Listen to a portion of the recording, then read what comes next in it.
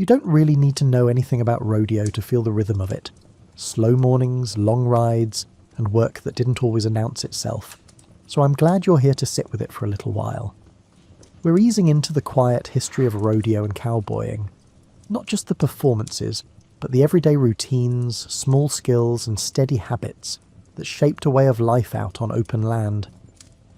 If this calm, slightly boring reflection helps you unwind, feel free to show love and tell me where you're listening from and what time it is for you. If you have one, be sure to turn on a fan for some noise, dim the lights, and lie down. Now, let's get started. Long before rodeo became a spectator sport with bleachers and commentators, it was simply the work that needed doing on horseback across open grasslands.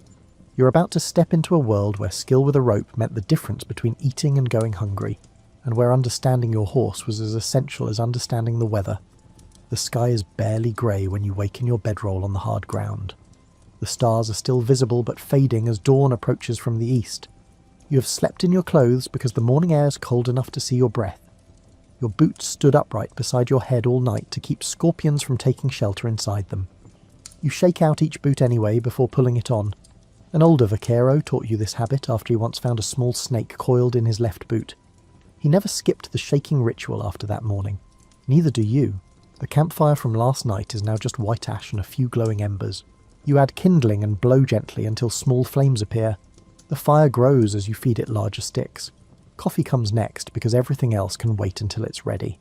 Your rope hangs coiled on your saddle nearby. The hemp fibres are stiff from dew and will need warming before they become pliable enough for work.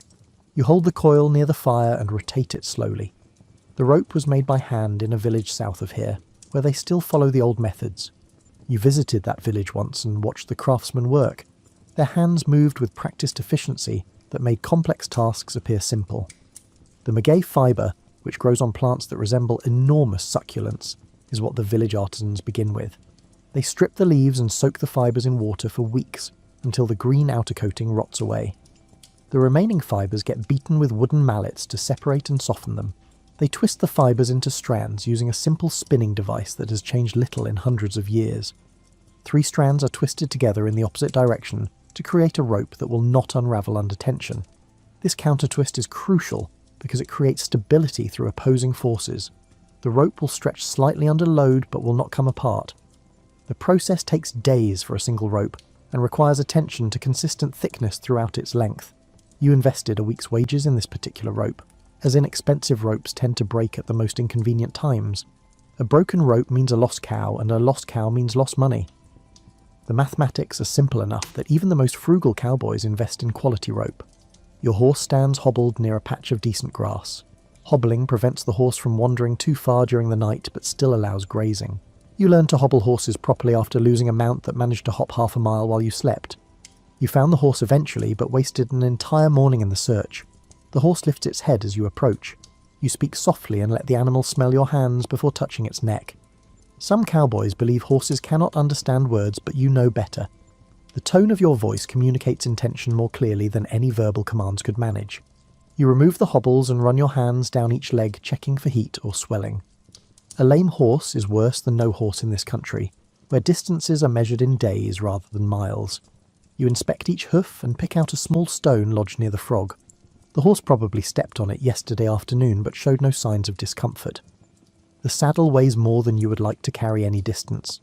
The leather is dark from years of sweat and oil and weather. Your uncle used this saddle before you, and his uncle used it before him. The tree underneath the leather is mesquite wood, shaped and steamed and fitted together with rawhide. A well-made saddle lasts longer than most marriages. You settle the saddle blanket on the horse's back and smooth out any wrinkles that might cause sores. The saddle goes on next and you check the position carefully before cinching the girth. Some horses inflate their bellies when being saddled, and then let out the air once you mount. This horse outgrew that trick years ago. The bridle slips over the horse's ears, and the bit slides into the mouth without resistance. This horse accepts the bit willingly, unlike some animals that clamp their teeth and refuse to cooperate. A horse that fights the bit every morning makes for a long day before the real work even begins. Other riders are stirring around their own fires scattered across the camp. No one speaks much at this hour. The silence feels appropriate for the time of day when the world is still deciding whether to wake up or return to sleep. The cattle are already awake and grazing in the pale light. You can hear them pulling grass and chewing with a steady rhythm. Cattle spend most of their waking hours eating because their digestive systems are inefficient and require constant input. A cow needs to eat roughly 3% of its body weight daily just to maintain condition. Your job today is the same as yesterday and the day before. Keep the cattle together and moving in the correct direction. Prevent them from wandering into rough country, where they might injure themselves. Watch for signs of illness or injury. Count heads periodically to ensure none have strayed. The work sounds simple when reduced to basic tasks. The execution requires constant attention and physical endurance, and knowledge accumulated over years of experience. You need to read the herd's mood and anticipate problems before they develop into crises. A cow that separates from the herd usually has a reason. Maybe it is sick or injured or giving birth. Maybe they're just stubborn and want to graze in a particular spot. You need to determine which situation applies and respond accordingly. Pushing a sick cow will make it sicker. Ignoring a stubborn cow will encourage others to follow its example, leading to a situation where more cows may become uncooperative and difficult to manage. You sip your coffee and watch the herd as the sun breaks the horizon. The light comes slowly at first and then rapidly once the sun clears the edge of the world. Colours emerge from the grey landscape. The grass is brown with patches of green where water collects. The cattle are mostly red and white, though a few are solid black. Your horse's coat is the colour of old pennies with a darker mane and tail. The colouring is called bay, and is common enough that no one remarks on it. Some cowboys prefer flashy horses with unusual markings, but you value steadiness over appearance. This horse will work all day without complaint and never spook at shadows or flapping cloth. The morning routine continues with the same actions performed in the same sequence every day. You eat a cold biscuit left from last night's dinner. You refill your canteen from the water barrel. You check your rope one more time and coil it properly on the saddle. The skill with a rope defines a cowboy more than any other single ability. Even if you are an average rider and a mediocre cook, you can still make a living if your rope consistently hits its target. But a cowboy who cannot rope is like a carpenter who cannot drive a nail. You learn to rope by throwing loops at fence posts and mesquite stumps and patient burrows that stood still while you practiced. Your early attempts were often embarrassing failures, as the loop either collapsed before leaving your hand or sailed past the target in completely incorrect directions. Muscle memory develops slowly through endless repetition. The motion of throwing a rope involves your entire body rather than just your arm. Your legs provide the foundation, your hips generate rotation, your shoulder and arm direct the energy, your wrist provides the final snap that opens the loop. All these elements must work together with precise timing or the rope will not fly true. Your first successful catch came after 3 months of daily practice. A calf stood in a pen, and you managed to drop a loop around its neck on the 14th attempt. The feeling of the rope pulling tight and the weight of the calf on the other end felt like the most significant achievement of your young life at that moment. Now you can rope a moving target at 30 feet without conscious thought. Your hands know what to do before your mind finishes processing what your eyes are seeing. This automatic response only comes after throwing thousands of loops in every possible condition. The vaqueros in Mexico developed these roping techniques over centuries of working with cattle and horses in rough country. They needed methods that worked quickly and efficiently because their livelihood depended on speed and accuracy. A vaquero who could not rope was unemployed. The word vaquero comes from vaca, which means cow in Spanish. The English word buckaroo is a corruption of vaquero that appeared when American cowboys tried to pronounce the Spanish term. Language evolves through such practical misunderstandings more often than through deliberate decisions, as seen in the transformation of vaquero to buckaroo, which illustrates how cultural exchanges can lead to new linguistic developments. The vaqueros created equipment and techniques that Americans later adopted and claimed as their own inventions. The western saddle with its high horn for dallying a rope came from vaquero designs. The wide-brimmed hat that sheds rain and blocks sun was standard equipment in northern Mexico long before it appeared in Texas. Even the word lasso comes from the Spanish lazo, which means loop or snare. Most cowboy terminology has Spanish roots because the Americans learned the trade from Mexican horsemen who had perfected it over generations. You mount your horse and ride toward the herd. The leather creaks pleasantly under your weight. The horse moves with effortless confidence beneath you. This partnership between human and horse is the foundation of all range work. A horse that trusts its rider will go places and do things that seem unreasonable to an outside observer. It will chase a cow through cactus and rocks, It will hold steady while you rope an angry bull. It will work until exhausted without complaint. This trust must be earned through consistent fair treatment. You never strike your horse in anger or jerk the reins unnecessarily. You never ask the animal to do anything beyond its physical capability. You provide food and water and rest whenever possible. In return, the horse offers you its strength and speed and willing cooperation. Some cowboys view their horses as disposable tools, using them until they wear out and then replacing them. These men usually end up walking because their horses quit on them at the worst possible moments. A mistreated horse will eventually refuse to work or will injure its rider through deliberate misbehaviour. The herd begins moving as the sun climbs higher.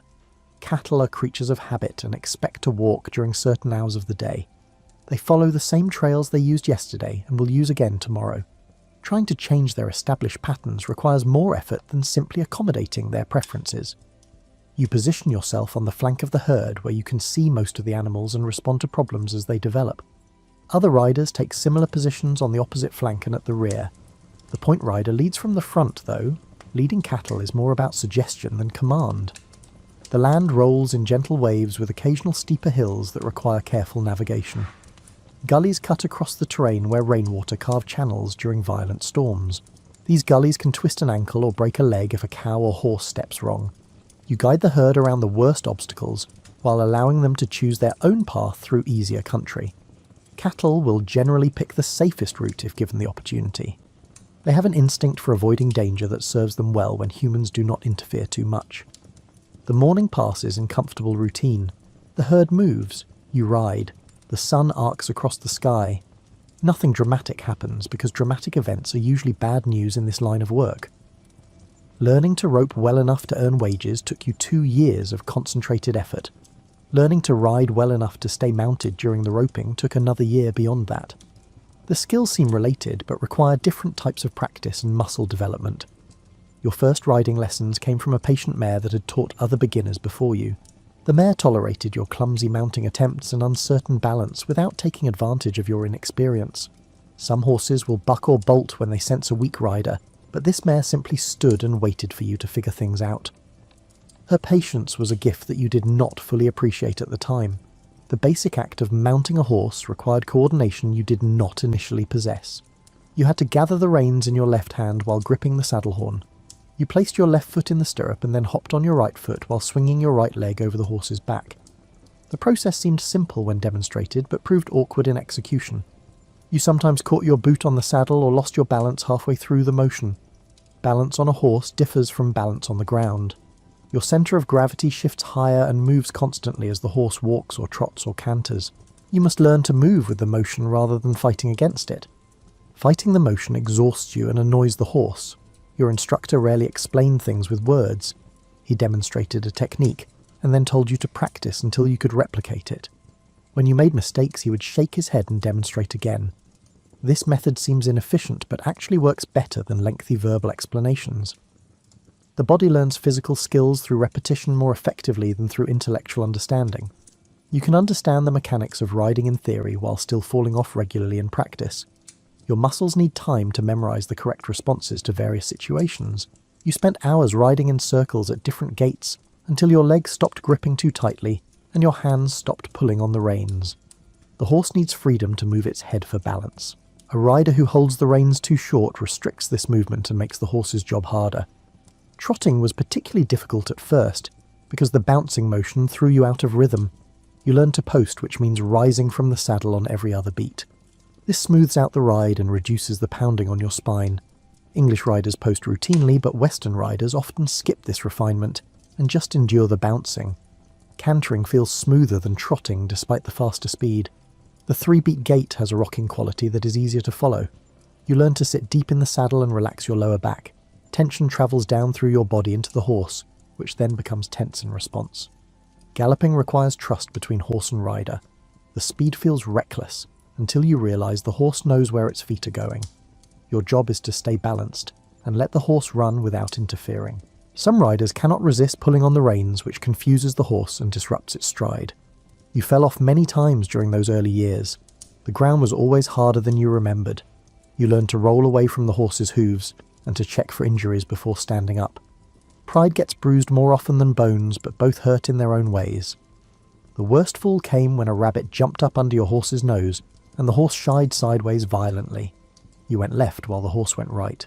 You landed on your shoulder and could not lift your arm for a week. The shoulder still aches sometimes when cold weather moves in. After you could stay mounted during normal riding, your instructor began teaching you to rope from horseback. This added a new layer of complexity because now you had to control the horse, while also managing the rope and tracking a moving target. Your horse needed training too. A good rope horse understands its job and performs without constant direction from the rider. When you throw the loop, the horse should stop or brace automatically. When you catch something, the horse should keep tension on the rope. These behaviours require patient training. Some horses have natural aptitude for rope work and learn quickly. Others never quite understand what is expected and remain mediocre partners. Your current horse falls somewhere in the middle. It does the job competently without being exceptional. The mechanics of roping from horseback differ from roping on the ground. Your motion creates additional variables that affect how the rope flies. The horse's movement adds momentum that you must account for in your throw. Wind becomes a more significant factor when you're moving through it. You practice by roping wooden steers mounted on wheels that other cowboys pulled across open ground. The moving target taught you to lead your throw and to adjust for speed and direction. Static targets like fence posts only teach so much. Your instructor emphasized the importance of the follow-through after releasing the rope. Your arm should continue its motion even after the loop leaves your hand. Stopping abruptly changes the rope's flight path and reduces accuracy. The principle resembles throwing a ball or shooting an arrow. The size of your loop matters depending on what you're trying to catch. A large loop works better for slower targets, but becomes unwieldy in wind. A smaller loop cuts through air more efficiently, but requires more precise aim. You learn to adjust loop size instinctively based on conditions. The rope must be coiled correctly in your non-throwing hand so it feeds out smoothly during your throw. Tangles or kinks will ruin the throw and possibly injure your fingers when the rope jerks tight. You developed calluses on specific fingers from rope burns before learning to manage the coils properly. Building a loop involves several distinct motions that must flow together seamlessly. You create the initial loop and hold it open with your thumb. You swing the loop in a vertical circle to build momentum. You calculate the release point based on target position and speed. You let the loop fly while maintaining your follow-through. Different roping styles exist for different purposes. The overhand throw works well for most situations and provides good accuracy. The underhand throw can slip around obstacles but offers less control. The hoolie-hand throw creates a loop that opens horizontally and can catch targets other methods would miss. You learned the hoolie-hand late in your training after mastering the basic overhand technique. The motion feels counterintuitive at first, because you flip your wrist in an unusual way. The loop appears to materialize in front of the target rather than dropping down from above. Roping both front feet of a running horse or cow requires exceptional timing. The loop must reach ground level exactly when both front legs are extended forward in mid-stride. Miss the timing by a fraction of a second, and you catch nothing or snag only one leg, which creates a different problem. You caught your first running horse by both front feet on a dusty afternoon when the wind was calm, and your throw happened to be perfect. The horse went down hard in a controlled tumble that looked more violent than it actually was. Horses are surprisingly resilient when they understand what is happening. Roping back feet is considered more difficult than roping front feet because the target window is smaller. The back legs do not extend as far forward during the stride. You must place your loop precisely in the narrow space where the hooves will be a moment later. The development of these skills happened gradually over seasons and years. Each small improvement built on previous improvements until complex actions became automatic responses. Your hands now know what to do before your conscious mind registers the need. The vaqueros who invented these techniques were solving practical problems related to managing livestock in challenging terrain. They needed to catch individual animals from herds without injuring them or themselves. The solutions they developed proved so effective that nobody has improved on them substantially in several centuries. Some modern cowboys use synthetic ropes instead of traditional hemp or rawhide. The synthetic materials are stronger and more consistent, but they lack the feel and behaviour of natural fibre. You can get away with sloppier technique when using synthetic rope, because it is more forgiving of mistakes. You prefer traditional materials despite their higher maintenance requirements. The rope in your hands connects you to generations of horsemen who use similar tools for similar purposes. This continuity matters even though you cannot fully explain why. Your saddle represents another link to tradition. The design evolved through practical experience rather than theoretical engineering. Every element serves a specific purpose developed through trial and error over generations. The horn provides an anchor point for securing your rope after making a catch. You can take wraps around the horn called dallies that let you control a struggling animal without the full force pulling directly on your body. The alternative of tying your rope hard and fast to the saddle works, but creates dangerous situations if something goes wrong. The high cantle at the back of the saddle prevents you from sliding off backward when the horse stops suddenly. The front swells keep your legs from sliding forward. The stirrups hang at angles that allow your feet to slip free if you fall rather than trapping you and dragging you. Every piece of equipment evolved to solve specific problems that arose during real work. The spurs you wear are blunt and used mainly for communication rather than punishment. The chaps that protect your legs are made from thick leather that turns thorns and rope burns. The gloves on your hands preserve skin that would otherwise be worn away by friction and weather. Modern rodeo competitors use variations of this traditional equipment adapted for arena conditions. Their ropes are often stiffer for quicker loop formation. Their saddles may have modified rigging for specific events, but the fundamental designs remain recognizable across centuries. You adjust your hat and wipe sweat from your forehead with your sleeve. The day is warming and the cattle are slowing their pace as they become less interested in walking and more interested in finding shade. This afternoon will bring the heat and the slower rhythm that heat imposes on all living things. The daily routine of moving cattle across open range follows patterns established by necessity and reinforced by tradition. You wake before dawn, you tend to your horse, you eat whatever food is available, you spend the daylight hours keeping cattle moving in the intended direction, you make camp before dark, you sleep and then repeat the cycle. The sameness of these days creates a meditative quality. Your mind empties of complex thoughts and settles into the immediate present. You notice small details that would escape attention during a more eventful existence. The way a particular cow always walks with its head slightly tilted to the left. The rhythmic squeak your saddle makes when you shift your weight in a certain direction. The pattern of clouds forming in the afternoon sky that predicts rain within hours. Time loses its usual structure during these extended periods on the trail. Days blur together into an undifferentiated flow marked only by the gradual change in landscape. You lose track of what day of the week it is because days of the week have no meaning in this context. Monday and Thursday are identical. Only the distinction between morning and evening maintains relevance. Your possessions fit in a small bag tied behind your saddle.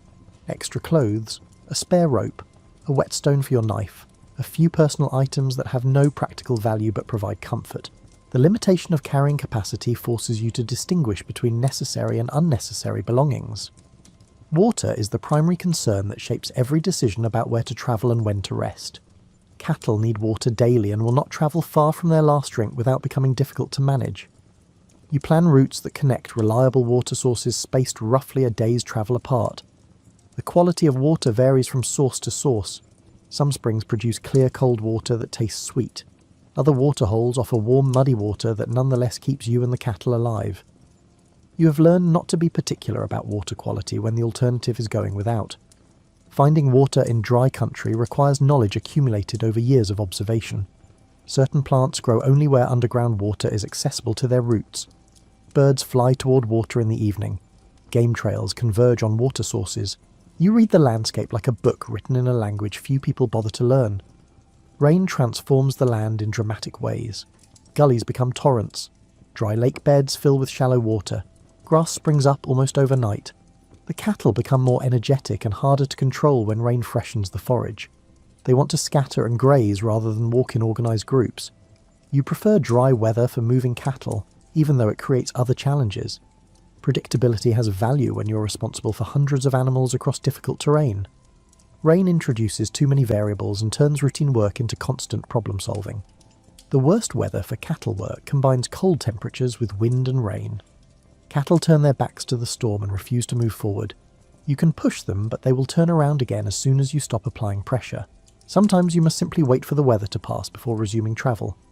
You have waited out storms huddled under your slicker with rain running off your hat brim and soaking through every layer of clothing eventually.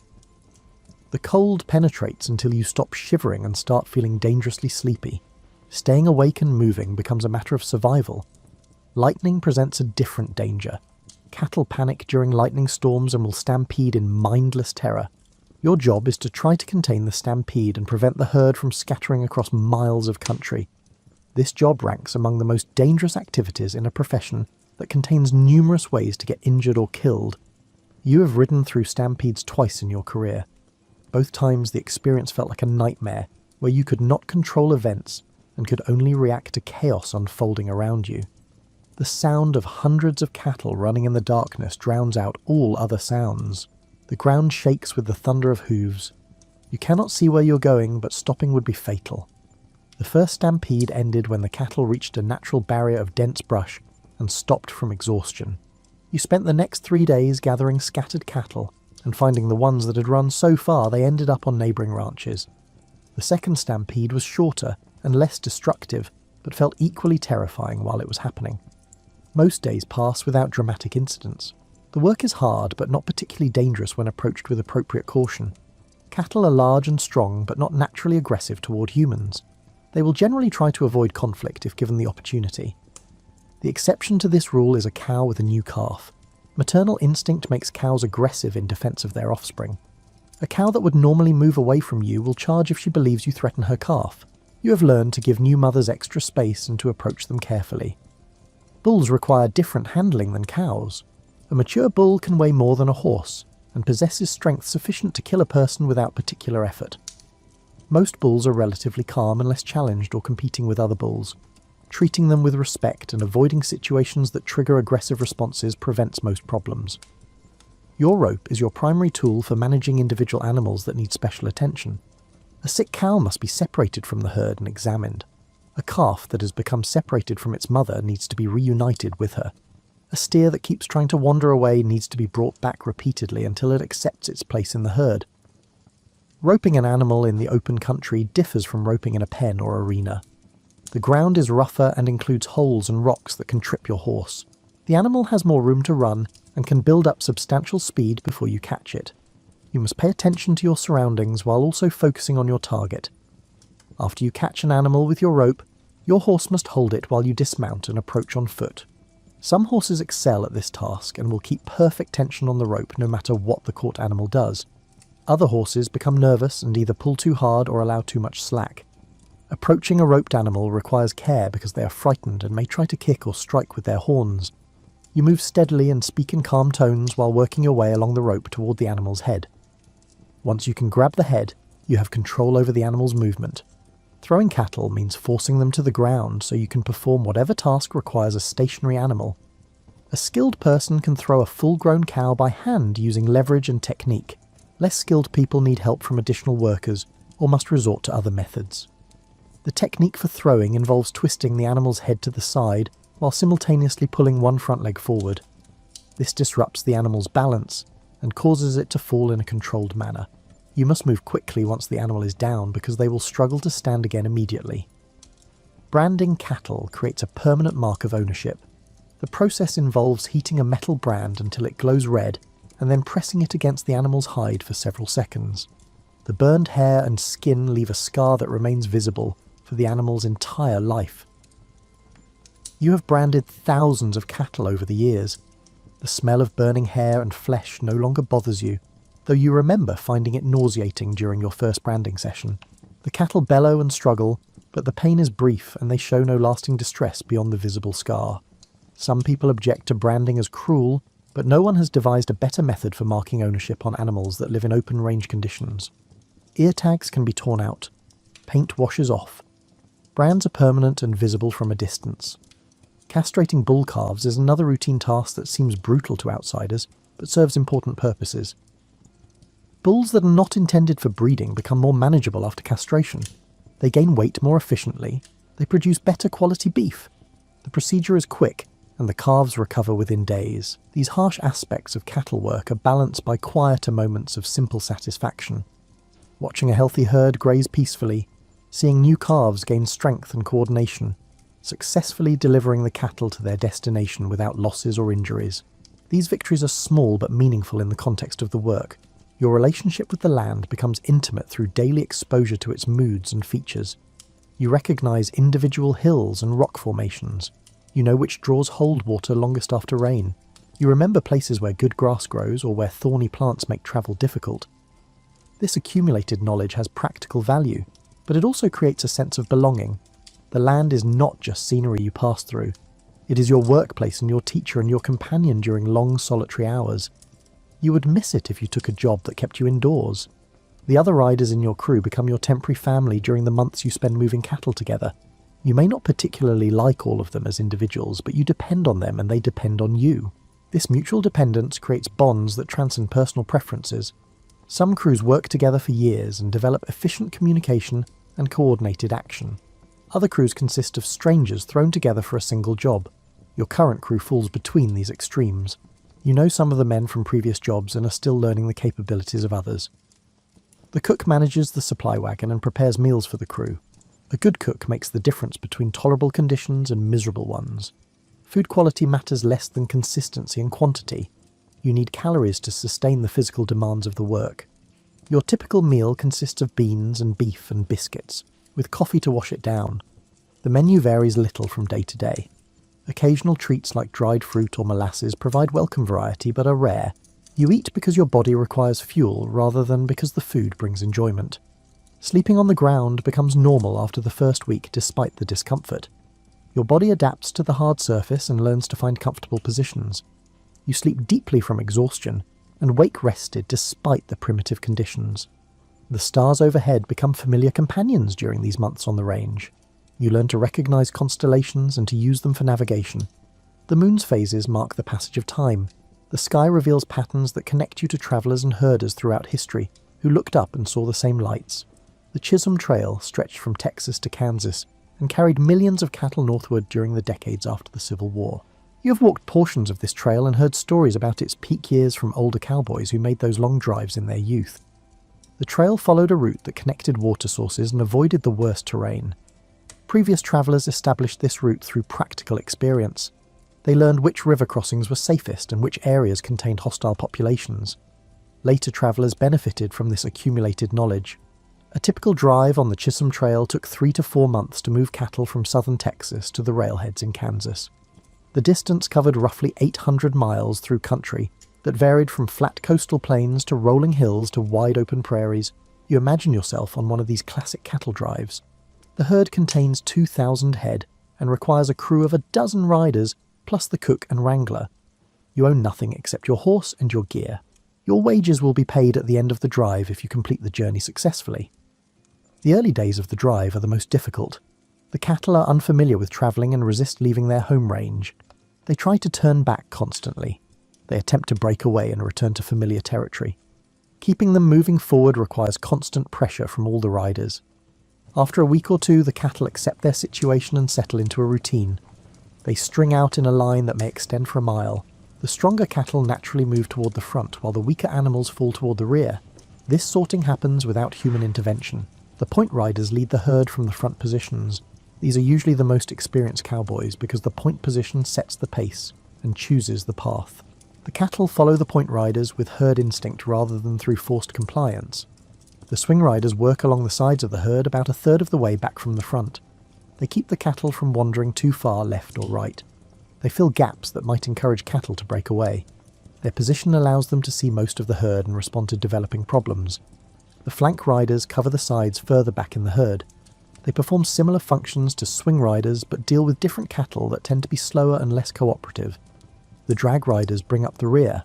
This is the least desirable position because you eat dust from 2,000 cattle all day long. The dust coats your clothes and skin and gets into your nose and mouth. You breathe it constantly and taste it in your food. New or less skilled cowboys usually get assigned to drag until they prove themselves worthy of better positions. You have ridden drag and remember the peculiar misery it creates. Your bandana covers your nose and mouth, but the fine dust penetrates cloth easily. Your eyes water and burn.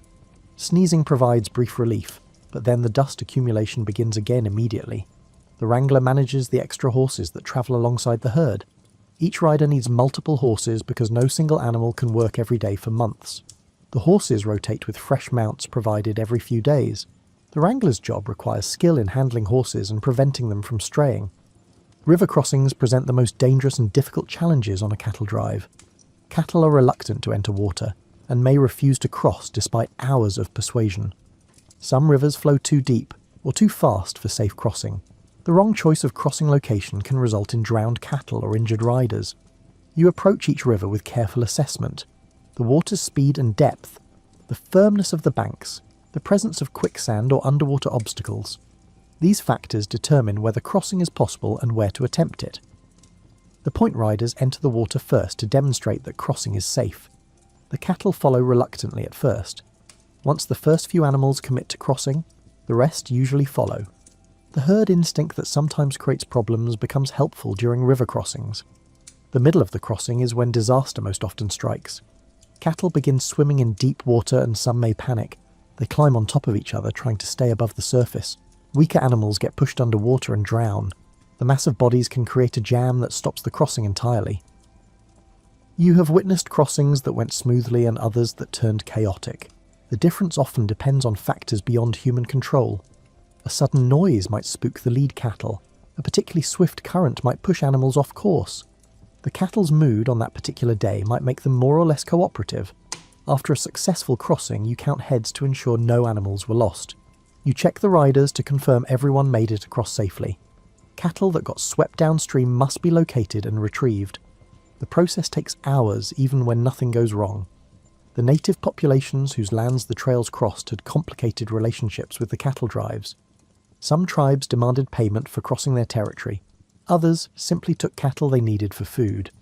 Occasional violence occurred, but many drives passed through without conflict. You understand both perspectives. The tribes were watching vast herds consume grass and water that belonged to buffalo and the people who depended on them. The trail bosses were trying to move cattle to market and could not easily change routes that might take them through even more dangerous country. The railroads ended the era of long cattle drives by pushing tracks deeper into Texas. Cattle could be loaded near their home ranges and shipped north in days rather than months. The economics of railroads made drives obsolete except in special circumstances. You feel some regret that you never experienced those peak years of the trail drives. The stories make them sound both harder and more adventurous than modern cattle work, but perhaps every generation believes the previous generation had the real experience while they arrived too late. The physical demands of a 3-month cattle drive exceeded what most modern people would consider reasonable. You spend 12 to 16 hours in the saddle daily. You sleep on the ground in all weather. You eat monotonous food prepared under primitive conditions. You endure injuries and illnesses without access to medical care. The financial rewards barely justified the hardships. Your wages for 3 months might equal what a skilled tradesman earned in a month. But you took the job because alternatives were limited, and because the work appealed to something in your nature that valued independence and outdoor living. The social dynamics of a trail crew could make the difference between a tolerable drive and a miserable one. Compatible personalities and shared work ethic created smooth operations. Conflict and resentment made everything harder. The trail boss set the tone through his management style and his fairness in dealing with the crew. Some trail bosses were tyrants who ruled through intimidation. Others were natural leaders who inspired loyalty through example and consistent treatment. You preferred working for the latter type even when the work itself was equally hard.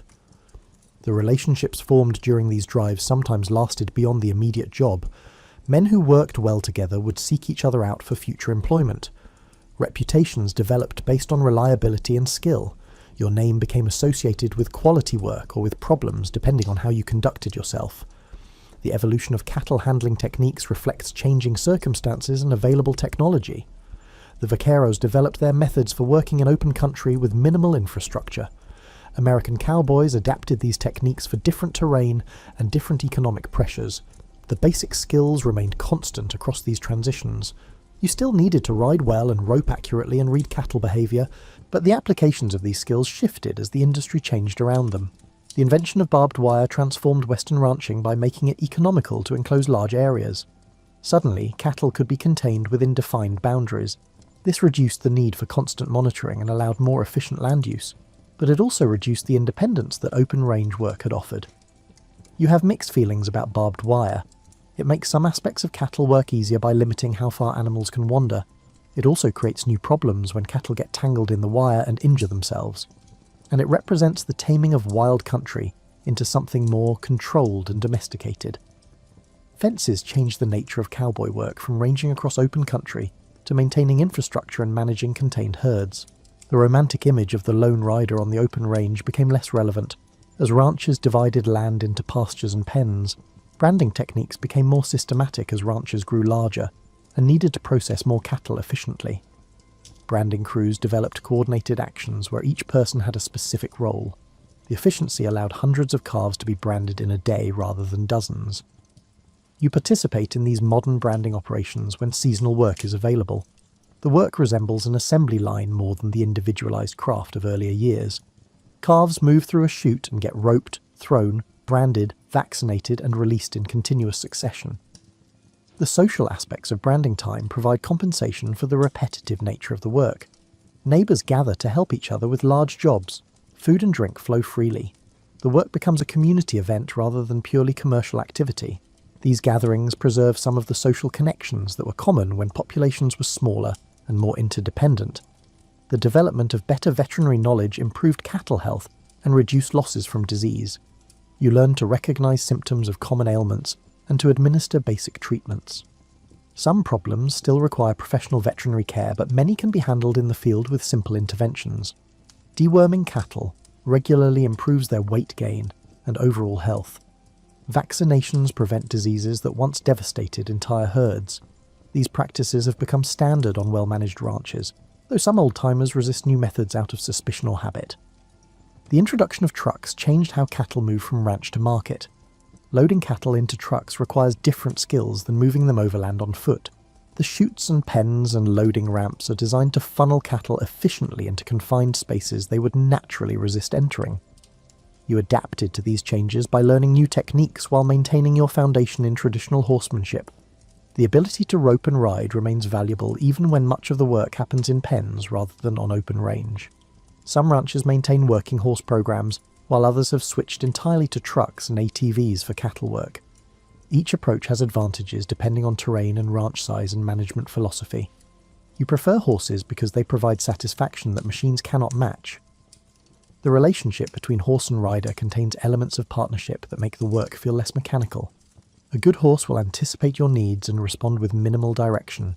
This collaboration creates moments of grace that transcend the purely functional nature of the tasks.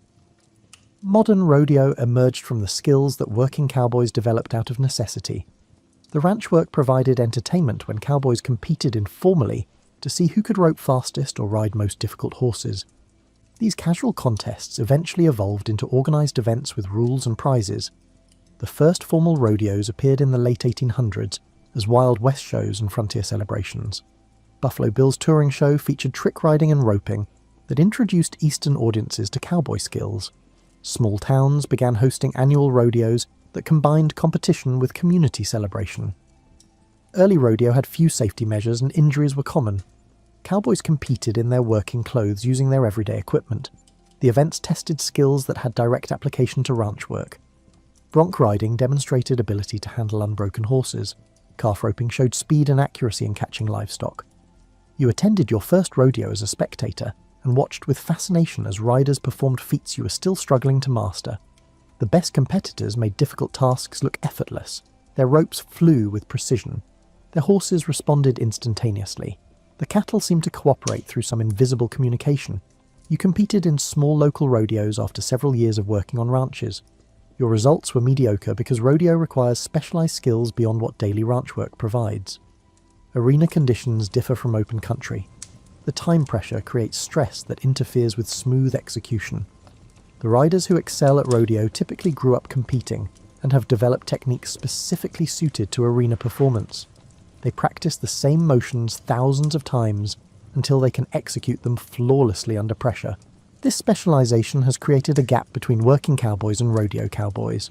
Some working cowboys look down on rodeo as artificial and disconnected from real cattle work.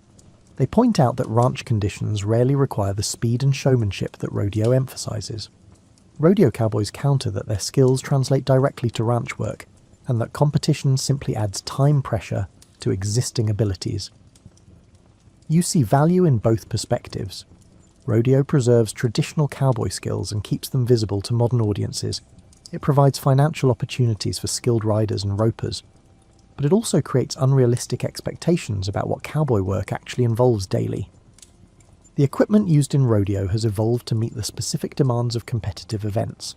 Ropes are stiffer for quicker loop building. Saddles have modifications that help riders during bucking events.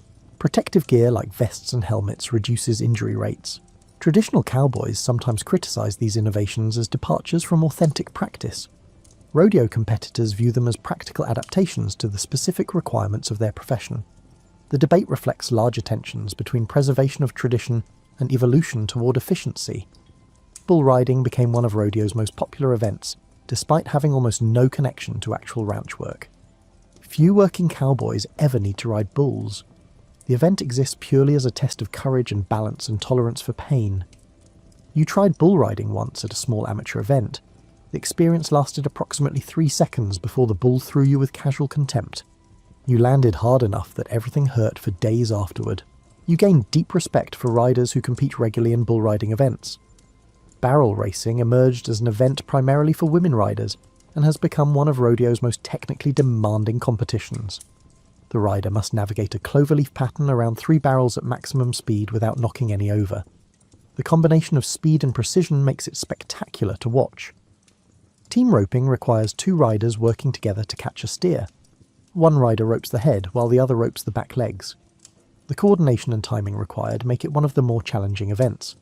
Successful teams often practice together for years, developing the precise communication their partnership requires. Saddle bronc riding tests a rider's ability to stay mounted on a bucking horse while maintaining specific form. Judges score both the horse's bucking and the rider's technique. The rider must hold a rein with one hand while keeping the other hand free. Spurring in rhythm with the horse's bucking adds points. Bareback bronc riding may be rodeo's most physically punishing event. The rider holds a rigging attached to the horse's back with nothing else for support. The violent bucking slams the rider's body repeatedly. 8 seconds feels like an eternity under these conditions. Steer wrestling involves jumping from a running horse onto a running steer, and then using strength and leverage to throw the steer to the ground. The event tests pure athleticism combined with precise timing. Injuries are common when the timing is slightly off. These modern rodeo events grew from practical skills into specialized competitions that require dedication and training beyond what working ranch life provides. The best rodeo competitors are athletes who happen to use traditional cowboy tools and techniques, rather than cowboys who occasionally compete. You respect their abilities while recognizing that your own interests lie more in the practical application of these skills on working ranches. The satisfaction you derive from successful cattle work differs from the satisfaction of competitive achievement. The transformation of functional skills into sport reflects broader cultural changes in how people relate to the Western landscape and the ranching tradition. Rodeo allows urban audiences to experience a sanitized version of cowboy culture without the hardship and tedium that characterize actual ranch work. The arenas where rodeos occur bear little resemblance to the open country where these skills developed. The dirt is groomed and watered, the fences are straight and sturdy, the livestock gets specially selected and managed to create dramatic performances. These controlled conditions produce consistent entertainment but sacrifice authenticity. You appreciate rodeo's role in keeping traditional skills visible and relevant in a culture that has mostly moved beyond agrarian life. Without rodeo, roping and riding might become purely historical curiosities. The competitive structure maintains communities of practice that preserve knowledge across generations. The economics of rodeo create a professional class of competitors who earn their living through prize money and sponsorships. The top competitors in each event can make substantial incomes, though the vast majority of rodeo participants barely cover their expenses. The economic structure resembles other individual sports where a few stars capture most of the rewards.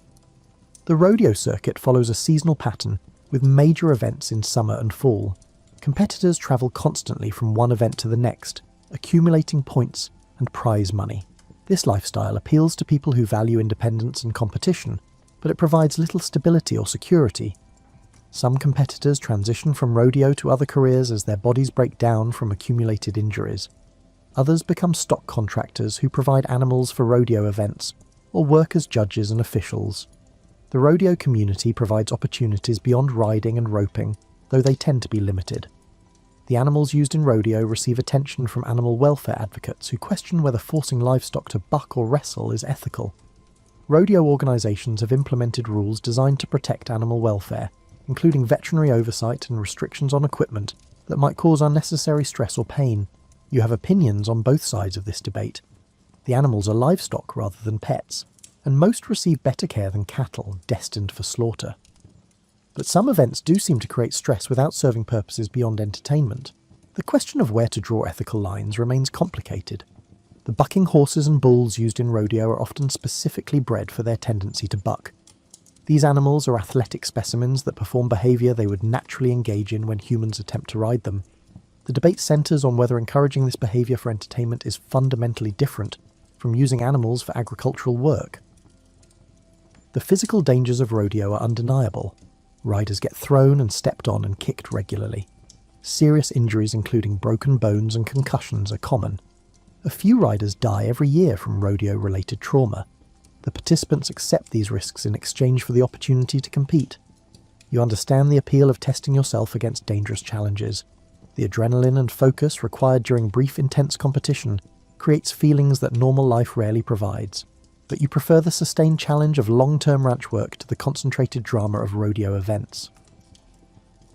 The cultural significance of rodeo extends beyond the actual competitions. The clothing and music and social atmosphere create a distinctive subculture. People who might never actually ride a horse or rope a calf still identify with cowboy imagery and values. Rodeo provides a focal point for this cultural identity. The fashion associated with rodeo has become increasingly elaborate and expensive. Pearl snap shirts and fancy boots and ornate belt buckles signal participation in the culture, even when worn by people whose connection to actual ranching is minimal. You find this trend mildly amusing, but mostly harmless. The music performed at rodeos tends toward country and western styles that celebrate themes of independence, hard work, and rural values. Some of this music accurately reflects cowboy experience, while some romanticizes it beyond recognition. You appreciate the honest songs and ignore the shallow ones. The announcers who provide commentary during rodeo events play an important role in educating audiences about what they are watching. Good announcers explain the technical aspects of each event while maintaining energy and entertainment value. Poor announcers rely on cliches and fail to help audiences understand the skills being demonstrated. The rodeo clowns who protect riders during bull riding events combine comedy with genuine courage. These individuals position themselves between dangerous bulls and vulnerable riders who have just been thrown. They use timing and agility to distract the bulls and prevent injuries. Their work is dangerous despite the humorous presentation. The pageantry of rodeo includes opening ceremonies with flags and patriotic displays. These elements connect the sport to broader American cultural narratives about frontier heritage and self-reliance. The symbolism sometimes oversimplifies complex history, but serves its purpose of creating emotional connection. The youth rodeo programs that introduce children to competitive events serve as talent pipelines for professional rodeo. They also teach skills and values that parents believe are important regardless of whether children pursue rodeo careers. The programs emphasize hard work, animal care, and respectful competition. You have watched young riders progress from beginner events to more challenging competitions. Some show natural talent that suggests potential for professional careers. Others participate for the experience and social connections without reaching elite levels. Both outcomes have value in developing capable, confident individuals. The geographic distribution of rodeo culture concentrates in western and southwestern states, where ranching traditions remain strongest. But rodeo events occur nationwide, including in areas with minimal connection to historical cattle culture. This spread reflects rodeo's evolution from regional tradition to commercial entertainment. The professional rodeo organizations that govern major competitions maintain rules and safety standards while marketing the sport to sponsors and television audiences. These organizations balance competing interests between preserving tradition, maximizing entertainment value, and ensuring animal and human welfare. The sponsorships that support professional rodeo come from companies selling products related to Western lifestyle. Boot manufacturers, feed companies, truck manufacturers, and Western wear retailers see rodeo audiences as prime consumers for their products. This commercial structure sustains rodeo as entertainment, while changing its character in subtle ways. The television coverage of major rodeo events brings the sport to audiences who might never attend in person. The camera work and editing create a version of rodeo that emphasizes drama and spectacular moments, while downplaying the routine aspects and slower periods. This version of rodeo shapes public perception more than actual attendance does. You sit on your horse and watch the sunset paint the western sky in shades of orange and purple. The cattle are bedded down for the night and your work is finished until tomorrow's dawn. This moment of quiet satisfaction makes the day's effort worthwhile. The skills you practice daily connect you to a tradition that stretches back through generations of horsemen who worked livestock across open country. The specific techniques may have evolved, but the fundamental relationship between human and horse and cattle remains recognizable across centuries. You wonder sometimes about the future of this work, and whether it will continue in recognizable form. Technology changes how cattle are managed, and markets drive efficiency that may eliminate traditional methods. But as long as cattle exist and grass grows, and some people prefer working outdoors on horseback, these skills will likely persist. The younger generation shows less interest in cowboy work than previous generations did. The pay is low relative to what can be earned in less physically demanding jobs. The lifestyle lacks the comfort and security that modern culture values. Yet some young people still choose this path drawn by factors that resist easy explanation. You recognize in them the same impulses that led you to this work: the appeal of outdoor life, the satisfaction of physical competence, the connection to animals and land. These motivations matter even in a world that increasingly dismisses them as outdated or impractical. The ranches that still employ traditional cowboy methods do so partly from practical necessity, and partly from commitment to preserving heritage. Some terrain remains inaccessible to vehicles and requires horse-mounted workers. Some owners value the cultural continuity that traditional methods represent. You feel grateful to have found work that suits your temperament and abilities. Not everyone discovers a profession that feels like a natural expression of who they are. The physical challenges and modest financial rewards seem acceptable prices for daily engagement with work that matters to you. The modern rodeo circuit preserves aspects of cowboy culture while adapting them for contemporary audiences. This transformation serves purposes beyond mere entertainment. It keeps traditional skills visible and valued. It provides economic incentive for people to maintain competence in activities that might otherwise fade into history. You have complicated feelings about rodeo's relationship to working cowboy culture. The sport both honours and distorts the traditions it claims to represent. The best rodeo competitors possess genuine skill worthy of respect. The commercialization and spectacle sometimes obscure the practical origins of the events. The debate about authenticity seems less important than the fact that young people continue learning to rope and ride. Whether they apply these skills on ranches or in arenas matters less than the preservation of knowledge and technique. Both paths have legitimacy. Your own identity incorporates both working cowboy and occasional rodeo competitor, though you excel at neither. You take satisfaction from steady competence rather than exceptional performance. This approach suits you better than striving for recognition or achievement beyond your natural abilities. The community of people who share your interests remains small but widely distributed. You encounter them at brandings and rodeos, and occasionally on the ranches where you find work. These connections provide social belonging without requiring the constant interaction that might feel suffocating. The solitary aspects of cowboy work appeal to you as much as the social connections. Hours spent alone with your thoughts and your horse and the landscape offer a kind of meditation. The repetitive nature of the work allows your mind to wander, while your body executes familiar patterns. You think about the vaqueros who developed these techniques centuries ago in Mexico. They could not have imagined that their practical solutions to livestock management would evolve into professional sport and cultural symbol. Yet here you sit using their methods and honouring their legacy through continued practice. The rope in your hands was made using techniques they would recognise. Your saddle follows design principles they established. The skills you employ daily grew from their innovations. This continuity across time and culture seems remarkable when you pause to consider it. The horse beneath you descends from Spanish horses brought to the Americas hundreds of years ago.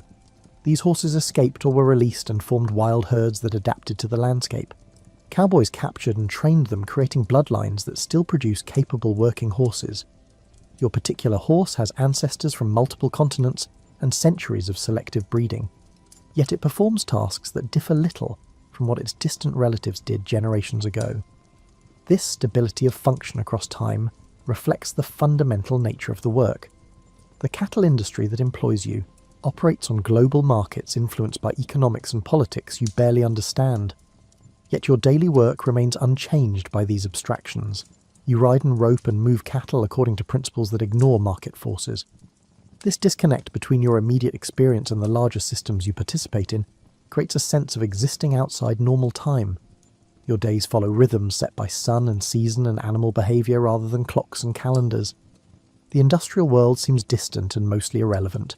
You finish checking the herd and ride back toward camp. The stars are emerging as darkness deepens. You can identify the constellations that cowboys have used for navigation throughout the history of the profession. The Big Dipper points toward the North Star. Orion rises in the east. Your horse knows the way back to camp and needs no direction from you. You relax in the saddle and let the animal set its own pace. The trust between you developed over months of working together. The horse knows you will provide food and water and rest. You know the horse will carry you safely. The campfire comes into view and you smell coffee brewing. Someone else has started the evening meal. You will eat and then sleep and wake tomorrow to repeat this cycle again. The sameness provides comfort rather than boredom. The life you have chosen lacks glamour and rarely provides excitement. It offers instead the satisfaction of competence and the peace of knowing your place in the world. You move cattle across grass. You care for your horse. You practice skills that connect you to a long tradition. These simple truths feel sufficient. You need no grand purpose or dramatic achievements. The work itself justifies the effort.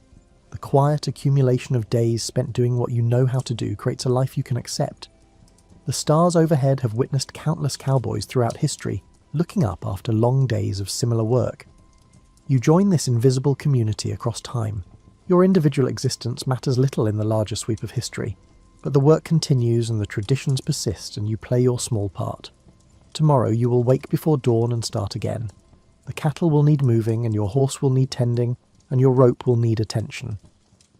These tasks await regardless of how you feel or what you might prefer. The work makes no allowances for individual circumstances. This lack of personal consideration might seem harsh, but you find it liberating. The work demands what it demands. You either meet those demands or you find different work. The clarity removes the ambiguity that characterizes much of modern life. You unsaddle your horse and brush away the sweat marks. You check the animal's legs and hooves and back. You provide grain and fresh water. The horse nuzzles your shoulder in appreciation. These moments of connection with your horse sustain you through difficult days. You hang your rope to dry and inspect it for wear. The fibres show some fraying that will require attention soon. You make a mental note to spend time tomorrow working the damaged section back into better condition. Proper maintenance extends the life of equipment that costs more than you can easily afford to replace. Your bedroll waits where you left it this morning. You shake it out and spread it near the fire. The ground feels familiar beneath you as you settle in.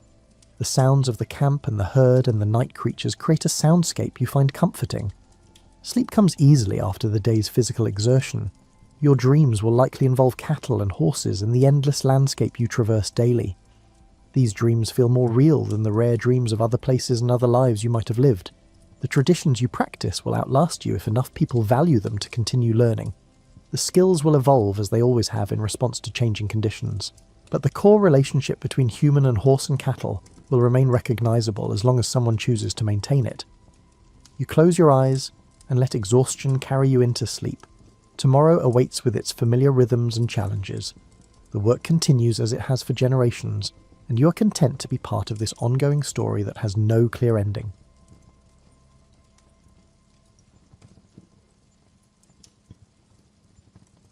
Welcome into a little history journey through more than 1,000 years of English history, told not through battles and bloodshed, but through the quiet evolution of power itself. Tonight, we'll follow the crown from shadowy Saxon halls to modern ceremonial splendour, watching how authority transformed from something seized by force into something inherited, then shared, and finally reimagined. Settle in as we trace the long winding path of England's monarchy. A story less about individual rulers than about how a nation slowly learned to govern itself. Now imagine, if you would like, you're standing in a drafty hall somewhere in 10th century England, and the word king doesn't mean what you think it means. Not yet. The man sitting in the carved chair at the far end isn't wearing a crown. Those are rare, expensive things saved for special occasions. He's wearing wool, probably dyed an expensive purple or deep blue, and he's surrounded by armed men who look more like business partners than subjects. Because that's essentially what they are. The early English kings, those Saxon rulers whose names run together in a blur of Ethels and Edgars, weren't absolute monarchs in any meaningful sense. They were more like chief executives of a very unstable company, where the board of directors carried swords and owned their own private armies. When these kings travelled through their realm, which they did constantly, they weren't touring for pleasure. They were collecting what was owed to them, settling disputes, and most importantly, reminding everyone that they existed. Picture one of these royal journeys in detail. The king and his household, maybe 50 people, maybe 200, arrive at a nobleman's estate as the sun sets, their horses muddy from travelling unpaved roads. The nobleman has been preparing for weeks, slaughtering livestock, brewing ale, and baking bread in outdoor ovens that filled his yard with smoke and the smell of yeast. He is not being hospitable out of pure generosity. This is a tax, paid in roasted meat and feather beds and barrels of drink that took months to accumulate. The king will eat, hold court in the nobleman's main hall, resolve whatever local squabbles need royal attention, and move on within a few days. If he stayed in one place too long, he'd eat his host into poverty, consuming stores meant to last the winter. These early monarchs ruled through a combination of personal charisma, strategic marriages, and the ability to reward loyalty with land. When a king died, succession wasn't automatic in any formal sense. The dead king's son might inherit, but only if he could convince enough powerful men that he deserved to. Sometimes the crown went to a brother, an uncle, or a nephew. Whoever seemed most likely to keep the kingdom from fragmenting into chaos, and whoever could gather the most support from the nobles who actually controlled military force. The kingdom itself was barely a coherent thing. England in 900 or 1000 Anno Domini was more like a collection of neighbourhoods that happened to share a language and some cultural habits. Different regions had different laws, different customs, and different ideas about what constituted justice. In Northumbria, blood feuds were settled one way. In Kent, another way entirely. In Wessex, yet another. The king's job wasn't to impose uniformity. He lacked the resources and authority for that. But to be respected enough that people accepted his judgments when conflicts arose between these different regional traditions. Consider the problem of law enforcement in this era. There were no police, no permanent courts, and no system for catching criminals beyond community effort and collective memory. If someone stole your cow, you gathered your relatives and went looking for justice yourself, tracking the thief to his village and demanding restitution. The king's role was to provide a framework, a set of customs and expectations that kept these personal disputes from escalating into private wars that could destabilize entire regions. His authority was real, but it was also fragile, dependent on everyone agreeing to play by roughly the same rules. The irony is that these weak travelling kings created something surprisingly durable. By moving constantly, by inserting themselves into local affairs, and by maintaining personal relationships with dozens of important families across the kingdom, they wove together a network that would eventually become a nation. They were like gardeners tending a sprawling vineyard, training the vines to grow in roughly the same direction without quite controlling where each individual branch would go. The physical reality of Saxon kingship was humble by later standards. The royal halls were timber structures, impressive in their day but ultimately temporary. The largest might be 100 feet long, with carved posts supporting a high roof, tapestries on the walls to block drafts, and a central hearth that filled the space with smoke that eventually found its way out through gaps in the thatch. These weren't palaces, they were well-built barns where important business happened. The king sat on a raised platform at one end, his closest advisors nearby, while lesser nobles and warriors filled the benches along the walls. Justice in these halls was personal and immediate. A man with a grievance would approach the king directly, state his case, and wait for judgment. The king might consult with his advisors, might ask questions, and might demand that the accuser and accused both swear oaths on holy relics. The process was public, visible to everyone present, which served as a kind of quality control. If the king's judgment seemed arbitrary or unfair, word would spread, and his authority would diminish. Reputation was everything when you couldn't enforce decisions with a standing army. Everything changed when the Normans arrived in 1066, though perhaps not in the way you've been taught. William the Conqueror didn't transform England overnight through military brilliance alone. What he did was introduce a technology that would reshape the landscape and, more importantly, the psychology of power, the castle. You're standing outside the newly built stone keep at the Tower of London. It's around 1090, and this fortress is the most imposing structure most Londoners have ever seen. The white limestone walls rise 90 feet into the air, thick enough that you could drive a cart through them if they were hollow, which they're not. These walls are solid stone, quarried in Normandy and shipped across the Channel at enormous expense, then hauled from the riverbank and assembled by craftsmen who'd spent their lives learning how to stack rocks so they wouldn't fall down. These walls say something very clear. The people inside cannot be removed by force. Before the Normans, English nobles lived in wooden halls, impressive but ultimately burnable. A determined enemy with enough men and enough torches could destroy any seat of power given enough time and determination. But castles, these massive stone declarations of permanence, changed the equation entirely. Now a relatively small force could hold out against a much larger army almost indefinitely, as long as supplies lasted. Power became something you could lock inside walls, something that could endure siege after siege. William and his Norman followers built castles everywhere, creating a physical network of control points across the country. Within 20 years of the conquest, major castles stood in every significant town and at strategic points throughout the countryside. These weren't just military installations. They were statements about the nature of authority itself. The king might still travel, but now he had permanent bases, places he could leave trusted men to hold in his absence.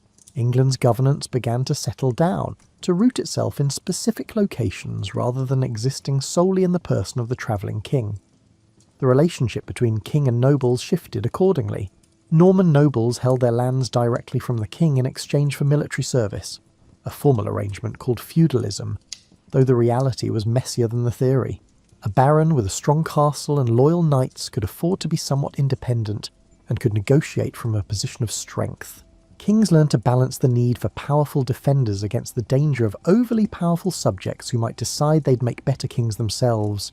You can see this tension play out in the anarchy of the 1100s, when Stephen and Matilda both claimed the crown, and England descended into 19 years of civil war. What made this conflict so devastating wasn't just the fighting. It was that individual barons could choose sides, switch sides, or simply declare their own mini-kingdoms, and their castles made them nearly untouchable. A baron who'd built a strong fortress could withstand royal displeasure, could ignore commands, and could effectively govern his region as an independent principality. The war only ended when both sides were exhausted and willing to compromise on succession, with Stephen keeping the crown for his lifetime but agreeing that Matilda's son Henry would succeed him. The castles themselves evolved over time. Early Norman fortresses were practical and brutal. Stone boxes designed to intimidate and endure. They had minimal windows, thick walls, and simple layouts focused entirely on defence. By the 1200s, they'd become more sophisticated, with concentric walls, flanking towers that allowed defenders to shoot along the walls, elaborate gates with multiple layers of defence, and murder holes through which boiling water or oil could be poured on attackers. They were still about power, but now they were also about displaying that power, about creating visual symbols of royal authority that could be read from miles away. Inside these castles, a new kind of government was developing. Kings couldn't be everywhere at once, so they created bureaucracies, permanent staffs of clerks and administrators who could collect taxes, maintain records and issue commands in the king's name.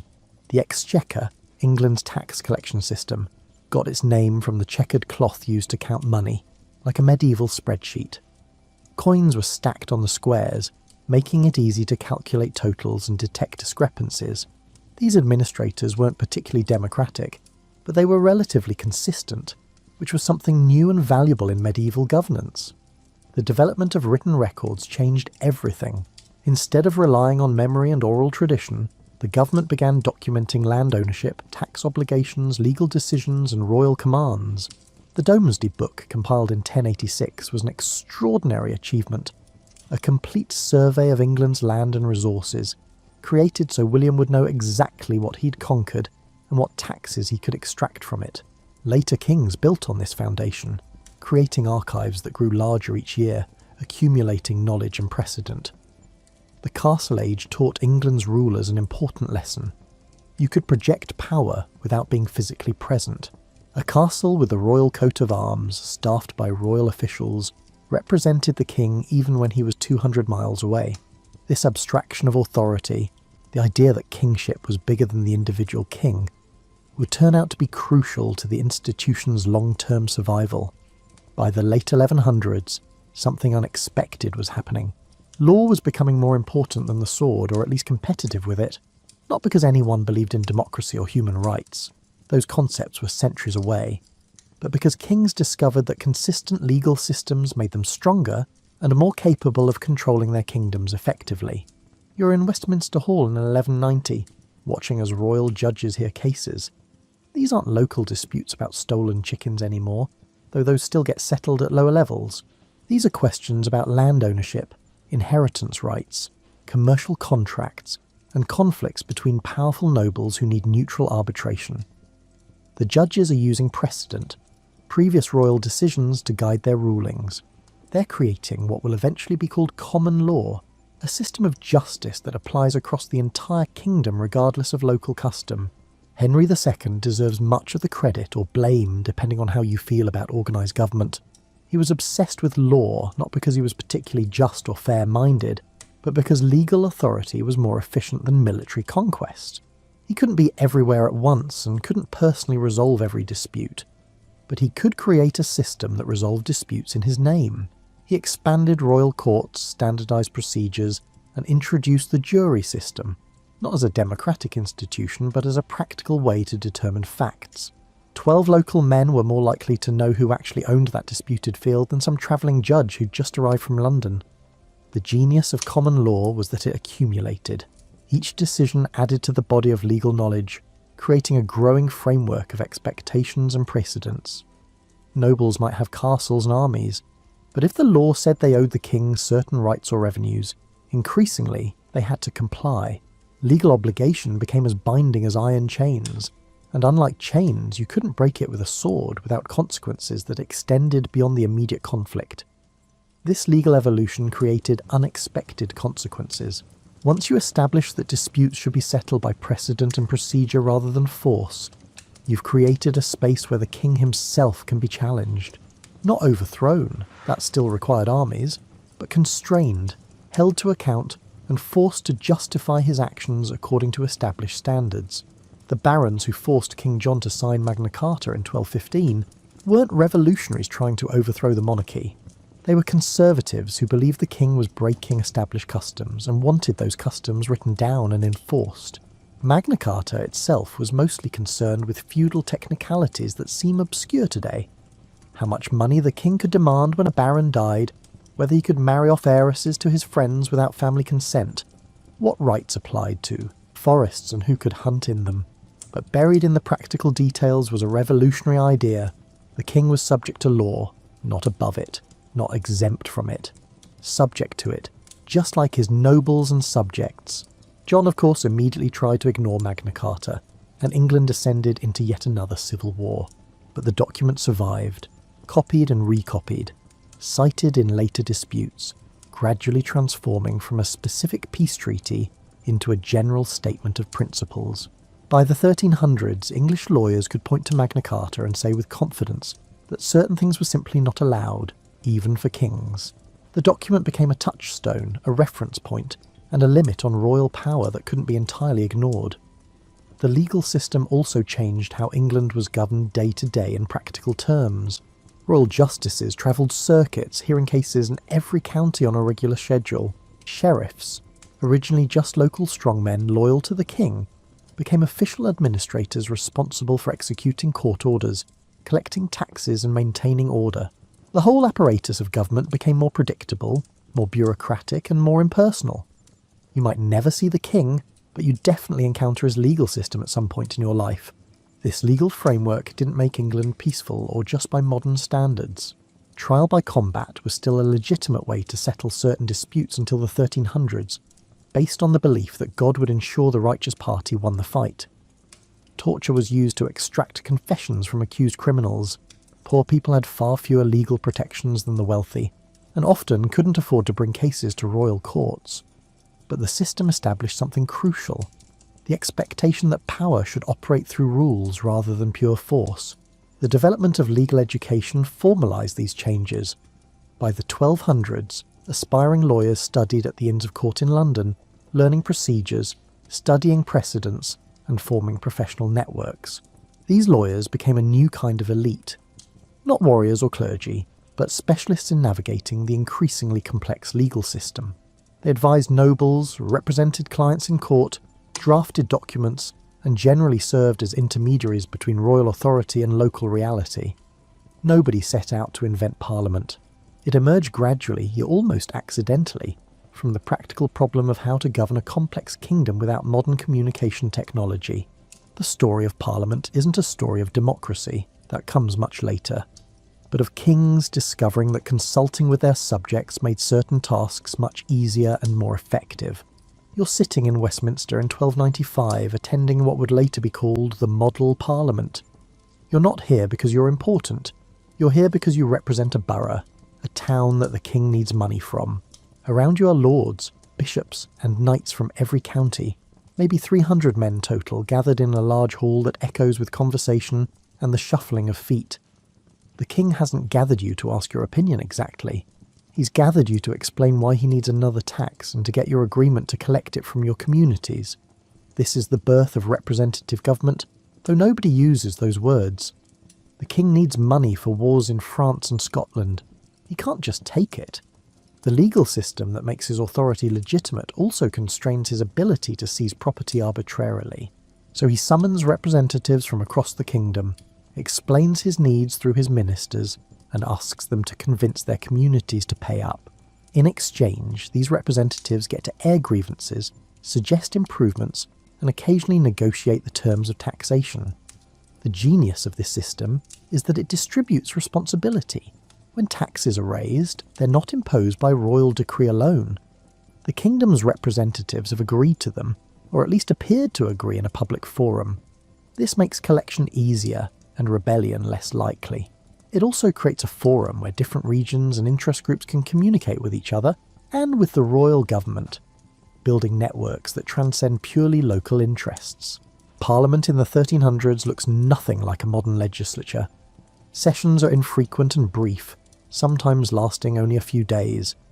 The king calls Parliament when he needs something, not on any regular schedule. The representatives have no permanent meeting place, no staff, and no real institutional memory beyond what individual members carry with them. But slowly, almost imperceptibly, Parliament becomes a fixture of English government, something kings summon as a matter of course rather than as an emergency measure. The crucial moment comes during the 100 Years' War, when English kings need enormous sums to fight in France. Parliament discovers it has leverage. Want money for the war? Then address these petitions first. Fix this problem with forest law. Dismiss this unpopular minister. Investigate these financial irregularities. The negotiations are always polite, always framed as helpful advice to the king, but the underlying message is clear. Consultation is becoming expected, not optional. By the 1400s, Parliament had split into two houses: the Lords, representing the great nobles and bishops, and the Commons, representing everybody else who mattered politically, which was still a tiny fraction of the population. This division reflects the reality of English society: a small elite with enormous power and wealth, and a larger group of moderately prosperous men who collectively have their own kind of influence through control of local governance and economic resources. What's fascinating is how this system preserved itself through periods of strong kingship. Even powerful monarchs found it easier to work with Parliament than against it. Henry V, victorious at Agincourt and the most successful warrior king England ever produced, still summoned Parliament regularly. Not because he was weak, he commanded the most formidable military force in Western Europe, but because Parliament was useful.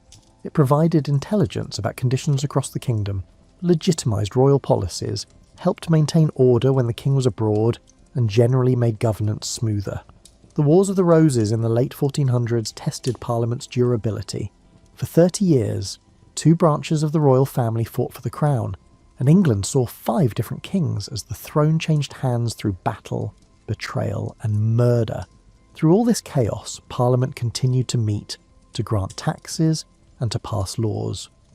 It had become part of the furniture of the English government, something that persisted regardless of who sat on the throne or how they got there. Parliament's power grew through precedent and practice rather than dramatic confrontation. Each time a king asked for money, Parliament gained a little more leverage. Each time representatives voiced grievances, they established the expectation that grievances should be heard. Each time a session ended with some compromise between royal needs and subjects' concerns, the habit of consultation became more ingrained. By 1500, No English king would dream of raising significant taxes without Parliament's consent, not because of any written rule, but because the practice was so established that violating it seemed dangerous. Henry VII seized the throne in 1485 after winning a battle, which was not an unusual way to become king in 15th century England. What was unusual was how he and his descendants transformed that throne into something approaching modern state power. The Tudors didn't invent royal authority, but they perfected it, creating an administrative machine that could reach into every corner of the kingdom with unprecedented effectiveness. You're watching Henry VIII's government at work in the 1530s, and it's impressive in a terrifying sort of way. The king has ministers who oversee every aspect of national life, collecting taxes, enforcing religious conformity, managing foreign relations, administering justice, controlling what gets published, and even regulating trade and prices. Thomas Cromwell, the king's chief minister, has created a bureaucracy that generates mountains of paperwork. Every transaction, every appointment, and every legal decision gets recorded, filed, cross-referenced, and stored in growing archives. The government knows things about the kingdom that previous governments could never have known. This administrative revolution had practical roots. The Tudors were always short of money. War was expensive. Maintaining a royal court was expensive, and projecting power internationally was expensive. An efficient tax collection required detailed knowledge of who owned what and how much they could pay. Religious upheaval, Henry VIII's break with Rome, Edward VI's Protestantism, Mary's Catholicism, and Elizabeth's compromise, required monitoring people's beliefs and behaviours in ways earlier governments never attempted. Foreign threats from Spain and France demanded better military organisation and intelligence gathering. The machinery of Tudor government reached deeper into daily life than anything previous rulers had managed. You couldn't print a book without approval from royal censors who checked for heresy or sedition. You couldn't legally marry without following specific procedures that the church, now controlled by the crown, had established. Your local church, which for 1,000 years had been part of an international Catholic organisation, was now a branch of the English government, with the monarch as its supreme head. Parish priests read royal proclamations from their pulpits, reported suspicious behaviour to authorities, and served as the government's eyes and ears in every community. Yet even the powerful Tudors couldn't rule alone. Henry VIII used Parliament extensively, particularly when he needed legal cover for radical changes like breaking with Rome or dissolving monasteries and seizing their wealth. He understood that controversial policies worked better when Parliament had endorsed them, giving the changes legitimacy beyond mere royal command. Elizabeth I summoned Parliament 13 times during her 45-year reign, always managing to extract the money she needed while keeping her independence and avoiding commitments that would limit her freedom of action. The Tudors understood that royal authority worked better when it operated through established institutions rather than against them. They expanded the Privy Council, a small group of advisors who met regularly to coordinate government policy. They strengthened the Court of Star Chamber, which dealt with powerful offenders who might intimidate local courts. They reformed the administration of justice, making royal courts more accessible and more consistent. All of these changes increased royal power, but they did so by building institutions that would outlast individual monarchs. What made the Tudor government work was the illusion of accessibility combined with the reality of control. Elizabeth cultivated an image of herself as accessible to her subjects, going on royal progresses through the countryside each summer, appearing at public events, and even occasionally speaking to crowds. Common people could submit petitions to her, could catch her attention during public appearances, and could feel that they had some connection to royal authority. But actual power was concentrated in a small group of ministers and councillors who managed everything behind the scenes. The Queen made final decisions, but those decisions were based on information filtered and shaped by her administrators, who controlled what she saw and heard. The Tudor period also saw the final transformation of the nobility from independent power centres into court attendants. A medieval baron with his own castle and private army was a potential threat, someone who could rebel if sufficiently provoked. A Tudor courtier dependent on royal favour for wealth and position was a servant, however exalted his title. The great nobles still had titles and lands and still commanded respect, but they spent their time competing for the monarch's attention at court rather than raising armies in their home counties. This centralisation had limits. The Tudors never created anything like a police force. Local government still depended on unpaid justices of the peace, local gentlemen who enforced laws and settled disputes in their communities as a civic duty. The Crown could issue orders from London, but it depended on local cooperation to carry them out. When Elizabeth's government tried to impose unpopular policies, they often simply didn't get enforced. Nobody rebelled, they just quietly ignored instructions and waited for the Crown to lose interest or move on to other concerns. The religious settlement under Elizabeth demonstrated both the power and limits of Tudor authority. She wanted a moderate Protestant church that most people could accept. She got laws establishing this church, but she couldn't force genuine belief. Catholics practiced their faith secretly. Radical Protestants pushed for further reforms.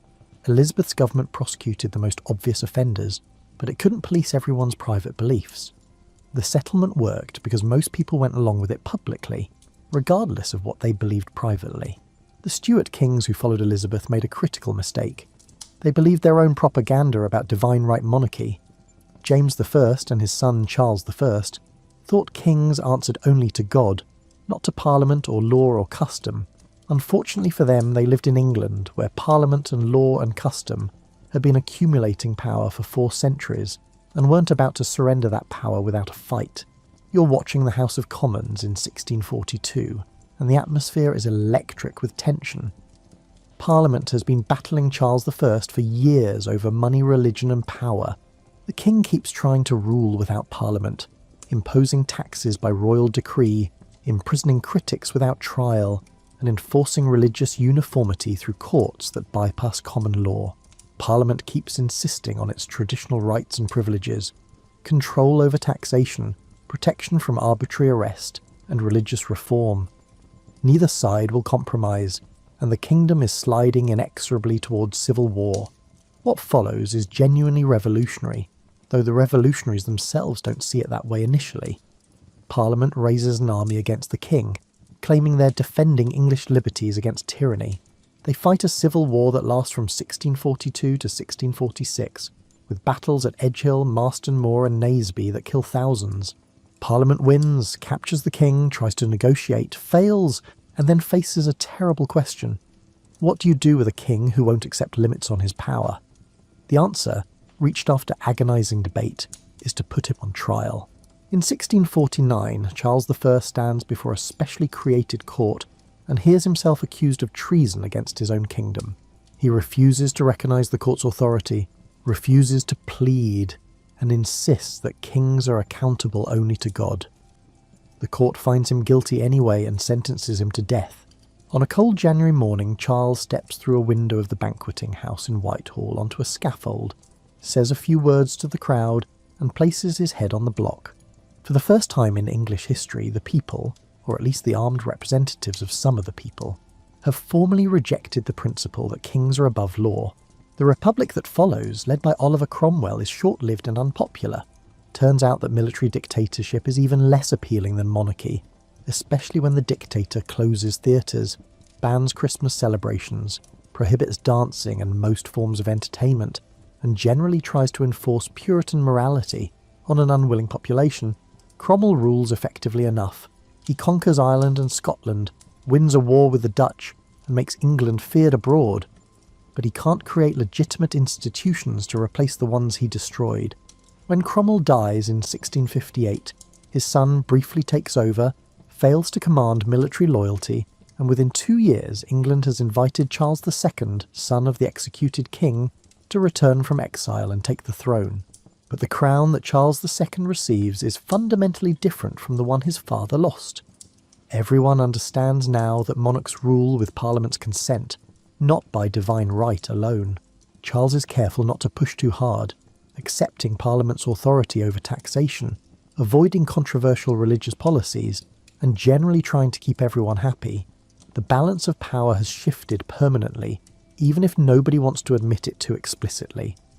Kings can still make decisions, appoint ministers, and conduct foreign policy, but they need Parliament's cooperation for money and legitimacy.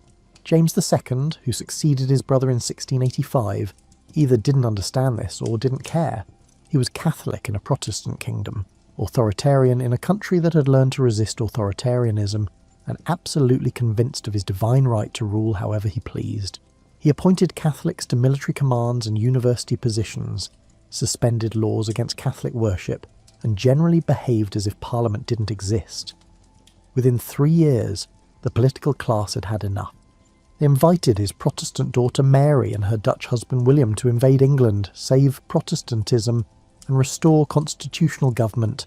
This glorious revolution, as it came to be called, was actually more significant than the Civil War despite being less violent. Nobody was executed. There was minimal fighting. James simply fled to France when he realised he had no support, allegedly throwing the Great Seal of England into the Thames as he escaped. Parliament then invited William and Mary to become joint monarchs, but only after they agreed to specific conditions laid out in writing. The Bill of Rights in 1689 formally established that Parliament controlled taxation, that elections should be free, and that monarchs couldn't suspend laws or maintain standing armies in peacetime without parliamentary consent. The message was unmistakable. The Crown served at Parliament's pleasure. Kings and queens could still be influential, could still shape policy, and could still command respect and loyalty, but ultimate authority rested with the political nation represented in Parliament. The monarch's role was increasingly ceremonial and symbolic, though it would take another century for this to become fully clear to everyone involved. By the 1700s, England, now officially Great Britain after the union with Scotland in 1707, had developed something unique in Europe, a constitutional monarchy where Parliament held real power, but the Crown remained central to political legitimacy. It was a strange hybrid that worked better in practice than in theory, and it would serve as a model for other nations trying to balance traditional authority with representative government. You're observing the government of Robert Walpole in the 1730s, and you'd be forgiven for being confused about who's actually in charge. Technically, King George I is the monarch, the source of all legitimate authority, and the person in whose name laws are passed and wars are fought. But George barely speaks English, having grown up in Germany, and he's not particularly interested in British politics beyond ensuring he receives his income and isn't bothered with details. Real power rests with Walpole, who serves as First Lord of the Treasury and manages the House of Commons through a combination of patronage, persuasion, and careful coalition building. This is the birth of the Prime Minister, though that title isn't official yet, and Walpole would deny he holds any such position. What he's done is demonstrate that it's possible to run the government while the monarch does something else entirely. George I attends cabinet meetings early in his reign, then stops bothering when it becomes clear the discussions are conducted in English and deal with matters he doesn't understand or care about. His son George II is more engaged but still largely leaves policy to his ministers, intervening occasionally on matters he cares about, but accepting that day-to-day governance is beyond his interest or expertise. The arrangement works because it satisfies everyone's needs. The monarchy provides continuity, symbolism and legitimacy without having to make difficult day-to-day decisions that might prove unpopular. Parliament gets to control policy and taxation. Ministers can govern effectively without worrying about royal interference or having to explain every detail to someone who might not understand the context. And the public, or at least the small fraction of the public who can vote, has representatives who theoretically speak for them and protect their interests. George III, who came to the throne in 1760, tried to reassert royal influence, appointing ministers based on personal preference rather than parliamentary support. This created constitutional crises and political chaos, with governments falling every few months as the king and parliament battled for control. It contributed to the loss of the American colonies, who rebelled partly because they objected to what they saw as tyrannical royal power unchecked by representative government. The American Revolution taught Britain an important lesson. Trying to govern without consent of the governed, even in the limited 18th century sense of governed, didn't work and could lead to catastrophic losses. By the early 1800s, the pattern was set. Monarchs could have opinions, could try to influence policy, and could select ministers they liked, but they couldn't govern against Parliament's wishes for any extended period. When William IV tried to dismiss a popular government in 1834, appointing ministers of his own choosing, the new government simply lost the next election badly. The king had to accept back the ministers he'd dismissed, and from that point forward no monarch seriously attempted to govern against parliamentary majorities. The Reform Act of 1832 expanded the franchise and redistributed parliamentary seats, making the House of Commons more representative of urban, industrial Britain, rather than rural estates controlled by aristocrats. This further reduced royal influence because Parliament now represented broader interests that the Crown couldn't control through traditional patronage. Democracy was still limited. Only about 1 in 5 adult men could vote, and women were entirely excluded. But the direction of change was clear. Power was flowing steadily toward elected representatives and away from hereditary authorities. Victoria, who became Queen in 1837 at age 18, had strong opinions about politics, and wasn't shy about expressing them to her ministers. She loved some prime ministers, particularly the charming conservative Benjamin Disraeli, and thoroughly disliked others, especially the liberal William Gladstone. But she understood the constitutional reality.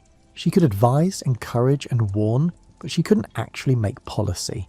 When her beloved husband, Albert, died in 1861, she withdrew from public life for years, dressed in black mourning clothes for the rest of her life, and the government continued to function perfectly well without her active participation. This proves something important. The monarchy was no longer essential to day-to-day governance. The development of political parties formalised the separation of Crown and government. By the mid-1800s, 2 organised parties, Whigs and Tories, later Liberals and Conservatives, competed for control of Parliament. The Queen's role in selecting a Prime Minister became purely ceremonial. She appointed whoever commanded majority support in the Commons. If an election produced a clear winner, she had no choice. If the result was ambiguous, she might exercise judgment, but always within narrow bounds defined by parliamentary arithmetic. The British Empire complicated this constitutional evolution. Victoria was proclaimed Empress of India in 1876, ruling over millions of subjects who had no vote, no representation, and no say in how they were governed. The monarchy served different functions in different parts of the empire: constitutional and limited in Britain, imperial and authoritarian in India. This contradiction would eventually contribute to the empire's dissolution, but in the short term it gave the monarchy renewed importance as a symbol of imperial unity. By the late 1800s, the British monarchy had completed its transformation from a source of political power to a symbol of national continuity. This might sound like a demotion, but it turned out to be crucial for the institution's survival.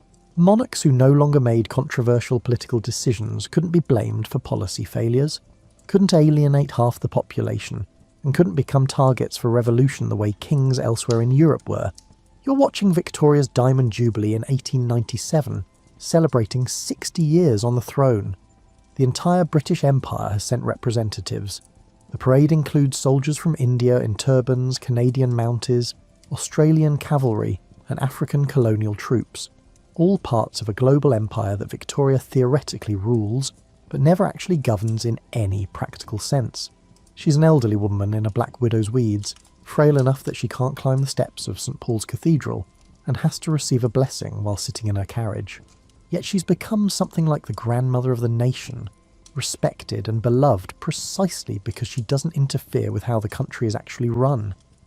This symbolic role proved surprisingly powerful. The monarch could embody national unity above political parties, could provide continuity through changing governments, and could represent Britain to the world in ways that elected officials couldn't. When Edward VII succeeded Victoria in 1901, he became Britain's diplomatic face in Europe. Using family connections, he was related to half the crowned heads of Europe, to smooth international relations and conduct informal diplomacy. He had no power to make treaties or declare war, but his conversations with foreign monarchs helped ease tensions and build relationships. The First World War tested the monarchy's symbolic importance. George V, Edward's son, couldn't prevent the war, couldn't direct military strategy, and couldn't make peace. Those decisions belonged to elected officials and military commanders, but he could visit troops at the front, tour munitions factories, appear at public events to boost morale, and provide a focal point for national solidarity. He changed the royal family's German surname, Saxe-Coburg-Gotha, to the English-sounding Windsor, symbolically aligning the monarchy with British nationalism against German enemies. When revolution swept away the German, Austrian and Russian monarchies during and after the war, Britain survived partly because it had already accepted constitutional limits. The Tsar of Russia was an absolute monarch who bore direct responsibility for military defeats and political failures. Kaiser Wilhelm of Germany had real power over military appointments and strategy. When things went badly, their thrones went with them. George V, who had no such power, couldn't be blamed for the war's hardships. The monarchy became a source of stability during chaos, rather than a target for revolutionary anger. The interwar years brought new challenges. George V had to manage the political crisis when his government divided over economic policy in 1931. His role was purely procedural, ensuring that a government could be formed and that constitutional processes continued. But even this limited function was essential. Without the Crown as a neutral arbiter, Britain might have faced a constitutional collapse like those affecting other European nations. The abdication crisis of 1936 revealed how thoroughly the monarchy had become a constitutional institution. Edward VIII wanted to marry Wallis Simpson, an American divorcee. The government objected, not because they had any particular authority over the king's personal life, but because the scandal would damage the monarchy's symbolic role at a time when European democracy was under threat from fascism. Edward could have fought, could have tried to assert royal independence, and could have appealed to public opinion. But he understood the reality. A modern constitutional monarch couldn't rule against his government's advice. He abdicated after less than a year, and his brother George VI became king.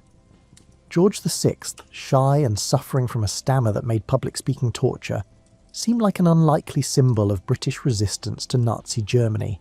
But during the Second World War, he and his wife, Elizabeth, refused to leave London during the Blitz, visited bombed neighbourhoods still smoking from night raids, and generally embodied the idea that Britain would endure whatever Hitler threw at it. They had no military authority, no power to make strategic decisions, and no control over resources.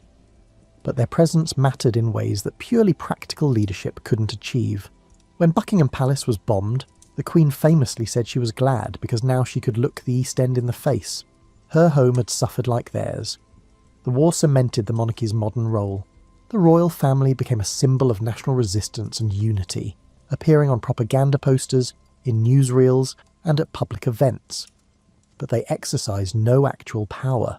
Churchill made the strategic decisions, Parliament voted the money, and military commanders directed the fighting. The Crown's contribution was entirely symbolic, but symbols matter, especially during existential struggles. Elizabeth II became Queen in 1952 and reigned for 70 years, presiding over the complete transformation of Britain and its relationship with the world. Her reign demonstrated both the durability and the limitations of constitutional monarchy in an age of democracy, mass media, and rapidly changing social values. You're observing the Queen's role in government, and it's both more and less than you might expect. She meets with the Prime Minister every week when they're both in London. A private meeting without staff where the Prime Minister briefs her on government business, and she offers whatever advice her decades of experience suggest. She receives government papers in red boxes, reads them carefully, and is kept informed of all major decisions before they are announced publicly. She can offer advice based on having worked with 14 prime ministers, from Churchill to Truss, but she makes no policy, commands no armies, and controls no budgets. When she delivers the Queen's speech at the opening of Parliament, she's reading words written by the government, outlining plans she may or may not personally support. This complete separation of symbolic authority from actual power turned out to be the monarchy's salvation.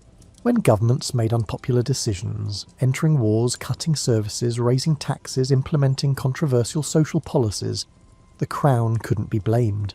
When political parties battled each other with increasing viciousness, the monarch remained above the fray, a neutral presence that belonged to everyone.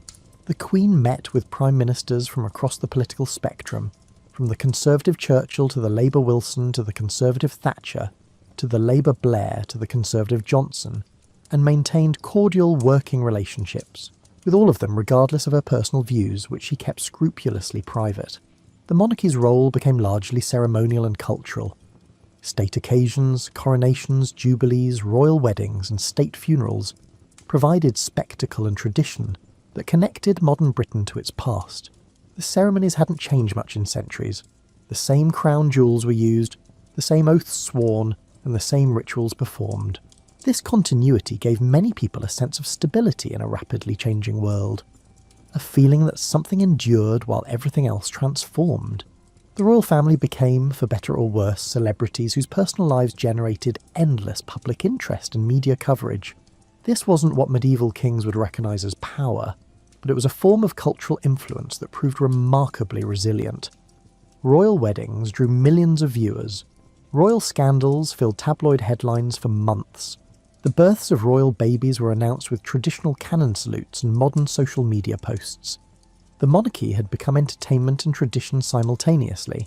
The relationship between crown and democracy resolved itself into a stable arrangement that satisfied most people most of the time. Parliament, elected by universal adult suffrage from 1928 onward, held absolute legal authority. The Prime Minister and Cabinet made all actual decisions about policy, spending, war and peace. But the monarch provided continuity that elected officials couldn't, symbolising the nation itself rather than any particular party or government. When elections produced new governments, the transition was smooth because the crown remained constant. The incoming Prime Minister went to the palace, kissed hands in an ancient ceremony, and became head of government while the monarch remained head of state. Elizabeth's long reign saw the British Empire dissolve into a commonwealth of independent nations. She remained queen of some of these nations, Canada, Australia and New Zealand among others, but only because they chose to keep her, not because Britain could force them. Other former colonies became republics and left the Commonwealth entirely or stayed in it while dropping the monarchy. The Queen's role in Commonwealth nations was even more symbolic than in Britain, a ceremonial link to historical connections that some people valued and others considered a colonial remnant. The question of the monarchy's future arose periodically, especially after scandals or during periods of social change. Opinion polls showed support for the institution remained relatively strong but increasingly conditional on the monarchy behaving appropriately, avoiding scandal and not costing too much. The monarchy survived partly through careful management of its public image, partly through the Queen's personal popularity built over decades of dutiful service, and partly because replacing it seemed more trouble than keeping it. Elizabeth's death in 2022 at age 96 and the accession of Charles III demonstrated the monarchy's durability. The transition was automatic, requiring no election or confirmation. Charles became king the instant his mother died, by operation of law and constitutional custom. The machinery of government didn't pause. The symbolism shifted to a new person, but the institution persisted, its practices and limitations unchanged. Here's what the long story of England's monarchy actually reveals. Authority is a story people agree to believe. The crown has no inherent power. It only has the power that law and custom and collective agreement give it. What changed over 1,000 years wasn't the crown itself, but the story England told about the crown, and, crucially, who got to tell that story. You're standing in Westminster Abbey, where monarchs have been crowned since William the Conqueror, and you can see the layers of accumulated history physically present in the space. The chair used for coronations was built in 1300, commissioned by Edward I to hold the stone of Scone he'd stolen from Scotland, and it still serves its purpose more than 700 years later. The regalia, crown, sceptre and orb combine medieval craftsmanship with modern symbolism. Some pieces date back centuries, while others are relatively recent additions. The ceremony itself mixes ancient ritual with contemporary meaning, creating a sense that this moment connects to something larger than the present. This is what the monarchy became, a repository of accumulated stories about nationhood, continuity and shared identity. The stories aren't necessarily accurate. Much of what we think of as ancient tradition was actually invented in the Victorian era, when the monarchy needed to reinvent itself for an industrial age. But they're powerful because people agree to treat them as meaningful. The crown connects modern Britain to Anglo-Saxon kingdoms, the Norman conquest, medieval law, Tudor centralisation, Stuart conflict, the Victorian Empire and 20th century democracy. Whether that connection is real or imagined matters less than the fact that people believe it and find value in it. The genius of the British constitutional monarchy is that it preserved the form of kingship while draining it of arbitrary power. This satisfied conservative instincts for tradition and continuity while allowing progressive development of democratic institutions. Instead of a revolution that swept away the old order completely, Britain experienced an evolution that adapted old forms to new purposes. The result was stability that let other institutions develop without constant disruption. Other countries tried different paths with varying success. France executed its king in 1793 and became a republic, then an empire under Napoleon, then a constitutional monarchy after his defeat, then a republic again in 1848, then an empire again under Napoleon III, then another republic after 1870. Each transition involved upheaval, violence, and constitutional crisis. Germany unified under a powerful emperor in 1871, tried parliamentary democracy after the First World War, suffered totalitarian dictatorship under Hitler, then split and eventually reunified after the Cold War. Russia's Tsars clung to absolute power until revolution swept them away in 1917, leading to communist dictatorship and everything that followed. Britain's monarchy survived by surrendering power gradually, reluctantly, but ultimately completely. Each surrender made the institution safer. Medieval kings who commanded armies could be overthrown by rivals. Tudor monarchs who enforced religious conformity created enemies. Stuart kings who claimed divine right triggered civil war, but constitutional monarchs who reigned without ruling, who symbolised without commanding, who embodied tradition without enforcing it. These monarchs were hard to oppose because they threatened nobody's freedom or welfare. The story isn't finished. Charles III became king in an era when monarchies seem archaic to many people. When the very idea of inherited privilege conflicts with democratic values, and when the royal family's wealth and status appear increasingly difficult to justify in a society that claims to value merit and equality. The monarchy's future depends on whether the stories it tells, about national identity, historical continuity, ceremonial dignity, and charitable service, continue to resonate with enough people to maintain the collective agreement that keeps the institution alive. What we can say is that England's monarchy succeeded by becoming unnecessary. When kings were essential, when they led armies, administered justice, made laws and collected taxes, their power was also dangerous, arbitrary, and often tyrannical. Individual rulers could be brilliant or incompetent, just or cruel, and wise or foolish, and the kingdom's fate depended on which you got. By accepting constitutional limits and by becoming symbolic rather than actual rulers, the crown paradoxically became more stable and durable. It no longer threatens anyone's freedom or welfare, so there's less reason to abolish it. It provides symbolic functions that some people value without exercising power that might provoke resistance. The long story of England told through its monarchs is really a story about how societies organise power, how they create legitimacy, and how they balance continuity with change. The crown began as something seized by force from rival claimants, became something inherited by custom within royal families, then something limited by law and precedent, then something shared with parliamentary institutions, and finally something purely symbolic that represents without ruling. Each transformation preserved the institution while fundamentally changing what it meant and how it functioned. The relationship between physical spaces and royal authority changed dramatically over this 1,000-year journey. Early Saxon kings ruled from wherever they happened to be, their authority existing in their person rather than in any building. Norman and medieval kings built castles that projected power through stone walls and military force. Tudor monarchs created bureaucracies that governed from offices in Westminster. Modern monarchs inhabit palaces that are museums and symbolic spaces rather than centres of actual power. The buildings remain, carefully preserved, but their function has shifted from practical to ceremonial. The story of documents parallels this evolution. Early law existed in memory and custom, transmitted orally and enforced personally. The development of written law, from Magna Carta to the Bill of Rights to countless acts of Parliament, created authority that existed on parchment and paper, independent of any individual. The monarch's role gradually became defined by these documents rather than by personal power.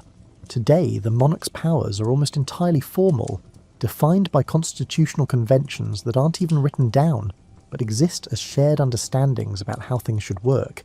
As you drift towards sleep, consider this. Every stable system of government is built on collective stories about who has authority and why. Those stories change slowly. adapting to new circumstances while maintaining enough continuity that people can recognise themselves in the tradition. England's monarchy survived 1,000 years not because kings were powerful, but because the kingdom learned to constrain power, while preserving the ceremonies and symbols that make authority feel legitimate. The crown endures as a reminder that sometimes the most durable institutions are those that learn to yield rather than break, to adapt rather than resist, and to symbolise rather than command. What began as the personal authority of warlords who could gather armed followers became the constitutional authority of a state that governs through law, custom, and democratic consent. The crown remained constant through this transformation, but everything it meant changed. That paradox, continuity through change, might be the most English thing of all, and perhaps the real secret of the monarchy's survival. The accumulated story matters more than any individual chapter. No single king or queen created the modern constitutional monarchy. It emerged from centuries of conflict, compromise, and gradual evolution. The institution learned from each crisis, adapted to each challenge, and survived by becoming something different while remaining recognisably the same. That long, slow transformation from power to symbol, from command to ceremony, from ruling to reigning, that's the story of England's crown, and in many ways the story of England itself.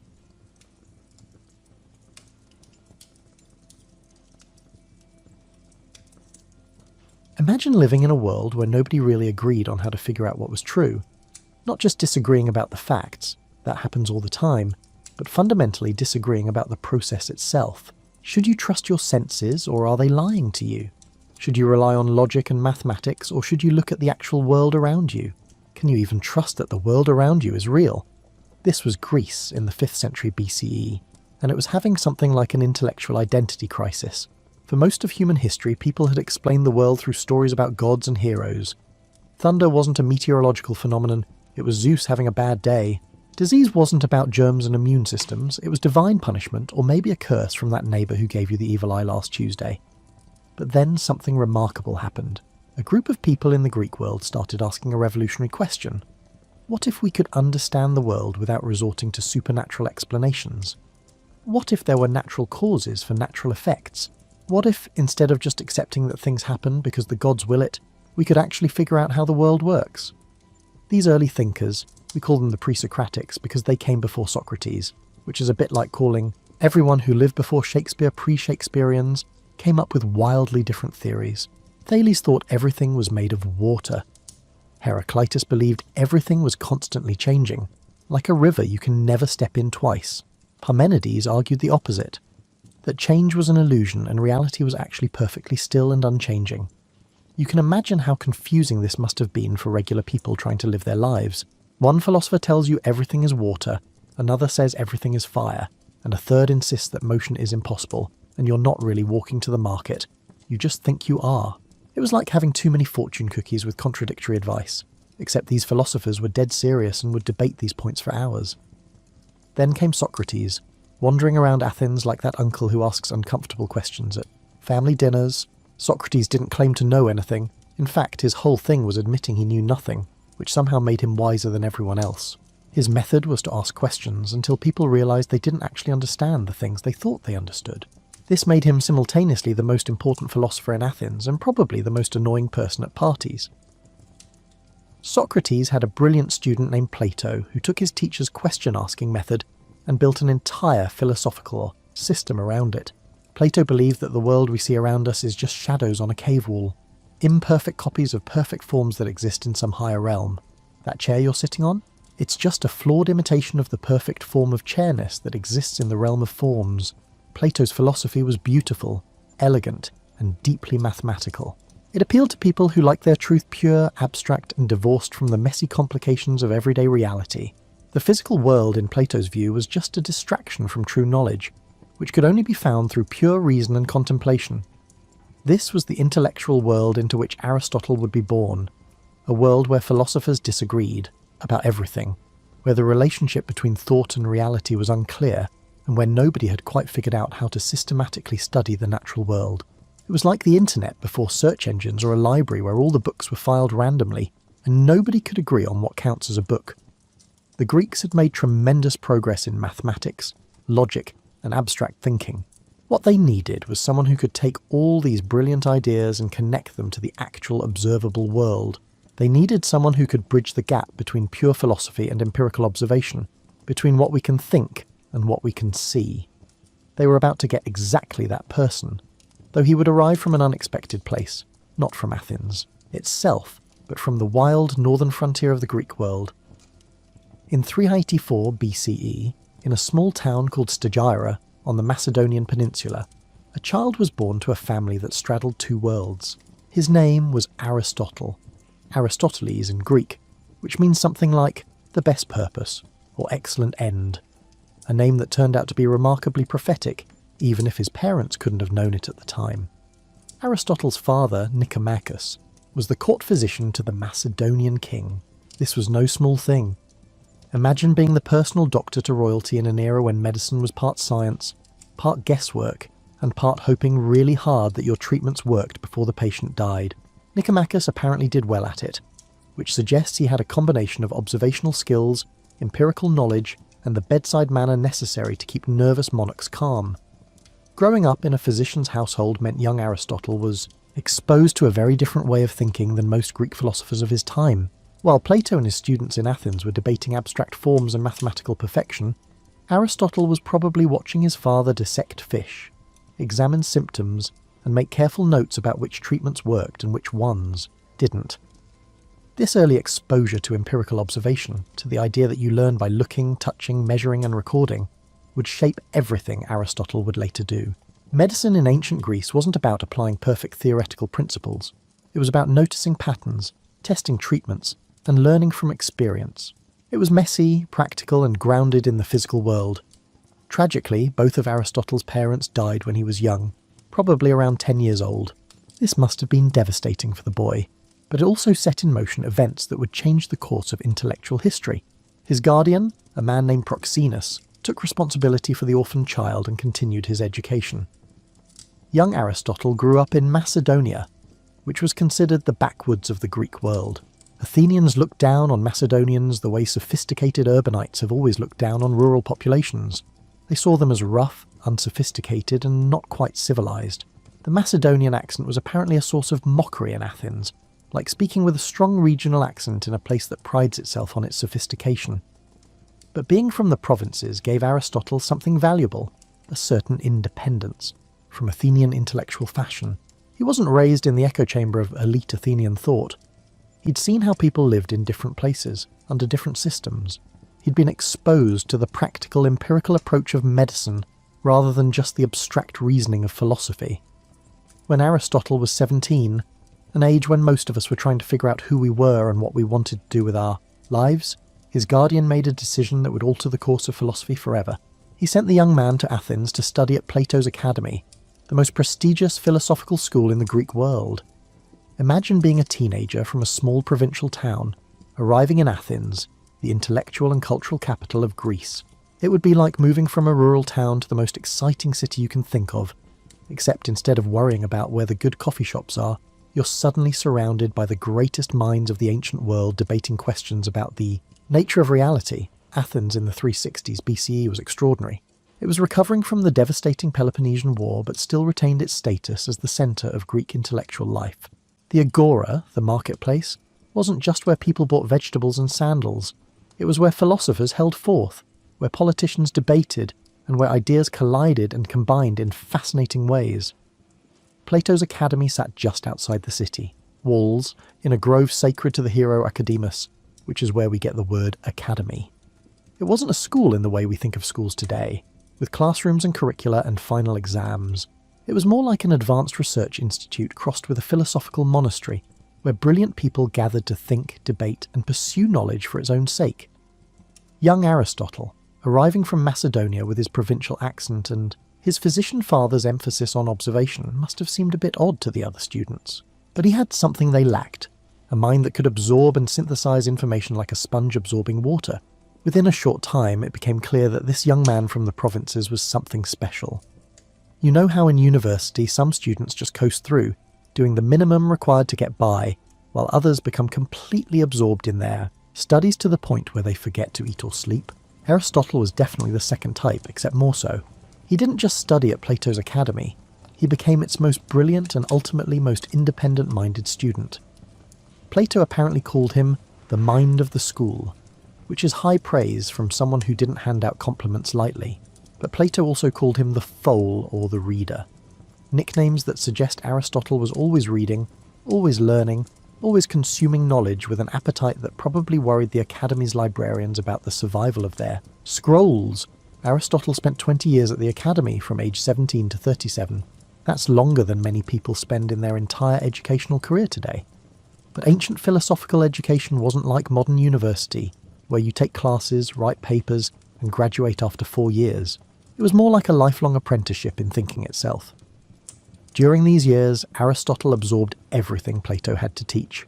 He learned about the forms, about the immortality of the soul, and about mathematics as the key to understanding reality. He learned Socrates' method of questioning, Plato's theory of knowledge, and the elaborate philosophical system that Plato had built over his lifetime. But something interesting was happening as Aristotle learned. He was also beginning to disagree, not in small ways, but fundamentally. While Plato looked at a tree and saw an imperfect copy of the form of treeness existing in some perfect realm, Aristotle looked at a tree and thought, this tree right here is real and worth studying for itself. This might not sound like a revolutionary insight, but it was. Plato's philosophy essentially said that the physical world was less real, less important, and less worthy of study than the abstract realm of forms. Aristotle was starting to think the opposite, that you couldn't understand anything without careful study of actual physical things. Imagine being a student whose growing convictions directly contradict your revered teacher's fundamental beliefs. It must have created considerable tension. Plato had built his entire philosophical system on the idea that true knowledge comes from reason alone, that the senses deceive us, and that the physical world is just shadows on a cave wall. And here was his best student, increasingly convinced that observation and empirical study were essential to understanding anything. Aristotle began writing during this period, though most of his early works are lost. What we do know is that he was developing his own philosophical positions, often in direct contradiction to Plato's teachings. There's a famous saying attributed to Aristotle, "Plato is dear to me, but dearer still is truth." Whether he actually said this or not, it captures his attitude. Loyalty to his teacher, yes, but greater loyalty to following arguments wherever they led. The Academy during these years was like an intellectual pressure cooker. Students and teachers would debate for hours, testing ideas against each other, looking for weaknesses in arguments, and trying to build philosophical systems that could withstand scrutiny. It was mentally exhausting and exhilarating in equal measure. Aristotle distinguished himself not just by his intelligence, but by the breadth of his interests. While other students might focus narrowly on one area of philosophy, Aristotle seemed interested in everything. Ethics? Sure. Politics? Absolutely. The natural world? Fascinating. Poetry and drama? Why not? He was developing into what we might call a polymath, someone whose curiosity encompassed the entirety of human knowledge. But there were social challenges too. Aristotle's provincial background and his Macedonian connections made him something of an outsider in Athenian society. Athens and Macedonia had complicated relations, sometimes allies, sometimes rivals, always regarding each other with a mixture of respect and suspicion. Being Macedonian in Athens was like being permanently foreign, never quite fitting in no matter how long you stayed. In 347 BCE, after 2 decades at the Academy, Plato died. He was over 80 years old and had shaped Western philosophy more profoundly than perhaps any single person before or since. His death left a vacancy at the head of the Academy, and many people, probably including Aristotle himself, expected that the brilliant student would succeed his master. But that's not what happened. The Academy's leadership chose Plato's nephew Speusippus instead. We can't know exactly why. Maybe Aristotle's disagreements with Platonic doctrine were already too well known. Maybe his Macedonian background worked against him. Or maybe there were personal factors we'll never understand. Whatever the reason, Aristotle found himself passed over for the position he'd spent 20 years preparing for. So Aristotle did what any reasonable person would do when faced with professional disappointment.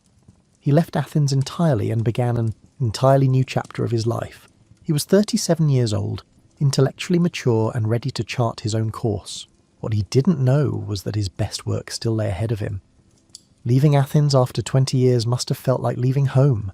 even if that home had never quite accepted you as family.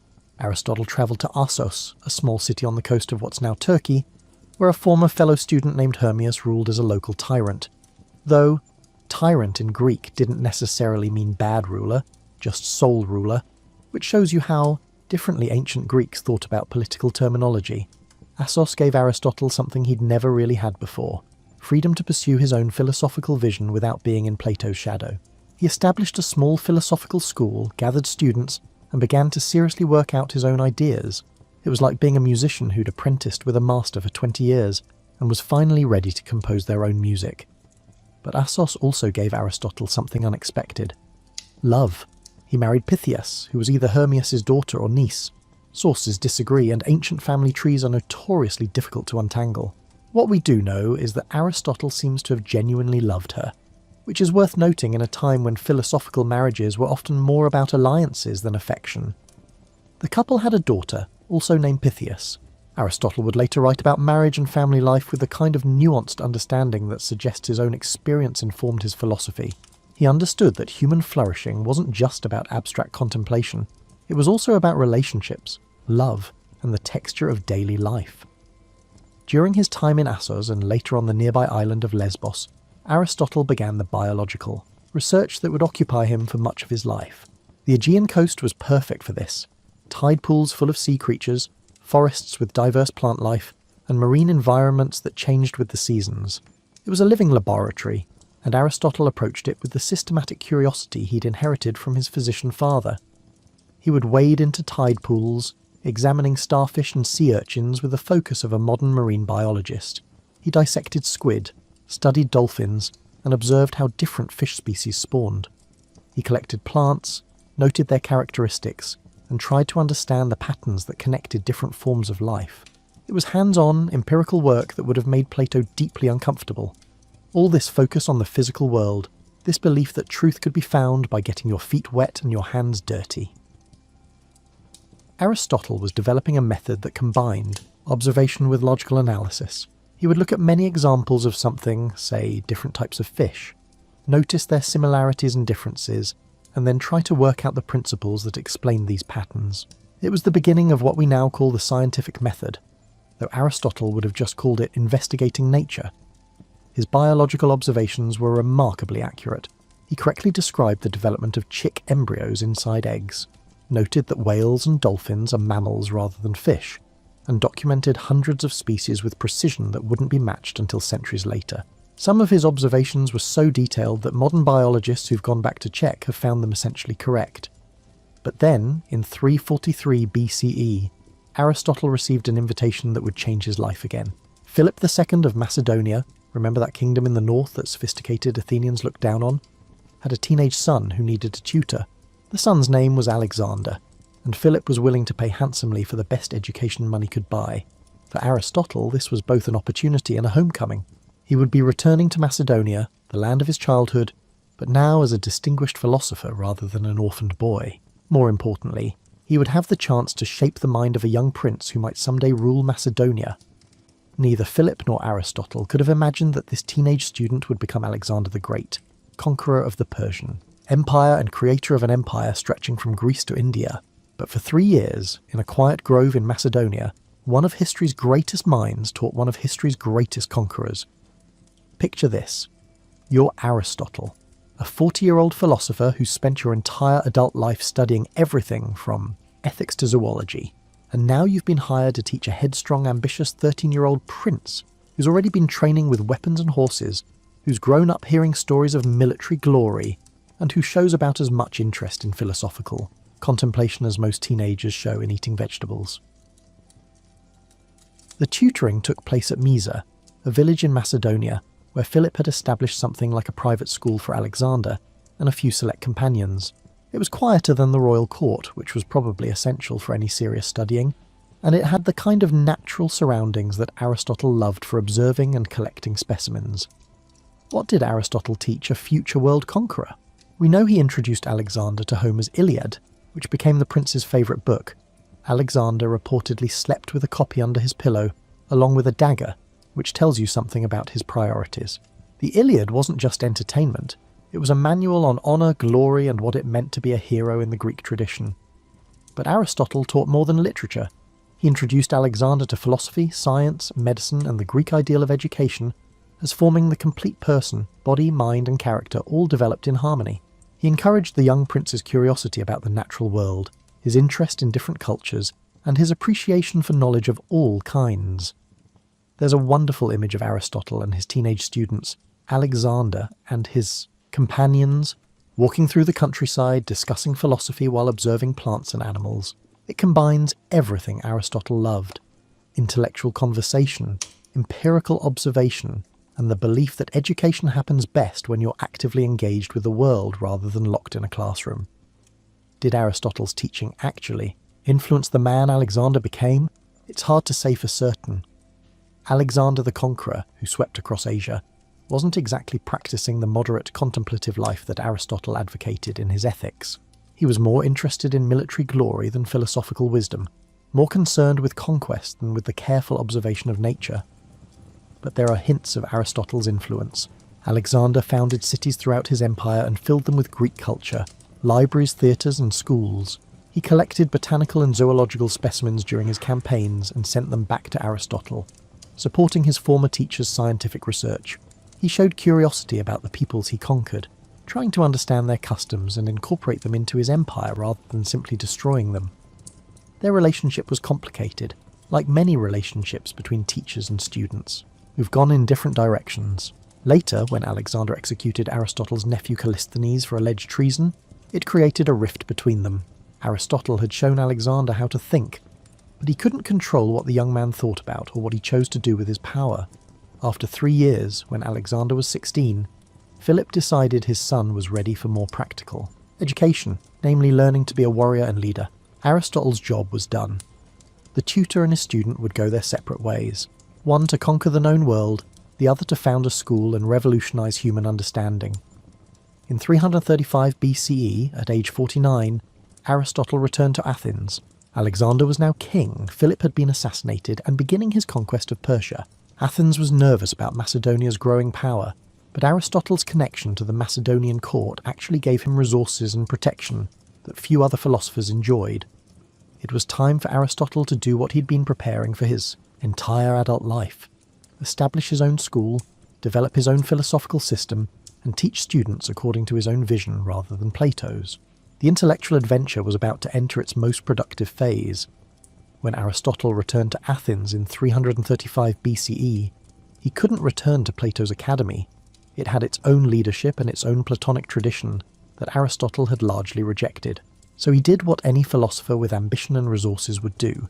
He founded his own school. The Lyceum, named after the nearby temple of Apollo Lyceus, became Aristotle's intellectual home for the next 12 years. Located in a grove just outside Athens, it was similar to the academy in being a place where philosophers gathered to study, debate, and pursue knowledge. But in crucial ways, it was completely different. For one thing, the Lyceum was far more empirically focused. Where the academy emphasized mathematics and abstract reasoning, the Lyceum collected specimens, dissected animals, gathered data, and built what was essentially the ancient world's first research library. Aristotle wanted his students to study the actual world, not just contemplate perfect forms. The school got the nickname peripatetic, which comes from the Greek word for walking around. This wasn't because they were wanderers or couldn't sit still. It was because Aristotle liked to teach while strolling through the covered walkways of the Lyceum. There's something about walking that helps thinking, as if the physical movement somehow facilitates intellectual movement as well. Imagine morning lectures where Aristotle and his advanced students would walk slowly through the colonnade discussing complex philosophical questions while the less advanced students listened and tried to keep up, both physically and intellectually. In the afternoons, Aristotle would give public lectures on more accessible topics, drawing crowds of interested Athenians who wanted to hear what this brilliant Macedonian philosopher had to say. The Lyceum became a centre for what we might call systematic research. Aristotle organised his students to collect and organise information on an unprecedented scale. They gathered constitutions from 158 different Greek city-states, analysing how different political systems worked. They collected biological specimens, built up a library of books and scrolls, and created charts and diagrams to organise information. This was revolutionary. Before Aristotle, philosophy was largely about individual thinkers developing their own systems. Aristotle turned philosophy into something more like a research enterprise, with multiple people working together to gather data, test hypotheses, and build cumulative knowledge. The library at the Lyceum was apparently extraordinary for its time. Aristotle collected not just philosophical works, but texts on every subject: history, medicine, drama, politics, and natural science. He understood that to think clearly about any topic, you needed to know what others had thought before you. It was an early version of the research library concept that would become essential to universities centuries later. During his morning sessions, Aristotle would address the more technical aspects of his philosophy. These weren't casual conversations, they were rigorous, systematic explorations of difficult questions. How do we gain knowledge? What is the nature of reality? What makes an action ethical? How should societies be organised? Aristotle approached these questions differently than Plato had. Instead of starting with abstract principles and deducing conclusions, he would often start with observations and work his way toward principles. He believed that philosophy should be grounded in how the world actually works, not in how we might wish it to work in some perfect realm of forms. His teaching method involved what we might call collaborative inquiry. He would raise a question, examine what previous thinkers had said about it, identify the difficulties with their answers, and then work toward his own solution, always testing his ideas against observations and common sense. The atmosphere at the Lyceum must have been intense but also collaborative. Students weren't just passively absorbing Aristotle's wisdom, they were actively engaged in research, debate, and the collective pursuit of knowledge. Some were dissecting animals and examining their organs, others were studying plant life or collecting information about different governments. Still others were working through logical problems or ethical questions. Aristotle himself was incredibly productive during these years. He wrote on an astonishing range of topics: physics, metaphysics, ethics, politics, poetics, rhetoric, biology, and psychology. His works weren't written in the polished literary style of Plato's dialogues. They read more like lecture notes or research papers, dense with argument and packed with observations. This wasn't because Aristotle couldn't write well. His lost dialogues were apparently beautifully written. It's because what survived were his working texts, the materials he used for teaching and research rather than for public consumption. It's like the difference between a professor's polished textbook and their lecture notes. The notes are rougher, but often contain more of the real thinking. The Lyceum attracted students from throughout the Greek world and beyond. Some came because of Aristotle's connection to Alexander, who was now conquering the Persian Empire and making Macedonia the dominant power in the Mediterranean world. Others came because the Lyceum represented something new in education, not just learning to think, but learning to observe, analyse and understand the natural and human world. For 12 years, Aristotle led the Lyceum in this systematic investigation of reality. It was the most productive period of his intellectual life, when he synthesised everything he'd learned into comprehensive philosophical and scientific systems that would influence human thought for the next 2 millennia. But this productive period was about to end in a way that must have felt painfully familiar to Aristotle. Once again, political events would force him to leave Athens, once again demonstrating that philosophers, however wise, cannot escape the tumultuous currents of history. Before we discuss how Aristotle's time in Athens ended, let's explore what made his approach to knowledge so revolutionary, because this is really the heart of Aristotle's legacy. Not any single discovery, but a whole new way of thinking about how we understand the world. Settle back into your cushions as we dive into philosophy, but I promise to keep it relaxed and avoid the kind of dense jargon that makes most people's eyes glaze over. Aristotle's ideas at their core are actually quite practical and grounded in common sense. Remember how Plato believed that true knowledge came from contemplating perfect, eternal forms that exist in some realm beyond the physical world? Aristotle looked at this theory and essentially said, "That's beautiful, but it doesn't help us understand the actual world we live in. If you want to understand horses, you don't contemplate the perfect form of horseness. You go observe actual horses." This might seem obvious to us now, but it was radical then. Aristotle was saying that the physical world isn't just imperfect copies of something better. It's real and worth studying for its own sake. That tree outside your window isn't a poor imitation of some perfect tree form. It's an actual tree with its own nature, and you can learn about trees by examining it. Aristotle developed what we call an empirical approach to knowledge. Empirical just means based on observation and experience. He believed that knowledge begins with our senses, what we see, hear, touch, taste, and smell. These sensations give us raw data about the world, which our minds then process into understanding. But Aristotle wasn't naive about this. He knew that senses can be deceived and that appearances can be misleading. His solution was to combine observation with reason, to look carefully at many examples, notice patterns, and use logic to work out the principles underlying what we observe. His biological work shows this method perfectly. He didn't just look at one dolphin and declare he understood all dolphins. He examined many dolphins, dissected them, observed their behaviour, talked to fishermen about what they'd seen, and gradually built up a comprehensive understanding.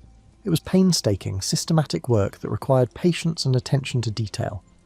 Aristotle organised knowledge in ways that still influence how we think. He created the first system for classifying living things, grouping organisms by their shared characteristics. His categories weren't always perfect by modern standards, but the underlying method, observe similarities and differences, group things accordingly, look for the principles that explain the patterns, is still how biological classification works.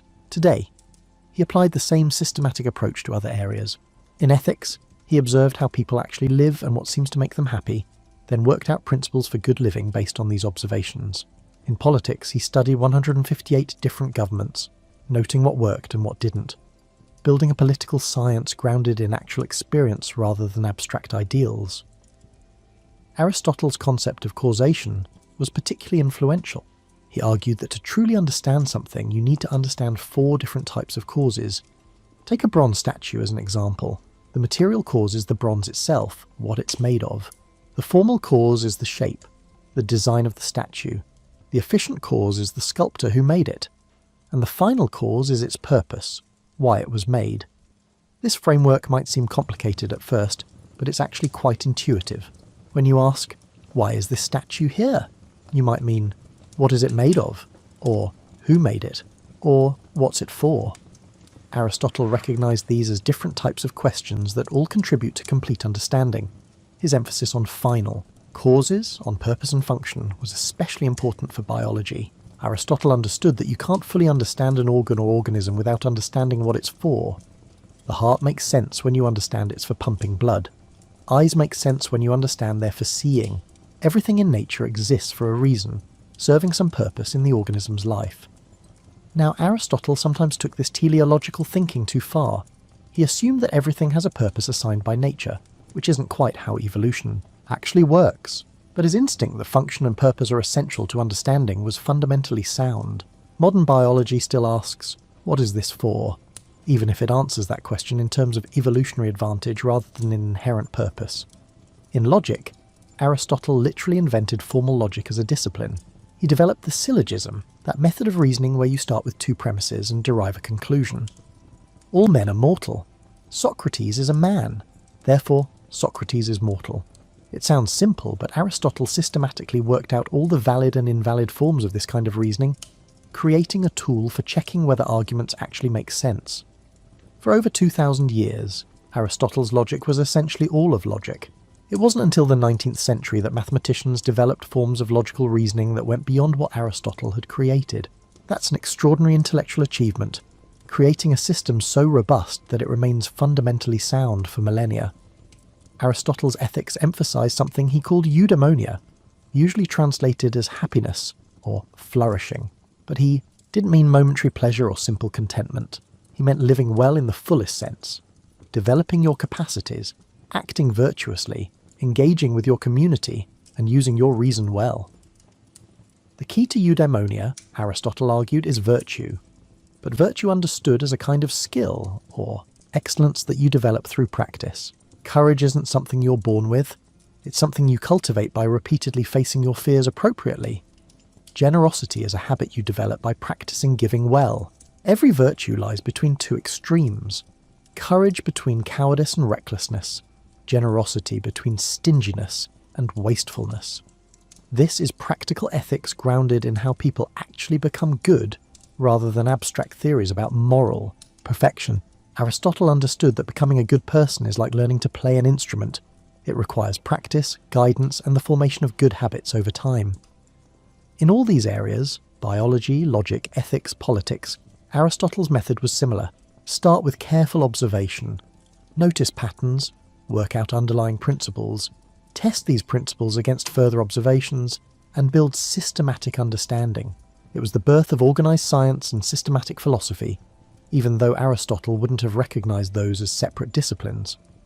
What made Aristotle's approach so revolutionary was this combination of respect for empirical observation, with confidence in human reason.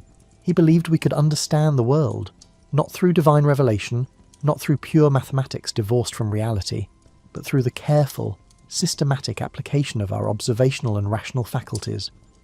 This was optimistic without being naive, empirical without being merely fact-collecting, and systematic without being rigid. It was a vision of human knowledge as something we build gradually, collectively, through careful attention to reality and rigorous thinking about what we observe. And now, with your tea perhaps growing cold and your eyelids perhaps growing heavy, we need to see how Aristotle's story ends, because even the greatest philosophers cannot entirely control the historical currents that sweep them along. In 323 BCE, news reached Athens that would change everything. Alexander the Great had died in Babylon. At the age of 32, the empire he'd built with astonishing speed was already fracturing as his generals fought over the pieces, and in Athens, anti-Macedonian sentiment that had been simmering for years suddenly boiled over. Aristotle found himself in an impossible position. He was Macedonian by birth, had been Alexander's tutor, and maintained close connections to the Macedonian court. For 12 years, Athens had tolerated his presence because Macedonia's power made it necessary. But with Alexander dead and Macedonia temporarily weakened, old resentments surfaced. Someone brought charges of impiety against Aristotle, the same charge that had been used against Socrates a century earlier. The specific accusation was something about honouring a friend in ways reserved for gods, which sounds technical but was really just a pretext. The real issue was politics. Aristotle represented Macedonia, and Athens wanted to strike back at Macedonia however it could. Aristotle, now 61 years old, and having watched Socrates' fate unfold from his prison cell, made a different choice. He decided not to stay and face trial. According to tradition, he said he wouldn't let Athens sin twice against philosophy, a reference to Socrates' execution. So he left Athens, turning over the Lyceum to his student Theophrastus, and retired to Chalcis, his mother's hometown. Think about what this meant. For 12 years, Aristotle had built the Lyceum into the ancient world's premier research institution. He had gathered an incredible library, trained brilliant students, and created systematic approaches to nearly every field of knowledge. And now, because of politics he couldn't control, he had to walk away from it all. In Chalcis, Aristotle lived quietly for about a year. We don't know much about this final period of his life. He was likely working on his writings, perhaps revising and organising the vast body of work he'd produced over his lifetime. He may have been suffering from some illness. Ancient sources mention stomach problems, which given ancient medicine's limitations could have meant almost anything. In 322 BCE, just 1 year after leaving Athens, Aristotle died at the age of 62. It wasn't a dramatic death like Socrates' execution, or a mysterious one like Alexander's early demise. It was simply the end of a life that had been, by any measure, extraordinarily productive and influential. Aristotle left behind his daughter Pythias. His wife of the same name had died years earlier, and he'd later had a relationship with a woman, named Herpyllis, with whom he had a son named Nicomachus. His will, which survived, shows him as a thoughtful, caring person who made provisions for his family, his slaves, whom he freed, and even his concubine's future. It's a touching document that reveals the human side of this towering intellect, but more importantly, he left behind an intellectual legacy that would shape human thought for the next 2,000 years. His works, or rather the lecture notes and research texts that survived, were preserved and eventually edited by scholars in later centuries. They became the foundation for education throughout the Mediterranean world, and eventually throughout medieval Europe. Now comes one of the most fascinating parts of Aristotle's story. Not what he did during his life, but what happened to his ideas after his death. Because unlike many philosophers whose influence fades with time, Aristotle's impact actually grew over the centuries, spreading far beyond the Greek world he knew. After Aristotle's death, his writings were preserved by the Lyceum under Theophrastus's leadership, but they weren't immediately famous throughout the ancient world. For several centuries, Aristotle was known more for his published dialogues, works that haven't survived, than for the dense technical treatises we now have. Then came a strange period where Aristotle's works apparently disappeared from circulation. According to tradition, they were hidden in a cellar in Asia Minor to protect them from being seized, where they suffered damage from moisture and insects. Whether this story is entirely true or partly legend, we do know that Aristotle's major works were relatively unknown for a couple of centuries. In the 1st century BCE, a scholar named Andronicus of Rhodes collected and edited Aristotle's writings, organising them into the form we know today. This wasn't just filing papers, it was an act of reconstruction and interpretation that shaped how we read Aristotle.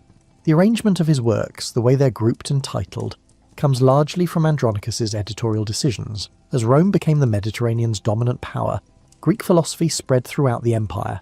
Aristotle's works became central to higher education. Young Romans who wanted philosophical training studied Aristotle along with Plato and the Stoics. His logic became the standard method for teaching reasoning, and his ethics a framework for thinking about the good life. But Aristotle's most significant journey was yet to come. As the Roman Empire declined and eventually fell in the West, much of Greek learning was lost in Europe. The sophisticated intellectual culture that had produced and preserved Aristotle's works crumbled as cities shrank, trade declined, and literacy became increasingly rare outside monasteries. However, Aristotle's work survived in the Eastern Roman Empire, what we call the Byzantine Empire, centred on Constantinople. Byzantine scholars continued to read, copy, and study Aristotle in Greek. Meanwhile, something extraordinary was happening further east. Islamic scholars in the expanding Arab world encountered Aristotle's works and recognised their value immediately. Beginning in the 8th century CE, a massive translation movement began in Baghdad and other centres of Islamic learning. Aristotle's treatises were translated from Greek into Arabic, often by Christian scholars working in Muslim courts. Islamic philosophers like Al-Farabi, Avicenna and Averroes didn't just translate Aristotle, they engaged with his ideas, wrote extensive commentaries, and integrated his philosophy with Islamic theology and science. Averroes in particular became such an important interpreter of Aristotle that medieval Europeans would later call him simply the commentator, while Aristotle was the philosopher. This Islamic engagement with Aristotle preserved his works and developed his ideas in ways that would prove crucial for European intellectual history.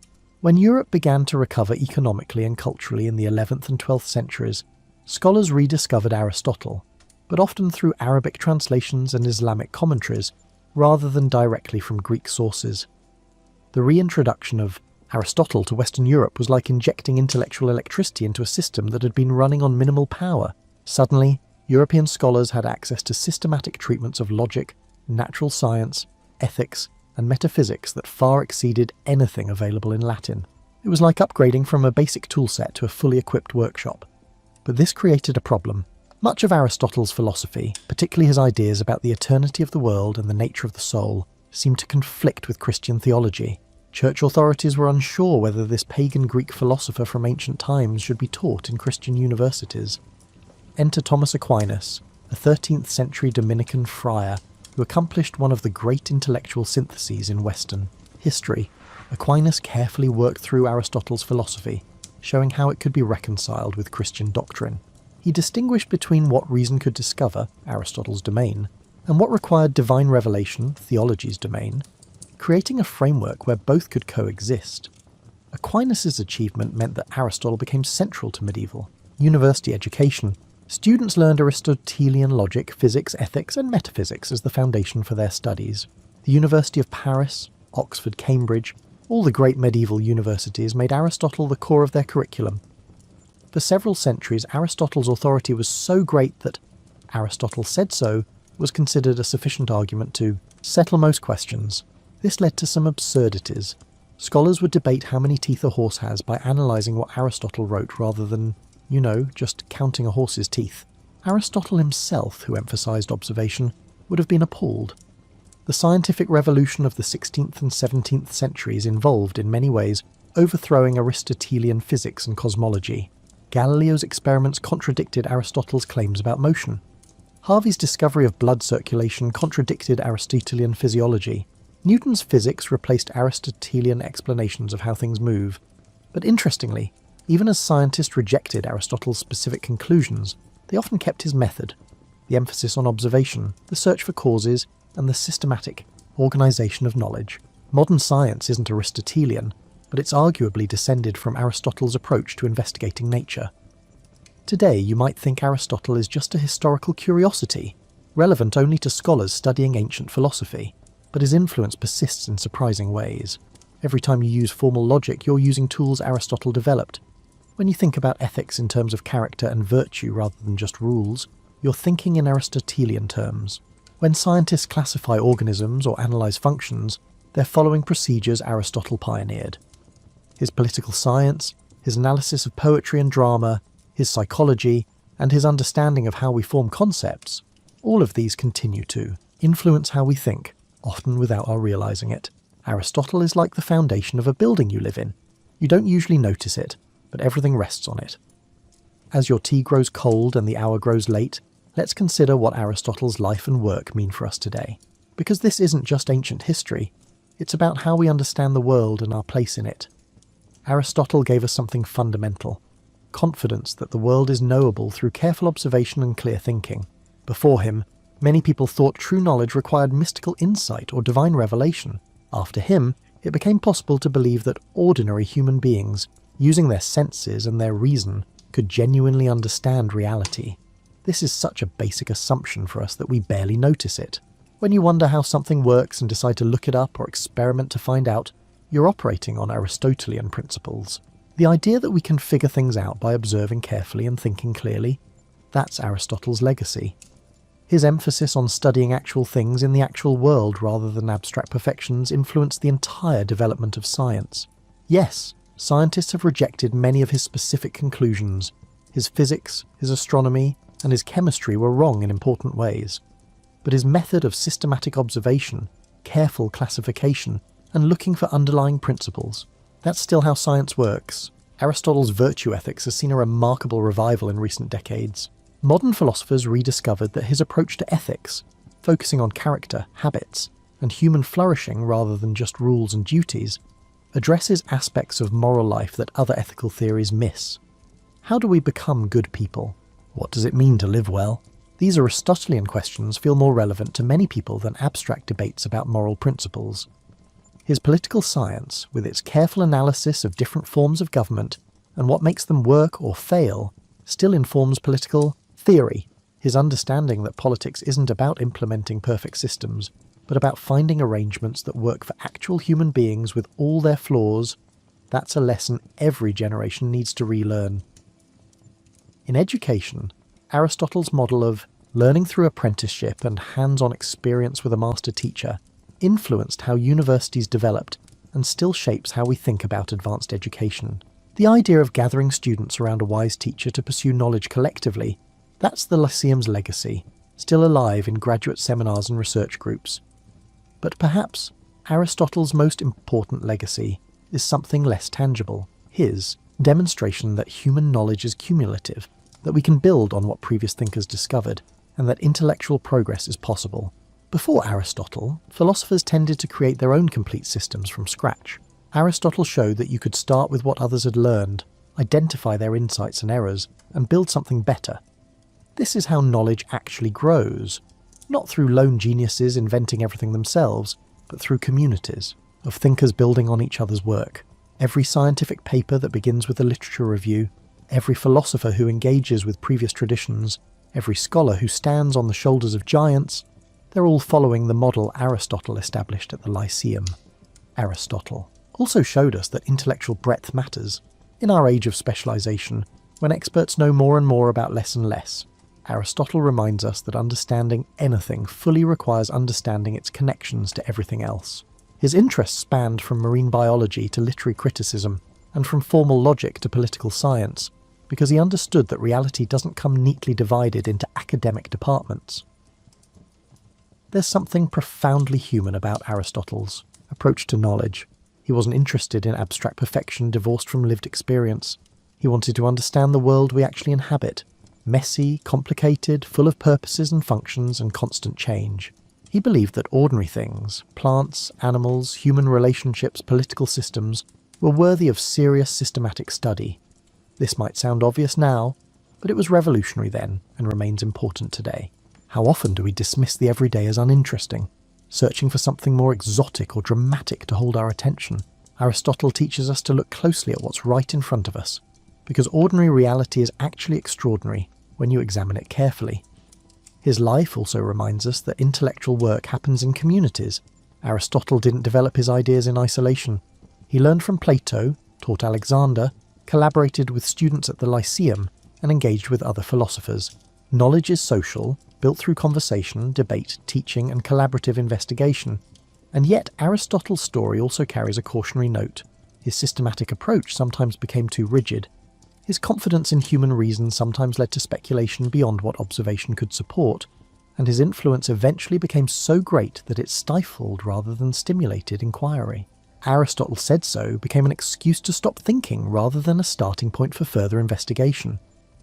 This tension between respect for tradition and openness to new discovery is something every field of knowledge must navigate. We need to learn from the past without being imprisoned by it, to respect previous thinkers without treating their words as sacred scripture. Aristotle himself would have understood this. He honoured Plato while departing from Platonic philosophy, and learned from his predecessors while correcting their errors. As we near the end of our journey with Aristotle, imagine him in those final months, in Chalcis, looking back on his 62 years. What did he think about when he reflected on his life? We can't know for certain, but we can imagine. Perhaps he thought about his childhood in Macedonia, watching his father practice medicine with careful attention to symptoms and treatments. Those early lessons in observation stayed with him throughout his life, shaping his entire approach to knowledge. Perhaps he remembered arriving in Athens as a young man, feeling provincial and out of place, but discovering at Plato's academy an intellectual home that would shape him for 20 years. Even as he eventually departed from Plato's teachings, he never forgot what he learned there: the importance of rigorous argument, the value of questioning assumptions, and the pursuit of truth wherever it leads. He might have smiled, remembering his time teaching young Alexander, that energetic, ambitious teenager who would grow up to conquer the world. Did Aristotle feel pride at his students' achievements, or dismay at how different Alexander's path was from the contemplative life Aristotle advocated? Probably both. Like any teacher watching a brilliant student make choices they wouldn't have made themselves. Surely he thought about his years at the Lyceum, those productive, satisfying years when he'd finally been able to pursue his own vision of what philosophy and science should be. The morning walks with advanced students discussing complex questions while strolling through shaded colonnades. The afternoon public lectures share knowledge with anyone interested enough to listen. The collaborative research projects have students collecting data on everything from fish to governments. He might have felt regret about leaving Athens, forced out by political circumstances beyond his control. To build something significant and then have to abandon it must have been painful, but perhaps he found some comfort in knowing he'd trained capable students like Theophrastus who could carry on his work. If Aristotle had known how his ideas would travel through time, translated into Arabic, preserved by Islamic scholars, reintroduced to Europe, becoming the foundation of medieval universities, influencing thinkers for 2,000 years, what would he have thought? Probably a mixture of satisfaction and bemusement, especially at the ways his ideas would be misunderstood, ossified into dogma, and eventually partially overturned. But he would likely have been pleased that his fundamental approach, careful observation, systematic thinking, and the belief that the world is knowable, continued to influence how humans pursue understanding. That was his real contribution, not any specific doctrine, but a whole way of approaching knowledge. Aristotle understood that knowledge is always provisional, always subject to refinement as we learn more. His works constantly engage with previous thinkers, building on their insights and correcting their errors. He would have expected, probably hoped, that future thinkers would do the same with his work. In his final days, perhaps Aristotle found peace in having lived a life devoted to understanding. He'd started with nothing but curiosity and intelligence, and he'd used these to investigate nearly every aspect of reality accessible to human inquiry. He'd been a student, a teacher, a researcher, a founder of institutions, and a systematizer of knowledge. He'd loved his wife, Pythias, his companion, Herpyllis, and his children. He'd formed friendships with students and colleagues. He'd experienced political success and political exile. He'd known the satisfaction of intellectual breakthrough and the frustration of unanswered questions. In short, he'd lived a fully human life while also living a life of the mind. The ancient Greeks had a concept that Aristotle wrote about extensively: eudaimonia, human flourishing, living well. By his own account, this came from developing your capacities, acting virtuously, engaging meaningfully with others, and using your reason well. By these measures, Aristotle had indeed achieved eudaimonia, even if his life ended in exile rather than triumph. When he died in 322 BCE, Aristotle probably had no idea that he was, in a sense, immortal. His body would decay like all physical things. He understood biology too well to imagine otherwise. But his ideas, his methods, and his approach to understanding the world, these would outlast empires and influence civilizations he'd never heard of. That's a legacy worth reflecting on as you drift towards sleep. A single person, through careful thought and systematic inquiry, can influence how millions of future people understand reality. The questions Aristotle asked, the methods he developed, and the knowledge he systematized, these became tools that countless others would use to build their own understanding. As you settle into that space between waking and sleeping, where thoughts become less linear and more dreamlike, consider this. Aristotle's greatest achievement wasn't any single discovery, but showing that the world is comprehensible. Before him, many people thought that true understanding required mystical revelation or abstract mathematics divorced from physical reality. After him, it became possible to believe that ordinary people could understand the world by looking carefully, thinking clearly, and building knowledge systematically. Every time you try to understand something by observing it carefully, you're following Aristotle's path. Every time you classify things by their similarities and differences, you're using Aristotle's method. Every time you ask, "What is this for?" or "How does this work?" you're asking Aristotelian questions. You might never have studied Aristotle in school. You might not be able to name a single one of his books, but his influence is in the very air you breathe intellectually, in how you think about causes, in how you understand living things, in how you reason about ethics, and in your assumption that the world makes sense and can be understood. This is what it means to be a foundational thinker. Not that everything you say is correct. Aristotle was wrong about many things, but that you change how people think about thinking itself. You create tools that others can use, methods that others can follow, and frameworks that others can build upon.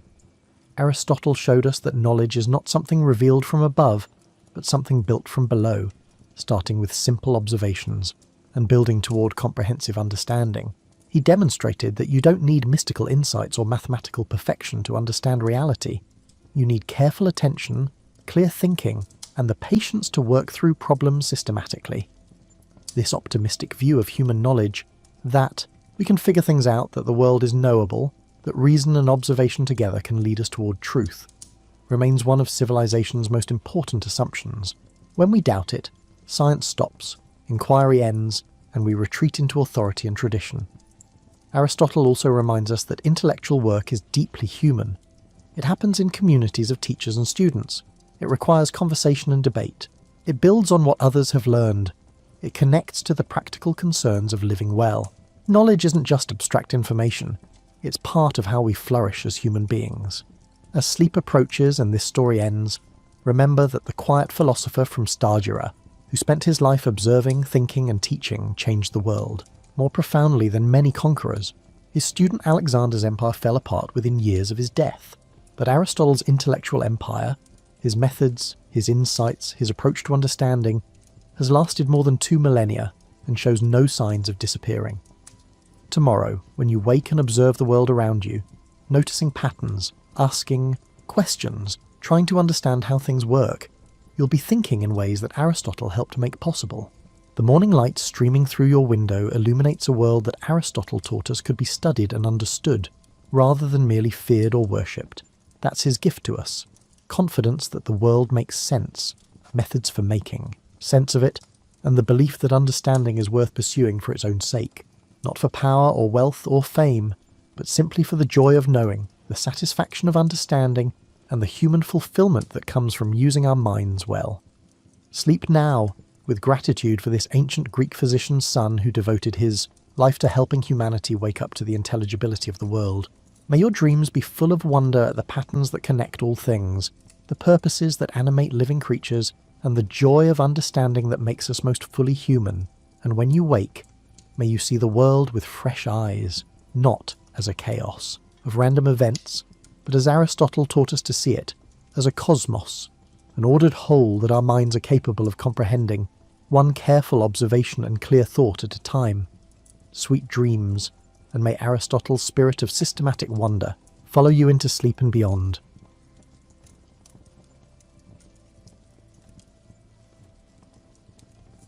Now, shut your eyes and visualize yourself floating slowly through centuries of history until you gently land in what is now Iraq, circa 2100 BCE.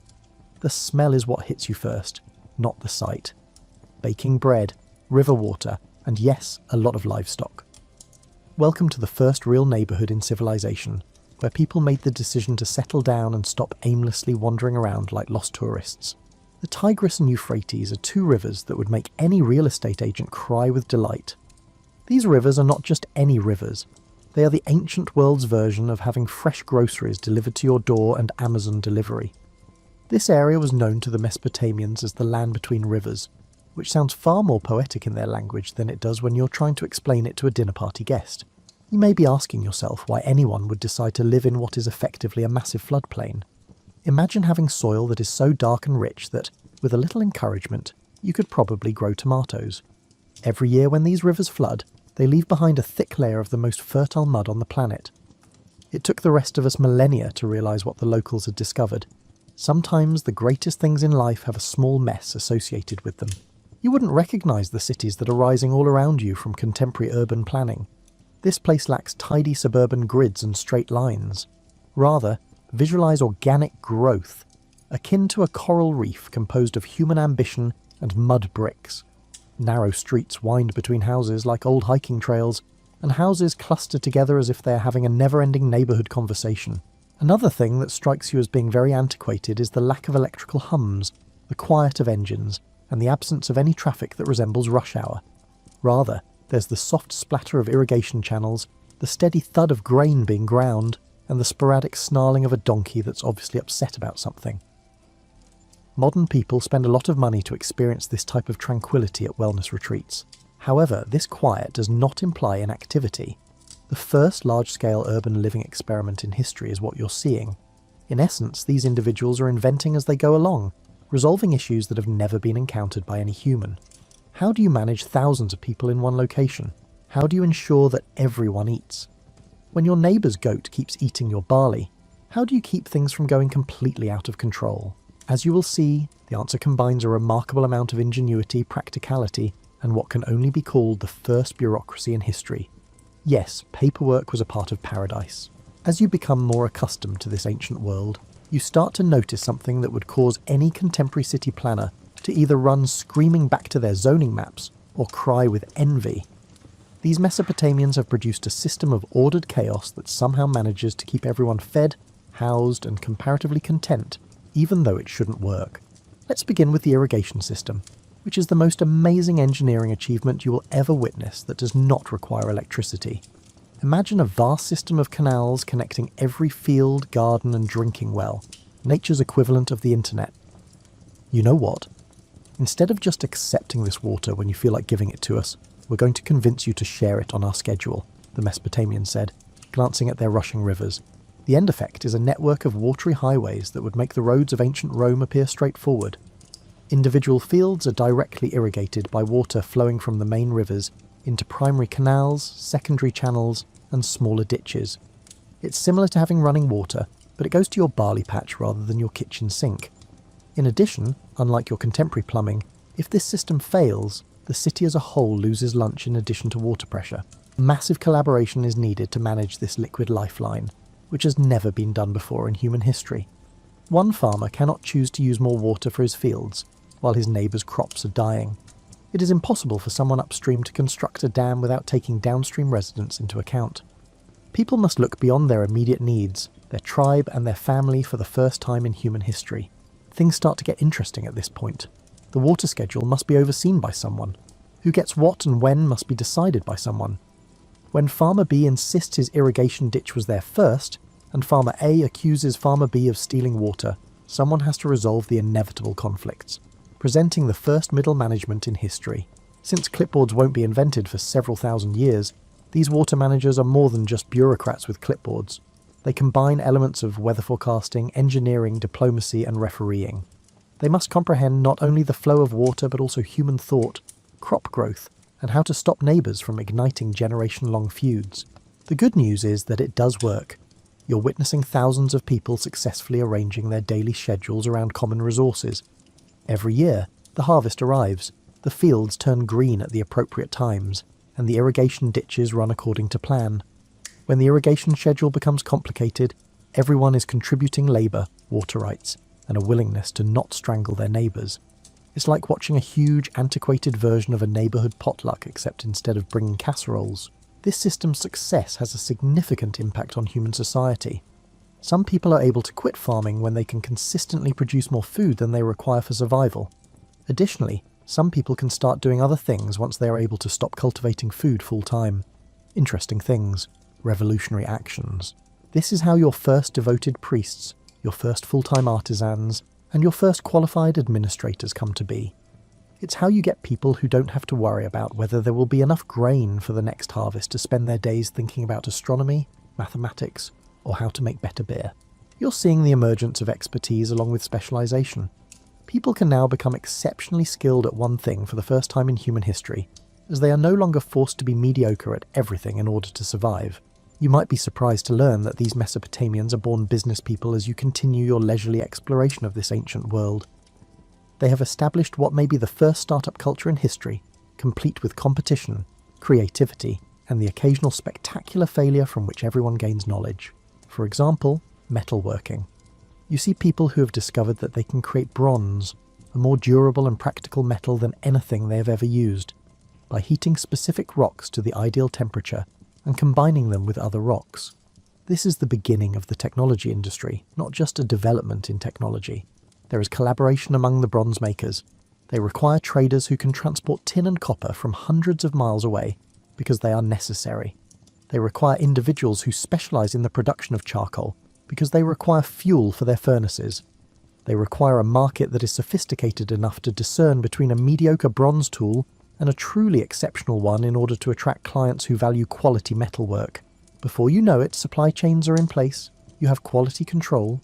Yes, the best metalworkers build reputations, and people begin to request tools made by particular artisans, so you have brand recognition. It's the antiquated version of Yelp reviews, except instead of posting them online, people tell their neighbours which blacksmith produces harvest season tools that don't break. However, the true innovation taking place here is economic rather than technological. The modern concept of commerce is being created by these individuals. They are determining how to fairly trade goods and services between people who have different needs, how to plan for future needs while managing current resources, and how to assign value to goods and services. Think about the difficulties. You need a new plough because you grow barley. The toolmaker needs copper for his next project, not barley, but he wants payment. In order to trade up north, the copper trader needs wool, not barley. The shepherd needs barley, but he has wool. How can this be made to work? Their solution is sophisticated in its intricacy. Like water through their irrigation channels, they establish a system of credit and debt that enables value to move throughout the community. In exchange for your promise to pay him with barley after the harvest, which he can then exchange for supplies for his next project with the copper trader, the toolmaker agrees to make your plough right away. It's credit without credit cards and banking without banks, and it all depends on reputation and trust. Writing is a seemingly straightforward but revolutionary requirement for this system. Not just any writing, but every day. Useful writing that can document who is responsible for what, when payment is due, and what happens when someone fails to fulfill their end of the agreement. You're witnessing the creation of business records, receipts, and contracts. In addition to being works of ancient literature, the cuneiform tablets found throughout the cities are the earliest business documents ever created. Purchase orders, tax records, loan agreements, employment contracts, and inventory lists. All of it is here, compressed into clay with marks in the shape of wedges that symbolize the beginning of bureaucracy. Indeed, you're also witnessing the development of accounting.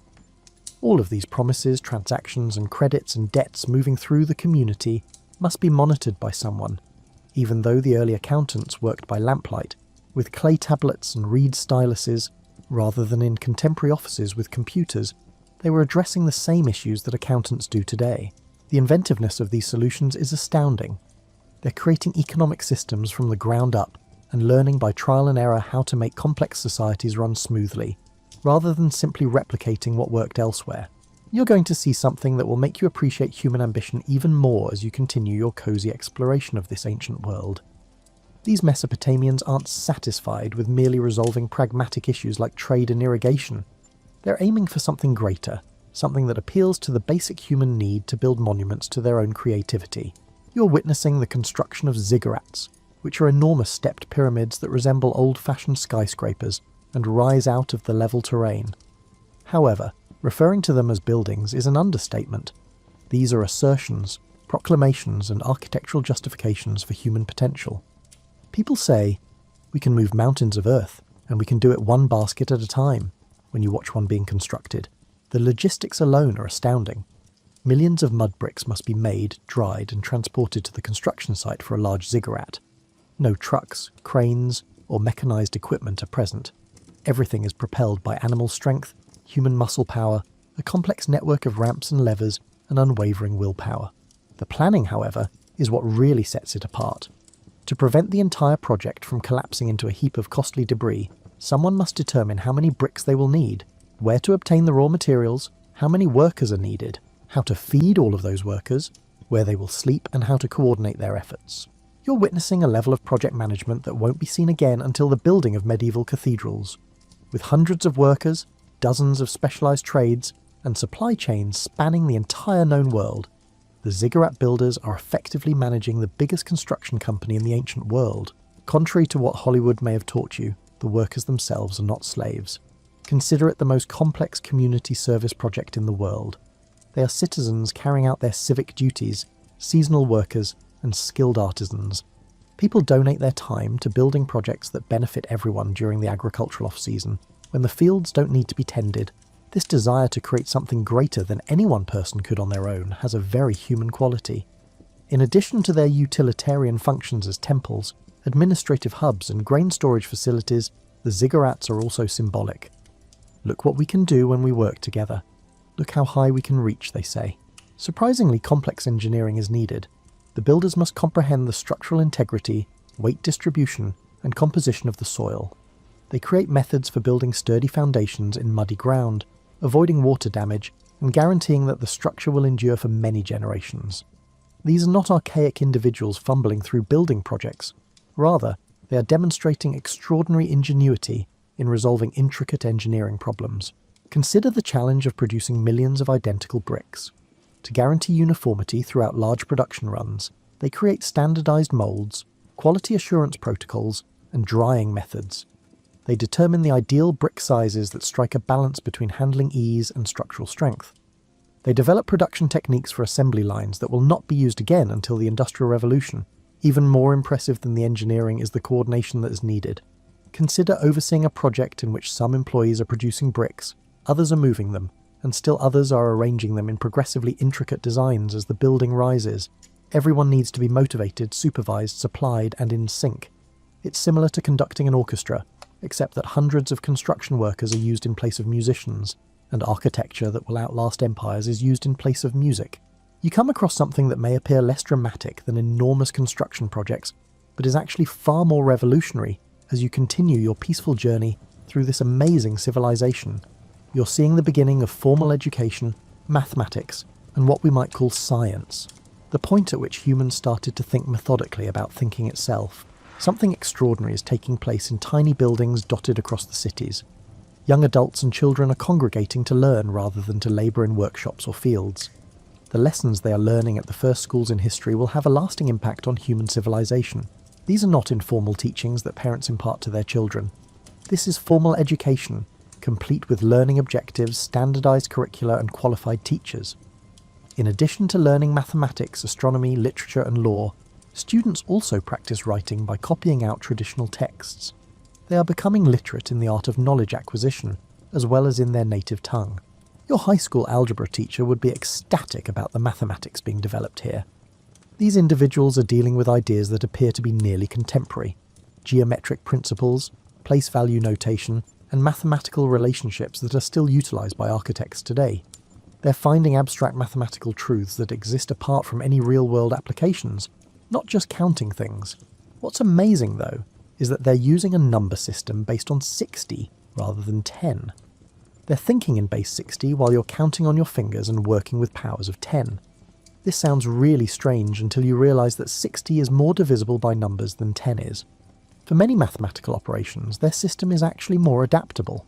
It's similar to learning that a better wheel was created, but thousands of years later, we're still using the subpar one. There is more to this mathematical sophistication than meets the eye. The same individuals who divide circles into 360 degrees, yes, that's where that originates, are also conducting astronomical observations, which call for exact measurement and documentation.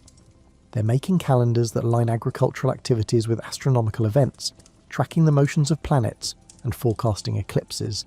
It is truly astounding how much astronomical knowledge is being amassed here.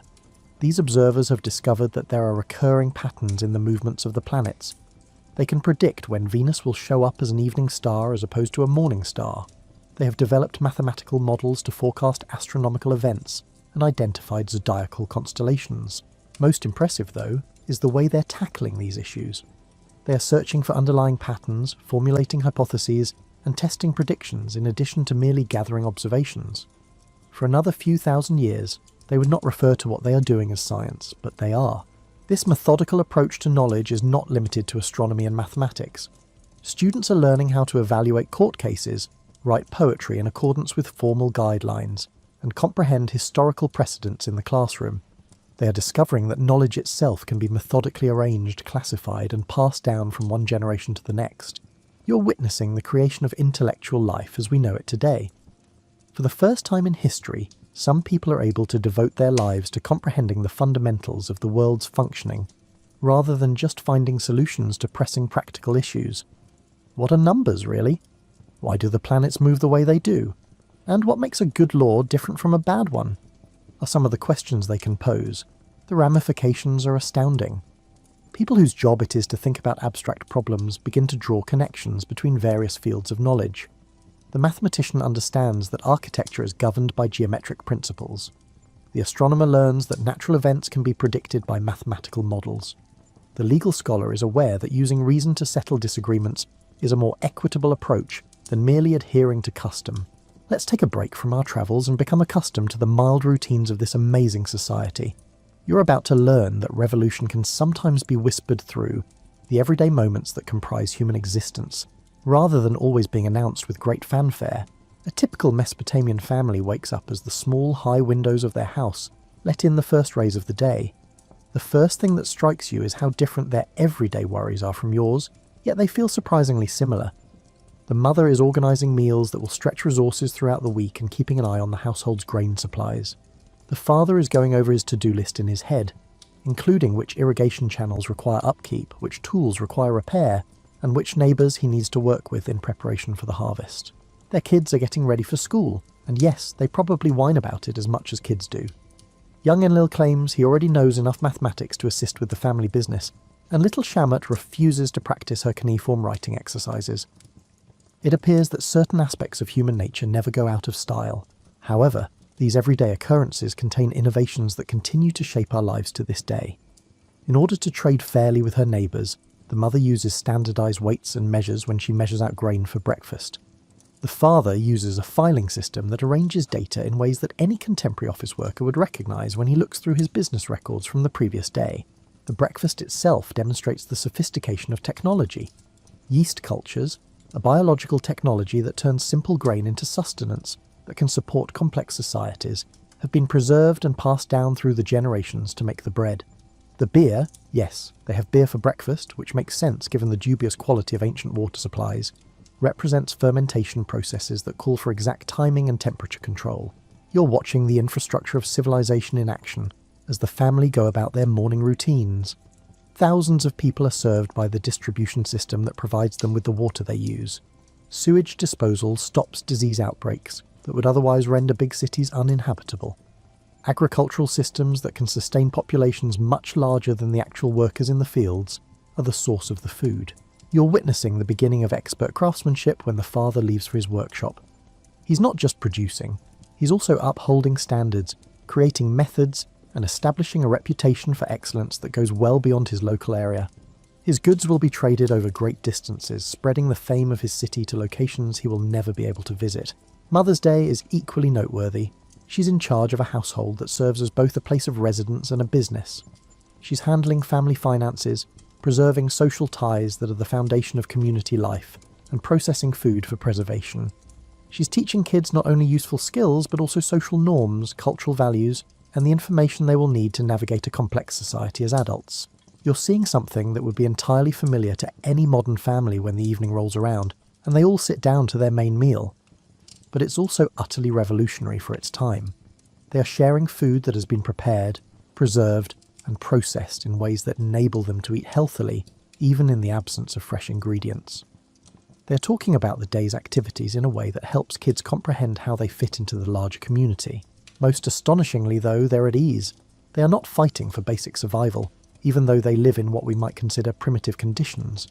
People can now enjoy their lives, plan for the future, and pursue interests beyond their immediate needs thanks to advancements in agriculture, commerce, and social organisation. There may be games, storytelling, or music after supper. Another revolutionary idea is that people have leisure time. Human culture can thrive in previously unthinkable ways when survival is safe enough for people to devote their time to pursuits that have no immediate practical value. In addition to sleeping off the day's labour, the family is refuelling for tomorrow's involvement in humanity's first complex urban living experiment. They will awaken tomorrow and once more play a part in preserving the systems that enable thousands of people to coexist in harmony, prosperity, and productivity. One of the most remarkable accomplishments of Mesopotamian civilization is revealed as you delve deeper into this ancient world. They managed to manage sizable, diverse populations without everything collapsing in anarchy and conflict. And they accomplished this by combining religious authority, common sense, and what can only be called the first all-encompassing legal system in history. Imagine the difficulties these people encountered. There are thousands of people, each with their own goals, passions, and unavoidable conflicts with their neighbours. You have competing religious traditions, diverse ethnic groups, economic classes, and the inherent human propensity for short-sightedness and selfishness. How do you design a system that accomplishes goals while maintaining a reasonable level of satisfaction for all? The complexity of the Mesopotamian solution is elegant. At the top is a king who represents both religion and politics. His authority has a weight that purely political power could not match, because he is not only making executive decisions, but is also channeling the will of the gods. The king is expressing divine will when he issues a law, not just his own preferences. However, this is not a tyrant's capricious rule. The king's authority is limited by custom, religious law, and the pragmatic requirement to retain the backing of the different factions that sustain society. The priests, merchants, artisans, and farmers who truly govern the society will find a way to replace a king who continuously makes poor choices, so he won't hold the position for long. You have an advanced administrative structure beneath the king that would astound any contemporary bureaucrat. Tax collection, irrigation management, trade regulation, military organisation, and legal disputes are all handled by officials. Every administrative level has clear duties and accountability to both superior and subordinate authorities. Perhaps their most remarkable governmental innovation is the legal system they create. These individuals draft thorough legal codes that aim to cover every potential conflict or offence. Nearly 300 laws, ranging from business disputes to marriage contracts to property rights, are included in the publicly visible Code of Hammurabi. However, the sophistication of these laws is even more impressive than their comprehensiveness.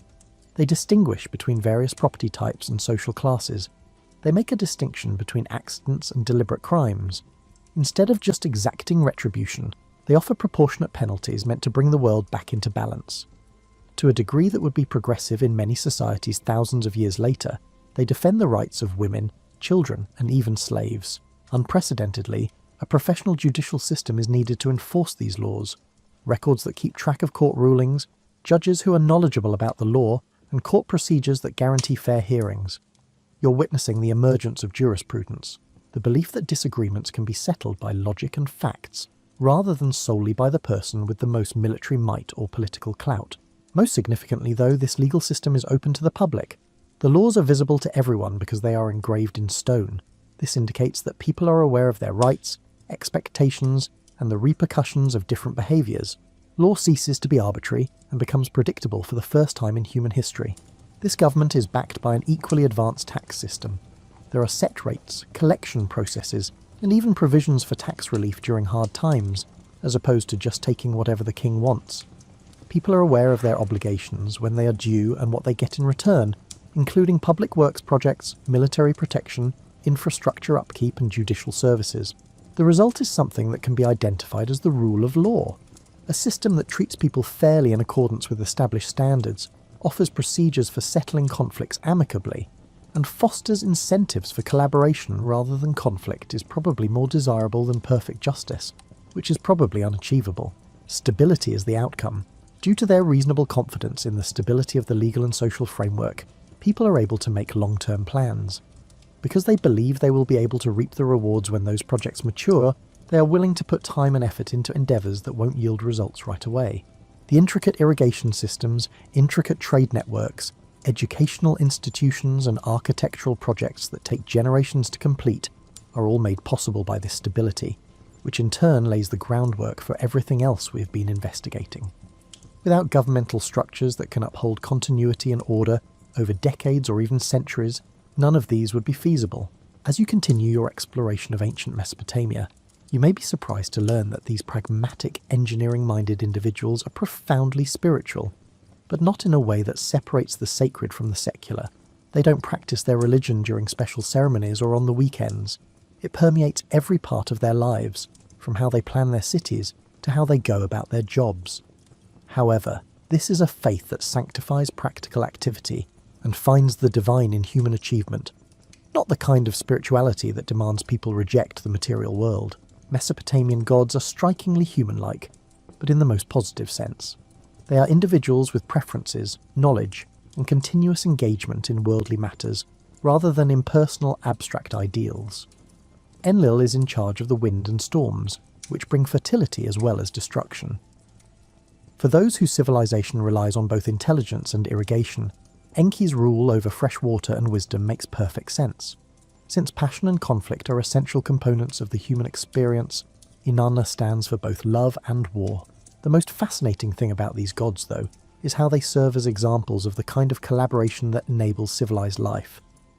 The myths describe gods cooperating on cosmic building projects, exchanging resources and expertise, and reaching mutually beneficial agreements. People who take part in religious rituals are not only worshipping, they are also honing the social skills necessary to maintain the smooth operation of their own communities. Each city is dominated by temples that are much more than just places of worship. They are a combination of social service agencies, educational institutions, and economic hubs. In addition to carrying out rituals, the priests who work in these temples also oversee agricultural estates, run educational institutions, care for libraries, and offer welfare assistance to members of the community who are struggling. A society where religious life supports rather than contradicts the values required for successful urban living is the result of this remarkable fusion of spiritual and practical functions. A good worshipper possesses the same qualities as a good neighbour, such as honesty, dependability, and a willingness to help out with community projects. There is no conflict between serving the community and the gods, or between being pious and succeeding in business.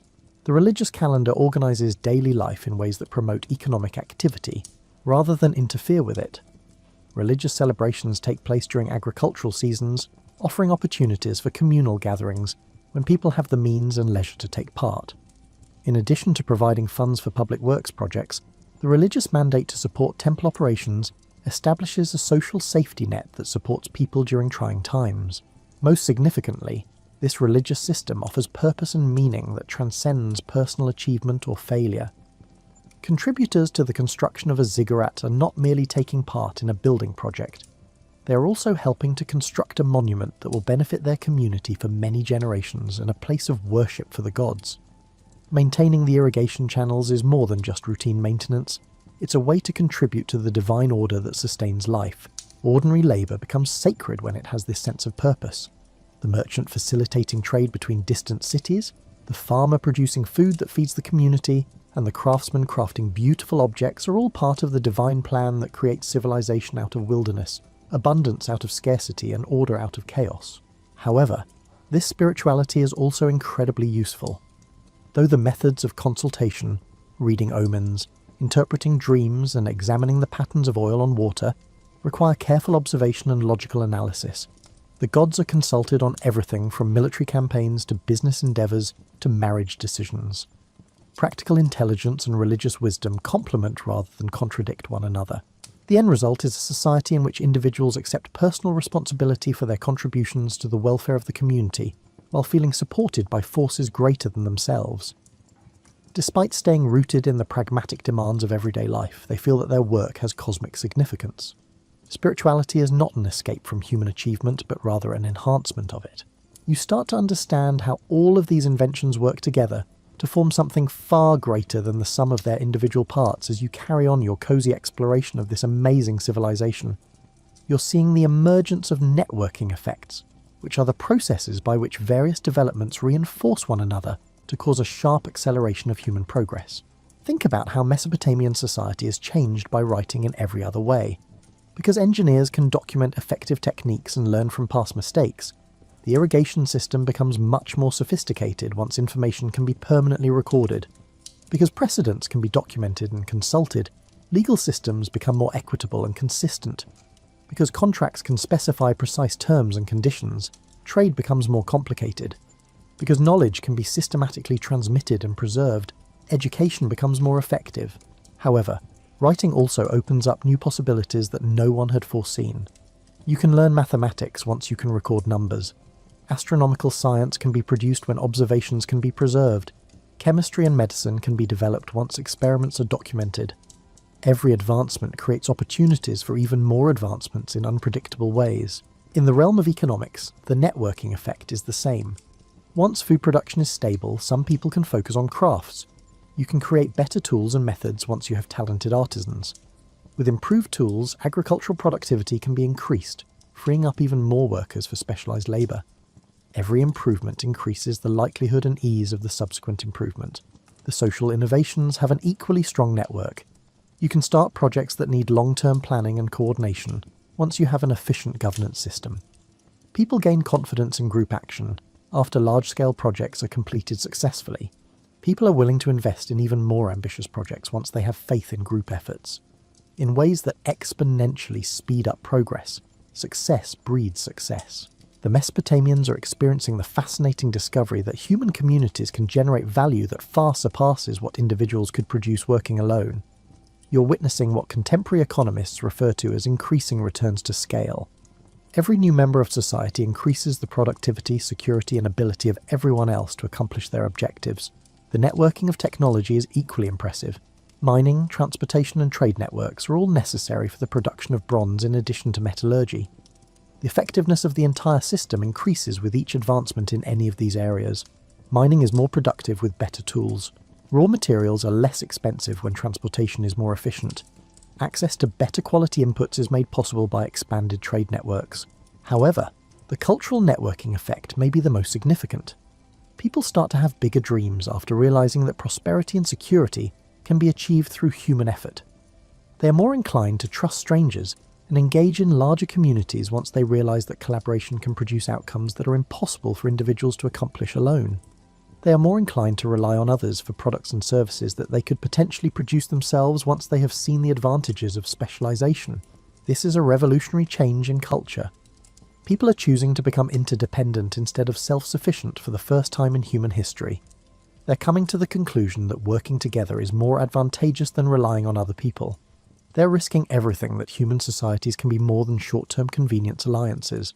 You're seeing networking effects that extend beyond the borders of specific cities or geographical areas. Mesopotamian innovations influenced events throughout the ancient world by way of trade routes, diplomatic contacts, and migration patterns. Greek philosophy is shaped by the mathematical ideas created in Babylon. Roman law is influenced by the legal precepts developed in Ur. From Egypt to India, population growth is made possible by Mesopotamian agricultural innovations. You're witnessing the emergence of what contemporary academics refer to as world systems, networks of influence and interaction that link far-flung societies and enable innovations to proliferate well beyond their original locations. For the first time, human advancement turns into a cooperative endeavour in which several civilizations cooperate, often unknowingly, to address shared problems. You are left with a deep respect for the accomplishments of these extraordinary people as our leisurely tour of ancient Mesopotamia comes to an end. You return to the comforts of the present with a fresh perspective on how much we owe these pioneers of the past.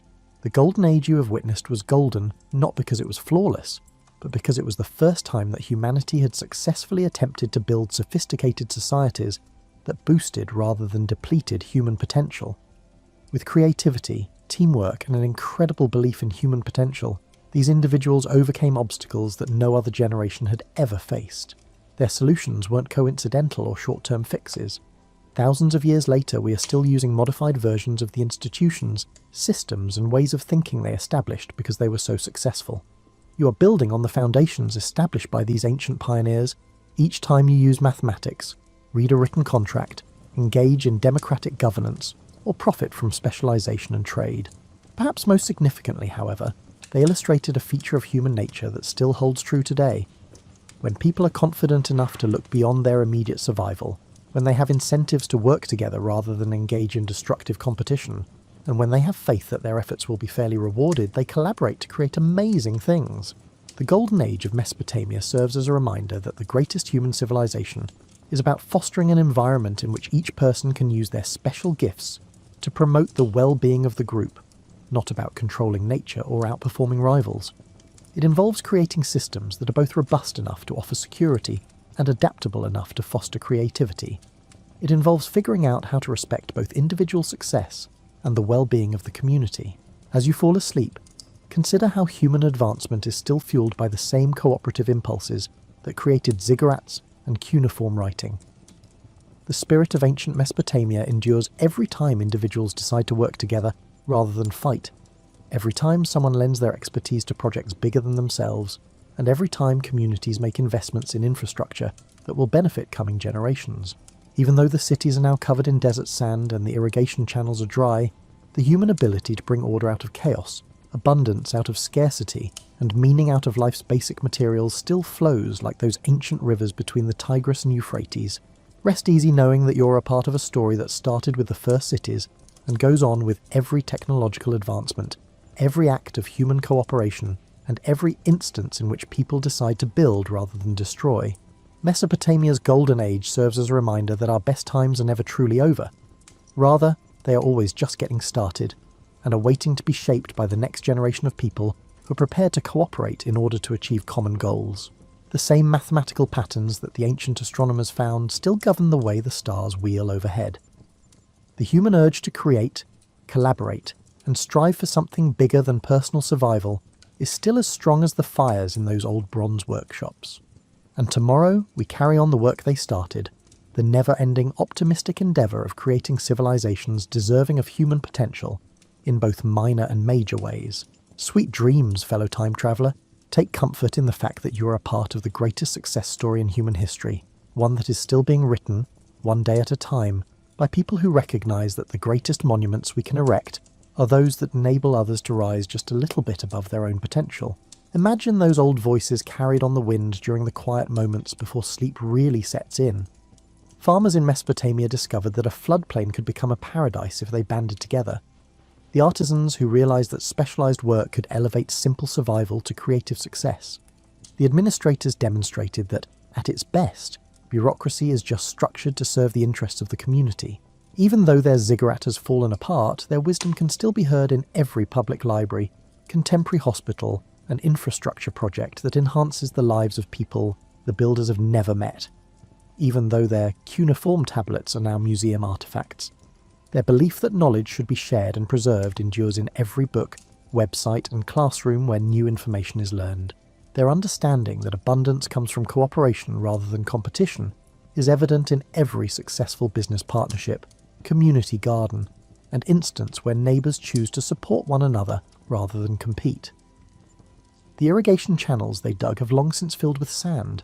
Above all, they introduced us to the radical notion that people can build societies that are superior to the sum of their parts, that chaos, conflict, and scarcity are not necessary for human existence, that we can create worlds where everyone has enough food, enough security, enough purpose, enough beauty to make life worthwhile, if we are patient, creative, and willing to trust one another. Therefore, as you drift off to sleep, remember not only the accomplishments of these ancient people, but also the quiet assurance that the same inventive, collaborative spirit that created the first cities is still creating a better world today. Every tiny deed of compassion, every instance of putting empathy ahead of judgment, and every contribution to a cause greater than yourself keeps the good work going. Mesopotamia's golden age was a beginning rather than a destination. The story's most lovely aspect is that it isn't yet over. It persists in every heart that selects cooperation over rivalry, hope over fear, and building over destruction. Rest easy knowing that you are both the inheritor of their wisdom and a part of its continuous development. Maybe you will hear the soft splatter of old irrigation channels in your dreams, delivering vital water to gardens that will reopen tomorrow. Good night, civilization builder. Good night, ancient dream heir. Good night, participant in the world's greatest ongoing endeavour, the patient, optimistic endeavour to build a world that lives up to our highest hopes. As a reminder that some things, beauty, truth, and the human capacity for wonder, really are eternal. The stars that led those early astronomers continue to shine down on you in the same timeless patterns they found. Get enough sleep. Have a lovely dream. Wake up tomorrow prepared to carry on the never-ending joyful task of bringing the world closer to the paradise they saw between two rivers so long ago.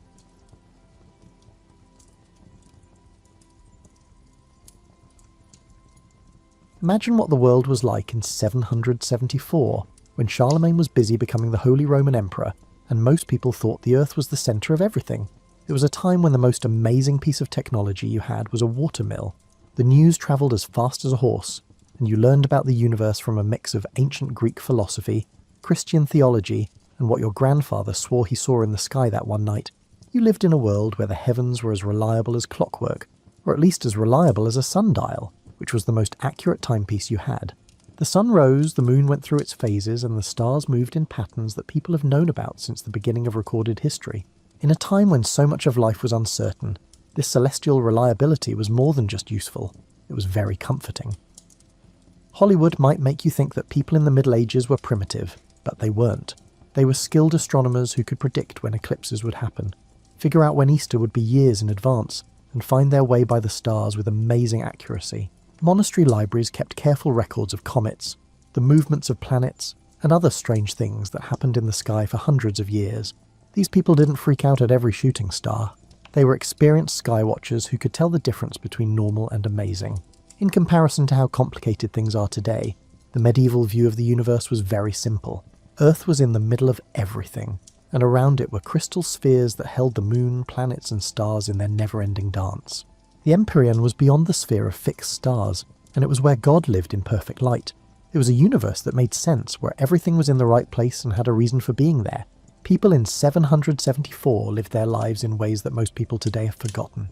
You woke up with the sun because candles were expensive and firelight was hard to find. The sun's path across the sky, not the clock, told you how long your workday was. Farmers knew that certain crops should be planted when certain stars came up at dawn. And monks split their prayers into different parts based on the canonical hours that followed the sun's movement. Most people stayed in the same place their whole lives, only moving a few miles away. The next valley, the closest market town, and maybe the regional cathedral were the only things that could reach your world.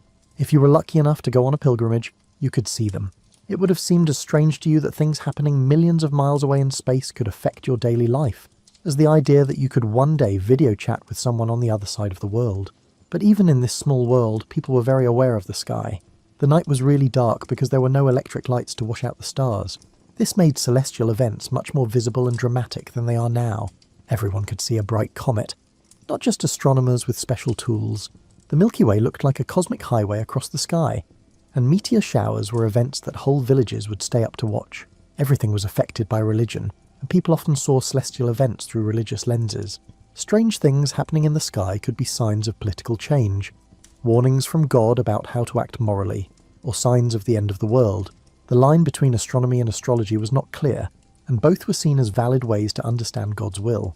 In 774, most scholars were monks and priests who could read the works of ancient scholars like Ptolemy, Aristotle, and Pliny the Elder. These texts helped people understand how the world worked, but medieval scholars weren't just passive recipients of ancient knowledge.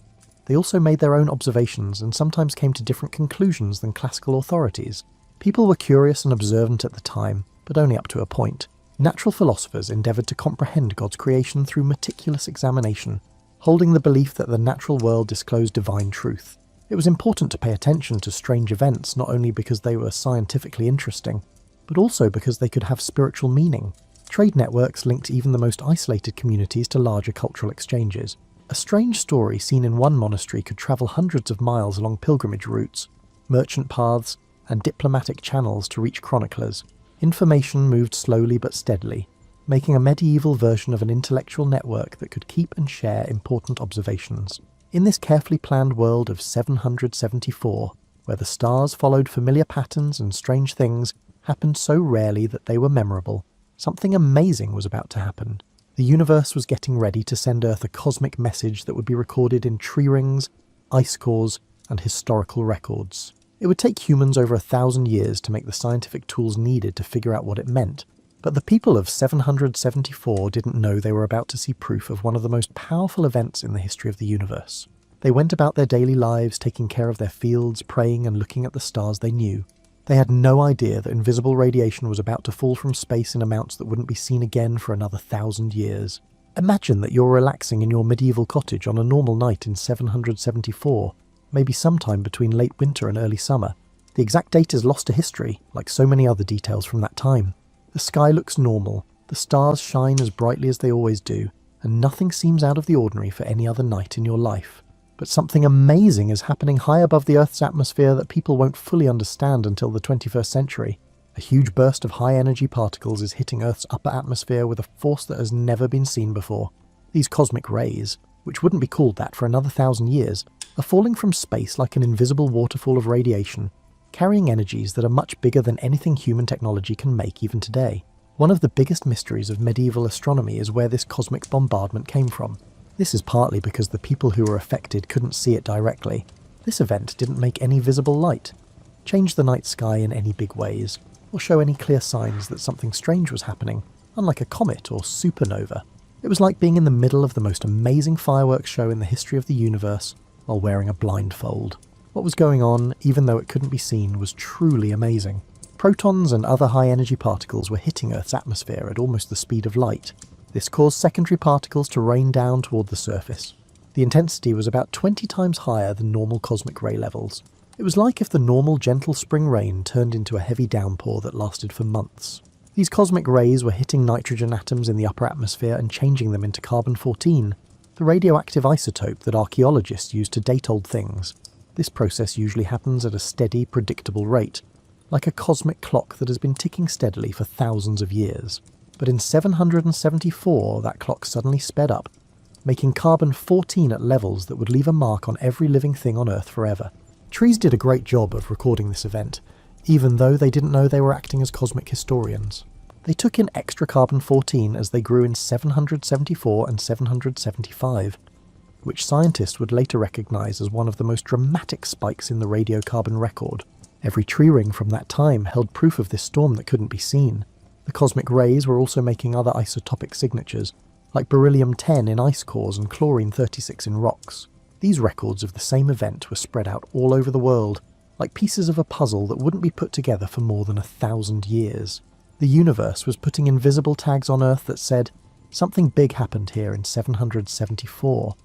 But what could have caused such a strong burst of cosmic radiation? Scientists today have come up with a number of possible explanations, each one more dramatic than the last. Maybe two neutron stars, which are city-sized objects with the mass of our sun, crashed into each other in our cosmic neighbourhood, sending out a short but very strong burst of high-energy particles.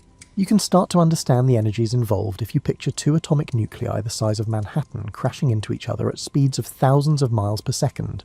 Another possibility is that a magnetaire, which is a neutron star with a magnetic field trillions of times stronger than Earth's, had a huge flare that sent radiation across interstellar space. Magnetas are like crazy cosmic lighthouses that sometimes explode with energy that can be seen from thousands of light years away. If one of these huge stars hiccuped in the right way, Earth would have been in the way of an invisible tsunami of high-energy particles. One of the most interesting possibilities is that Earth saw a gamma-ray burst, which is one of the strongest explosions known to physics. When huge stars collapse into black holes, or when strange stellar remnants collide with each other in a way that destroys everything. These events can outshine whole galaxies for a short time. A gamma-ray burst that hit Earth directly could have caused the cosmic ray spike that was seen in 774. The timing of this event is what makes it so interesting. From 774 to 776, medieval records from all over the world talked about strange things that happened, like strange lights in the sky, strange weather patterns, and other things that chroniclers thought were worth noting. These observations may have natural explanations that have nothing to do with cosmic rays, but the connection is interesting enough to make you think about what people who looked at the sky in the Middle Ages might have seen that they couldn't explain. The cosmic ray event of 774 was short by astronomical standards. It probably lasted months instead of years.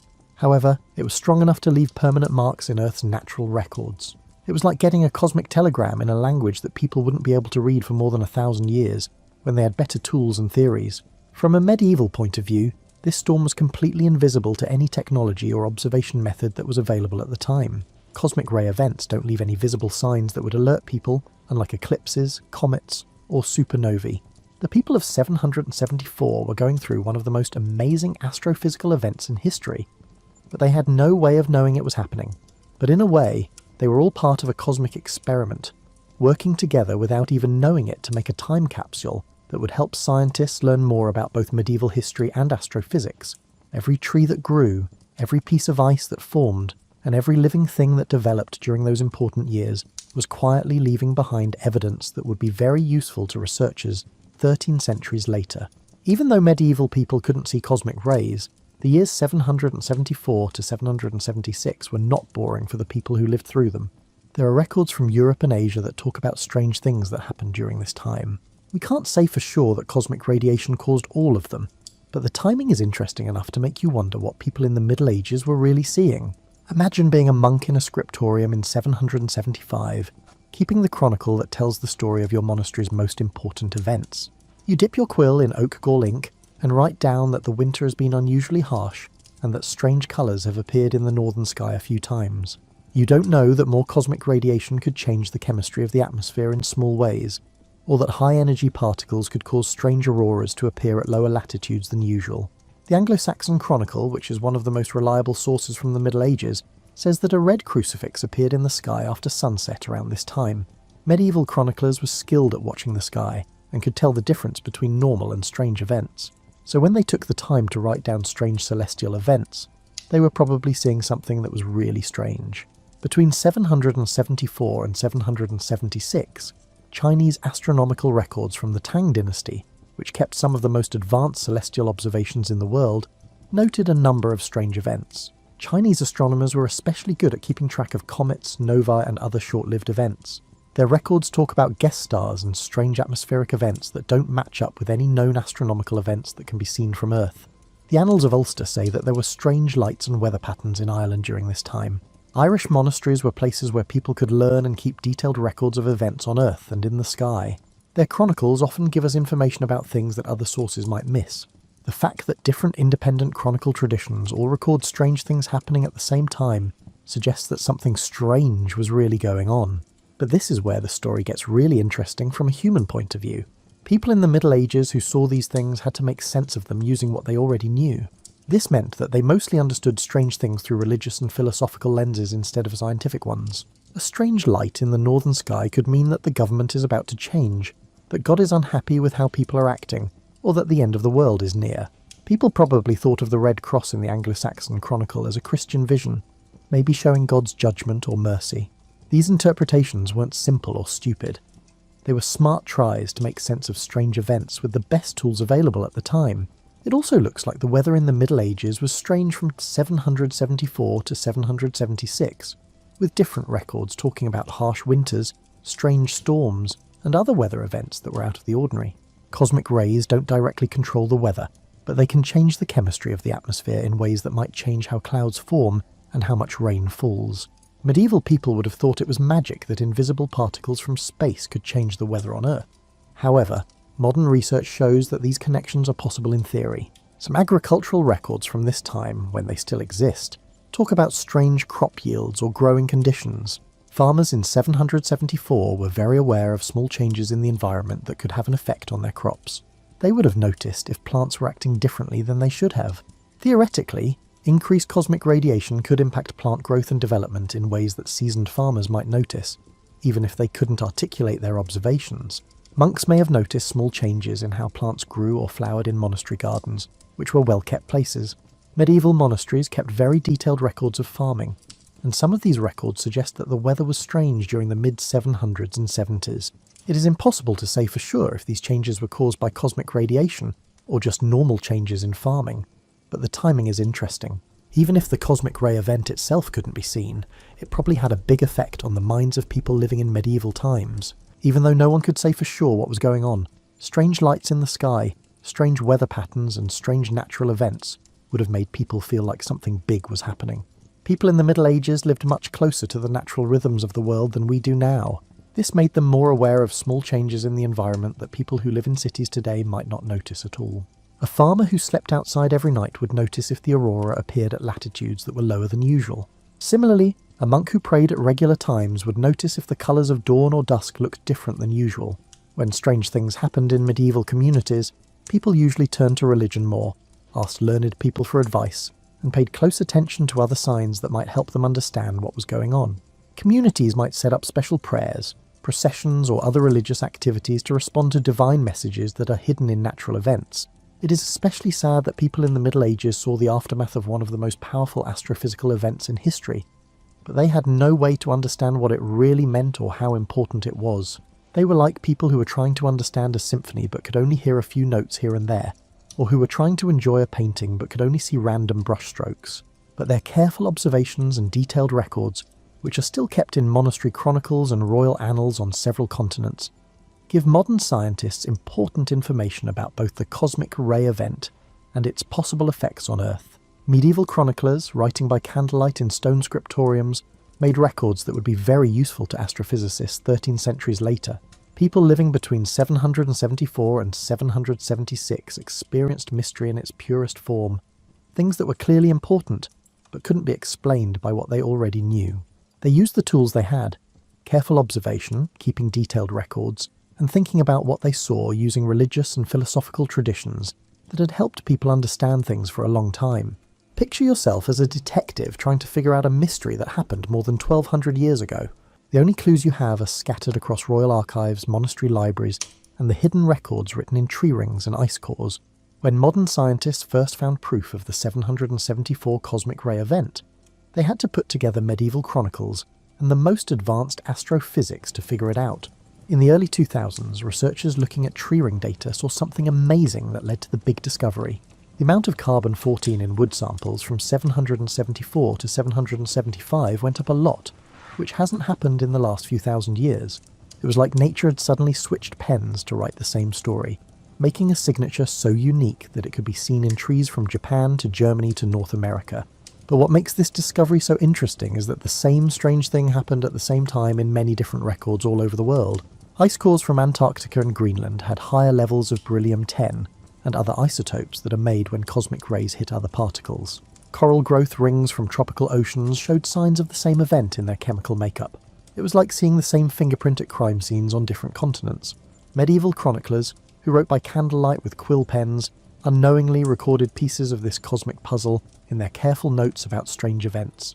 It was no longer just a strange medieval superstition that the Anglo-Saxon Chronicle mentioned a red crucifix in the sky. It could be useful scientific information about how cosmic radiation affects the atmosphere. Chinese astronomical records were especially useful because astronomers in the Tang dynasty kept very detailed records of celestial events. Their records of guest stars, strange lights, and atmospheric anomalies from 774 to 776 helped us understand how experienced skywatchers might have seen such an event with the tools they had at the time. To connect medieval chronicles to modern astrophysics, you had to think about things in a way that was like going back in time. Researchers needed to comprehend not only the observations made by medieval individuals, but also how these observations would have been interpreted and documented within their cultural and scientific contexts. Medieval chroniclers would have used the language of omens, wonders, and divine signs to write about something that we could describe in terms of particle physics and atmospheric chemistry. The result of this cross-disciplinary detective work was a picture of an event that was both dramatic and invisible. No medieval technology could have detected the cosmic ray bombardment itself, but careful observers might have been able to see its secondary effects, such as strange auroras, atmospheric phenomena, and maybe even small changes in weather patterns. The timing of events recorded in medieval chronicles roughly matches the time when cosmic ray levels were high. This suggests that some of the strange things that medieval writers wrote about may have been caused by the invisible radiation storm. It's like finding out that puzzle pieces that seemed unrelated actually fit together to make a whole picture when you look at them from the right angle. Islamic astronomical records from Baghdad and Cordoba also talk about strange things that happened during this time. Medieval Islamic astronomers were some of the best at observing celestial events in the world. Their records often add to and clarify what European and Chinese sources have said. The worldwide nature of these records suggests that what was happening was truly global, not just in one area. Modern researchers have a hard time figuring out which cosmic ray effects are real, and which are just the normal background of strange events that medieval chroniclers wrote about all the time. People in the Middle Ages lived in a world where comets, eclipses, strange weather, and many other events were always happening and being seen as important. To figure out which anomalies might be linked to the cosmic ray event, you need to carefully look at the timing, global distribution, and the specific nature of the reported phenomena. One of the most interesting things about medieval records is how consistent they are across different cultures. When Irish monks, Chinese court astronomers, and Islamic scholars in Spain all write about strange things happening in the sky at the same time, it means they were seeing something that was really strange, and not just what people in their cultures thought were signs of bad luck or good luck. This cosmic mystery shows how modern science works best when people work together. Astrophysicists offered theoretical frameworks for comprehending cosmic ray phenomena and their possible impacts. Historians and archaeologists helped by sharing their knowledge of medieval sources and the historical context.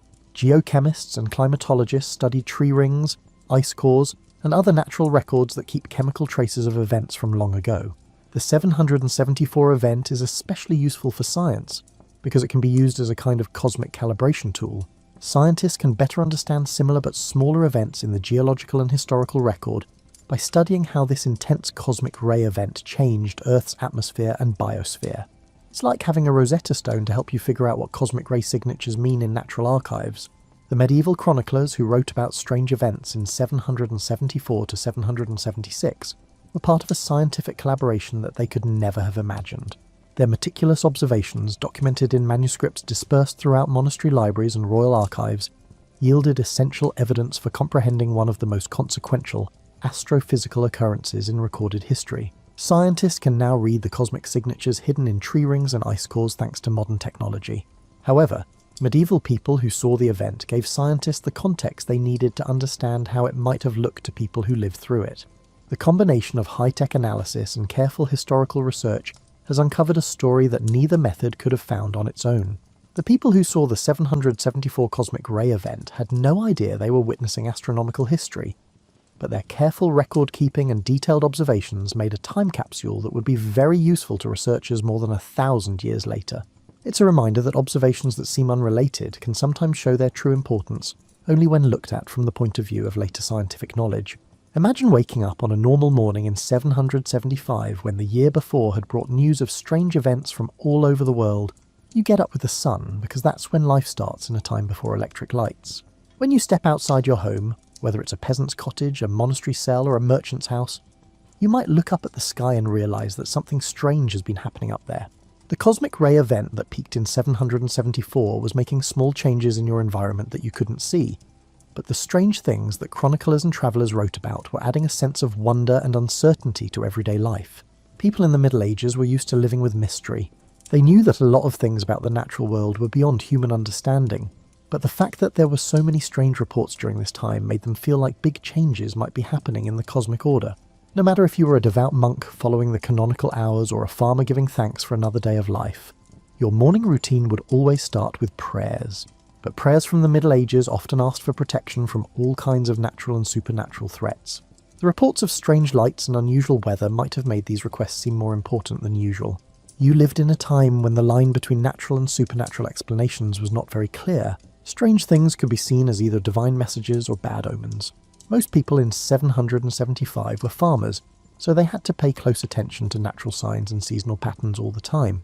To be successful in farming in the Middle Ages, you had to be able to read subtle signs in the environment, like when to plant based on the temperature and moisture of the soil, how to tell when the weather would change based on the clouds and wind patterns, and how to tell when it was time to harvest. People whose survival depended on being able to read nature's signals would notice any strange changes in the environment right away. The higher levels of cosmic radiation that were falling on Earth at this time could have had an effect on plant growth that experienced farmers might have noticed. Medieval farmers were very sensitive to changes in how crops grew and developed, even though the effects would be small compared to more obvious factors like weather and soil quality.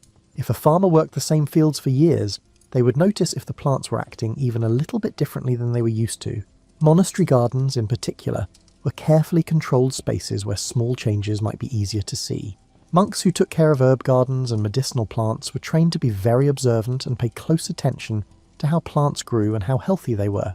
Because they knew so much about how plants normally behave, they might have been able to spot things that less experienced observers would have missed.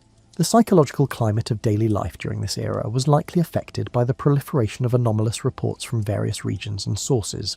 Medieval communication networks, which were based on trade routes, pilgrimage routes, and diplomatic contacts, moved information slowly but steadily. Strange stories from faraway places would slowly make their way into local communities, making people feel like the normal order of things was changing in some way. People in the Middle Ages knew that big events often made themselves known through natural signs and omens. Medieval people strongly believed that strange events could happen before big changes in politics, society, or religion. People who lived at the time would have thought that something important was going on, when several sources reported strange events happening at the same time, even if they didn't know exactly what it was.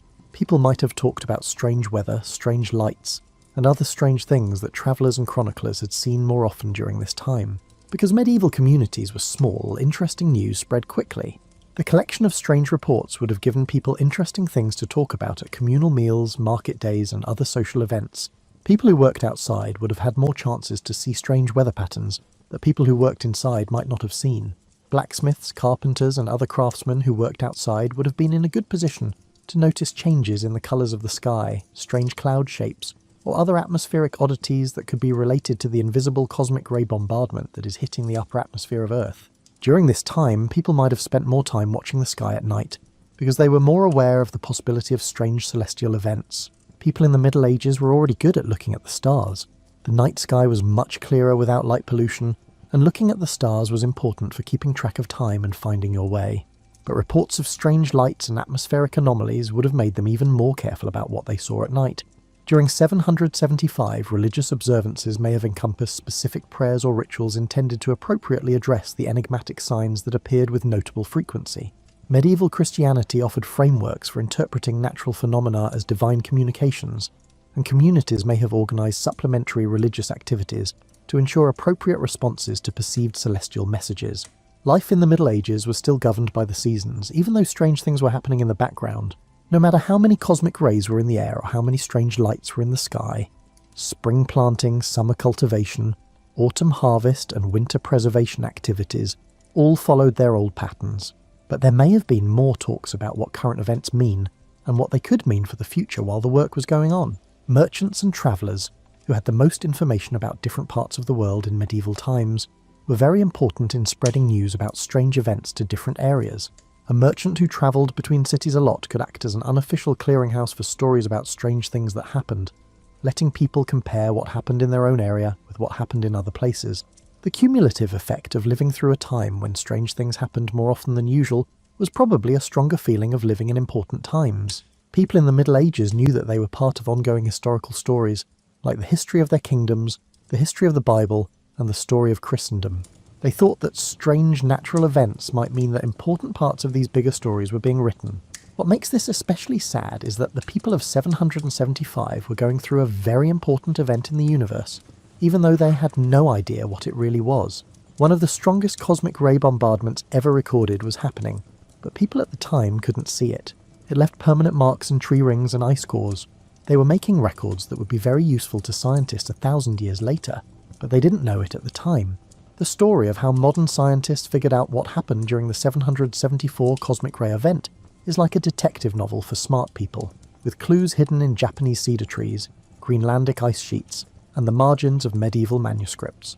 It's a story that shows how the most advanced science of the 21st century can sometimes rely on the careful notes of monks from the 8th century who were just trying to write down what they saw in the world around them. As is often the case with scientific breakthroughs, the discovery started when someone noticed that the data didn't look quite right.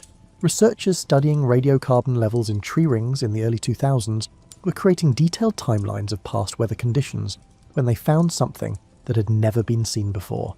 A huge rise in carbon-14 levels that happened all over the world in trees between 774 and 775. Imagine the moment when these scientists first understood what they were seeing. Radiocarbon dating works because cosmic rays change nitrogen in the air into carbon-14 at rates that are fairly predictable. For thousands of years, this process has been running like a clock in space. making a baseline that archaeologists and climate researchers use to date old things. But in 774, that steady clock in space suddenly sped up. The spike was huge, about 20 times higher than normal levels of cosmic rays, and it happened all over the place at the same time. During their 774 to 775 growth rings, trees in Japan, Germany, North America, and other parts of the world all showed the same huge rise in carbon-14 incorporation. It was like finding out that every clock in the world had run fast for a short time in the same year over 1200 years ago. At first, scientists didn't know what could have caused such a big and sudden event around the world. Testing nuclear weapons in the 1960s had caused fake radiocarbon spikes, but the natural historical record didn't have anything like what they were seeing in 774. In theory, solar flares could cause more cosmic rays, but the 774 event was so big that it was bigger than any known solar storm. The big step forward happened when scientists started looking for other natural records that keep cosmic ray signatures that could back up their findings. Antarctic ice cores, which trap gases and particles from the atmosphere in layers that look like pages in a frozen book, showed higher levels of beryllium-10 and other isotopes made by cosmic ray interactions during the same time period. Coral growth rings from tropical oceans had other chemical signs of the same event. Scientists were sure they were looking at something truly new in the historical record, because evidence from many different sources, tree rings, ice cores, and coral reefs, all pointed to the same amazing event that happened in 774 to 775. But figuring out what happened was just the first step in understanding it. What might have caused such a strong burst of cosmic radiation? This is where medieval chronicles became an unexpectedly important part of the scientific equation. Scientists figured out that if cosmic ray levels had gone up a lot between 774 and 775, there might be indirect proof of what happened in historical records from that time. Chroniclers from the Middle Ages were skilled at noticing strange things in the sky and the air, and they may have seen things that could be linked to higher levels of cosmic radiation. Researchers had to think like both scientists and historians in order to link medieval observations to modern astrophysics. They had to know not only what people in the Middle Ages might have seen, but also how those observations would have been understood and recorded in the 8th century's ways of knowing and believing. A phenomenon that contemporary scientists would characterize through the lens of particle physics may be depicted in medieval chronicles as an omen, miracle, or divine sign. The interdisciplinary investigation yielded evidence that medieval observers discerned unusual phenomena during the years 774 to 776. The Anglo-Saxon chronicles mention of a red crucifix in the sky, Chinese records of guest stars and atmospheric anomalies, and other chronological accounts of strange lights and weather patterns from this time suddenly became more important as possible proof of cosmic ray effects. The scientific teamwork needed to solve this mystery is an example of how modern research works best. Astrophysicists came up with theoretical models of what could cause such strong cosmic ray bursts. Scientists who study the atmosphere talked about how high-energy particles could change the chemistry of the upper atmosphere. Historians and archaeologists offered their knowledge of medieval sources and timelines. Geochemists created ways to get cosmic ray signatures from natural archives. Each piece of evidence backed up and made the others clearer. The tree ring data gave very accurate measurements of when and how big things were. The analysis of ice cores confirmed that the event affected the whole world. Medieval chronicles provided perspectives on the potential perceptions of the event's secondary effects by human observers. Theoretical astrophysics proposed potential origins for such a profound cosmic ray burst. The most likely explanation is that Earth was hit by radiation from either a gamma ray burst, which is one of the strongest explosions known in the universe, or a huge stellar flare from a magnetar, which is a neutron star with very strong magnetic fields. Either of these events could have caused the high-energy particle bombardment that made the isotopic signatures found in natural archives from 774 to 775. This discovery is especially important because it is one of the most powerful astrophysical events that has ever been recorded. Gamma-ray bursts are so powerful that they can briefly outshine whole galaxies. If one happened close enough to Earth to cause the 774 cosmic ray spike, it would be a very rare astronomical event. We're talking about things that happen maybe once every few thousand years in our part of the universe. The effects go beyond just figuring out what happened in one strange event. The 774 cosmic ray spike is a good way to figure out how these kinds of events affect the atmosphere and biosphere of Earth. Scientists can better understand similar but less dramatic cosmic ray changes throughout geological history by looking at the isotopic signatures left behind by this well-known event. Modern technology has made it possible for scientists to read chemical signatures in natural archives with amazing accuracy. However, Medieval chroniclers gave us the human context we need to understand how people living through these events might have seen them. The combination of high-tech analysis and careful historical research found a story that neither method could have found on its own. Those who lived through the 774 cosmic ray event could never have guessed that their careful observations would one day help scientists learn more about neutron stars, gamma-ray bursts, and cosmic ray physics. But their detailed records, which are still kept in monastery libraries and royal archives, were very important for solving one of the biggest astrophysical mysteries in history. As you get more comfortable in your reading spot, maybe while you finish your evening tea, let's think about how a cosmic event that lasted only a few months in 774 has changed how we think about the universe for more than 1,000 years. It's a story about how things we can't see can leave permanent marks on the world, and how those marks can wait hundreds of years for someone to learn how to read them. Scientists now call the cosmic ray event of 774 the most dramatic radiocarbon spike in recorded history. Its effects go far beyond just being an interesting data point for astrophysicists. This event fundamentally changed how we think about the relationship between cosmic phenomena and terrestrial life, showing that even systems on Earth that seem stable can be drastically changed by rare but powerful events happening millions of miles away in space.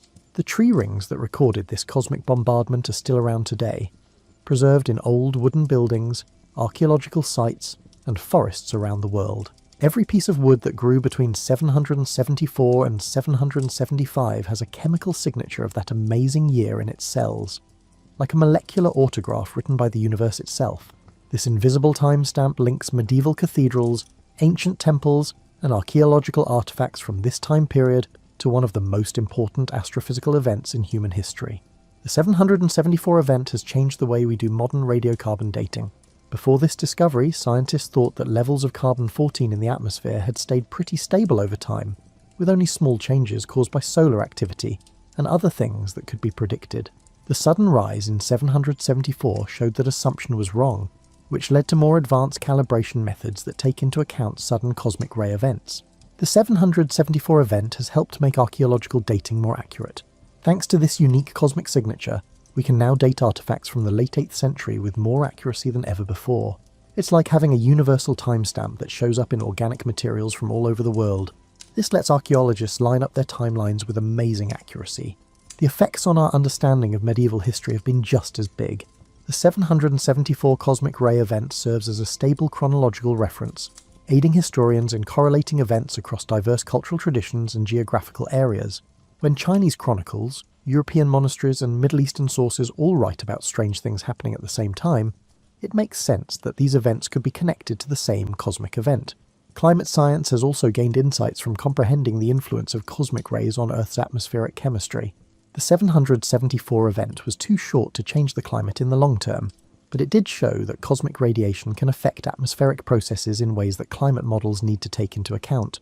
Contemporary researchers examining historical climate variations are increasingly focusing on cosmic ray fluctuations as a potential influence on atmospheric chemistry alterations. Researchers are now actively looking for similar events in the geological record. Scientists are now looking for more cosmic ray spikes that are hidden in tree rings, ice cores, and other natural records. They want to find more times when Earth was hit by strong radiation from space. Every new piece of information helps us understand how often these things happen and what they might do. The 774 event has changed how we study space weather. Cosmic rays can damage modern satellites and electronic systems, and knowing how extreme events have happened in the past can help engineers make technology that can survive them. The 774 spike is a good example of the kinds of cosmic ray intensities that Earth's technology might need to be able to handle during rare but powerful astrophysical events. The need for scientists and historians to work together to understand the 774 event has led to new models for how these two fields can work together. Astrophysicists now often ask medieval historians for help, and climatologists and archaeologists work together to learn more about how the environment has changed over time. Researchers are realizing that to fully understand complex phenomena, they need to look at them from many different angles. This has made the lines between different academic fields less clear. The discovery of 774 has changed the way both history and science are taught in schools. The story shows how modern scientific tools can get information from old materials that people in the past couldn't get to, while also showing how important it is to carefully observe history in order to understand scientific data. Students learn that to understand the past, they often need to use the best technology and the best research. The The 774 event has also changed the way we think about how people see natural events. Medieval chroniclers who wrote about strange weather events in 774 to 776 were doing scientific research that they could never have imagined, and the information they gathered would be useful 1,000 years later. Their careful observations remind us that even records that seem unimportant might have information that future generations will find very useful. The 774 story has helped people understand astronomy better because it shows how Earth is part of a changing and sometimes violent cosmic environment. The 774 event had a direct effect on our planet. Unlike black holes or galaxies that are far away, we can still see the effects today. It makes the universe seem more real and important to everyday life. The discovery has also made us think about how these cosmic ray events might have changed human history in ways we don't yet know about. If strong cosmic radiation can change the chemistry of the atmosphere and possibly change the weather, climate, or even biological processes, then rare but powerful cosmic events may have had an impact on historical events that we don't know about. Understanding events like the 774 cosmic ray spike has helped shape modern talks about existential risks and planetary defense. Cosmic ray bursts don't directly threaten Earth as much as asteroid impacts or supervolcanic eruptions do, but they do show that Earth is in a cosmic environment where rare but powerful events can have global effects. When making plans for the long-term survival of humanity, we need to think about all the cosmic events that could have an effect on our planet. The 774 event has become a touchstone for talks about how scientific discovery and historical understanding are related. It shows how the most advanced modern technology can sometimes show that ancient observers were more accurate than people thought, and how careful historical research can help us understand scientific data better. The cosmic ray event of 774 is a reminder that the universe is full of things we don't fully understand yet. There may be signs of cosmic events in every tree ring, every layer of ice core, and every well-preserved medieval chronicle that we haven't yet figured out how to find or understand. The storm that hit Earth in 774 was invisible, and waited more than 12 centuries for people to learn how to figure out what had happened. The legacy of the 774 event keeps changing as new ways of doing research and new ways of thinking about things come up. Scientists in the future will surely find more proof and come up with new ways to explain what happened that year. As people learn more and technology gets better, the cosmic ray spike that people in the Middle Ages didn't understand will keep giving up its secrets. What started as an invisible bombardment of high-energy particles has turned into a link between medieval chroniclers and modern astrophysicists, ancient trees and modern climate science, and human observation and cosmic events. It shows that the universe is always writing its own story in the natural world around us, using languages that we're still learning how to read. As we come to the end of our journey through this cosmic mystery, it's a good idea to think about what the 774 event teaches us about how we fit into the larger universe. This astrophysical event was so strong that it left permanent marks on every living thing on Earth, but the people who were there couldn't see it at all. It's a humbling reminder that we are part of cosmic systems whose workings we're only starting to understand. In 774, radiation came down from space and connected Earth to events happening at distances and scales that are hard to imagine. The high-energy particles that hit our atmosphere came from colliding neutron stars, exploding magnetars, or gamma-ray bursts from dying stars. They had to travel across interstellar space to get to us. The trees that recorded this event in their growth rings were, in a very real way, recording the death throes of stars that had lived and died millions of years before humans were around. This cosmic link goes against the medieval view that the Earth was at the centre of a small, understandable universe. The people of 774 lived in a universe that seemed to be in order. The stars were in a celestial sphere, with Earth at the centre and divine purpose as the main idea. The real universe that sent them cosmic radiation was so big that people in the Middle Ages couldn't even imagine it. It was full of things that could affect Earth over distances so great that light itself took years to cross them. The medieval view of how everything in the universe is connected wasn't completely wrong, though. Medieval thinkers thought that events in the sky could affect things on Earth. Even though their ideas about how this worked were wrong, the idea that Earth is part of larger cosmic systems that can affect local conditions was very smart. The cosmic ray event of 774 showed that explosions of stars that happen light years away can have effects on things that happen on Earth. The fact that the 774 event was invisible also shows how limited our senses are, and how important it is to make tools that help us see more clearly. People in the Middle Ages were very good at watching the sky. They could accurately predict eclipses, follow the movements of planets, and spot strange celestial events. But in the 8th century, there was no way to see cosmic ray bombardment at all.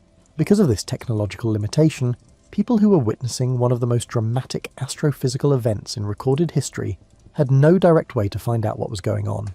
It was like trying to understand a symphony while only hearing a few notes here and there, or trying to enjoy a huge landscape while only seeing small details through a small window. The creation of scientific tools that can find cosmic ray signatures in natural materials is a big step forward for human senses. We can see things that we couldn't see directly by looking at tree rings, ice core chemistry and isotopic dating. We've learned how to read cosmic messages written in the molecular structure of old wood and ice. This lets us get information that no other generation of humans could get.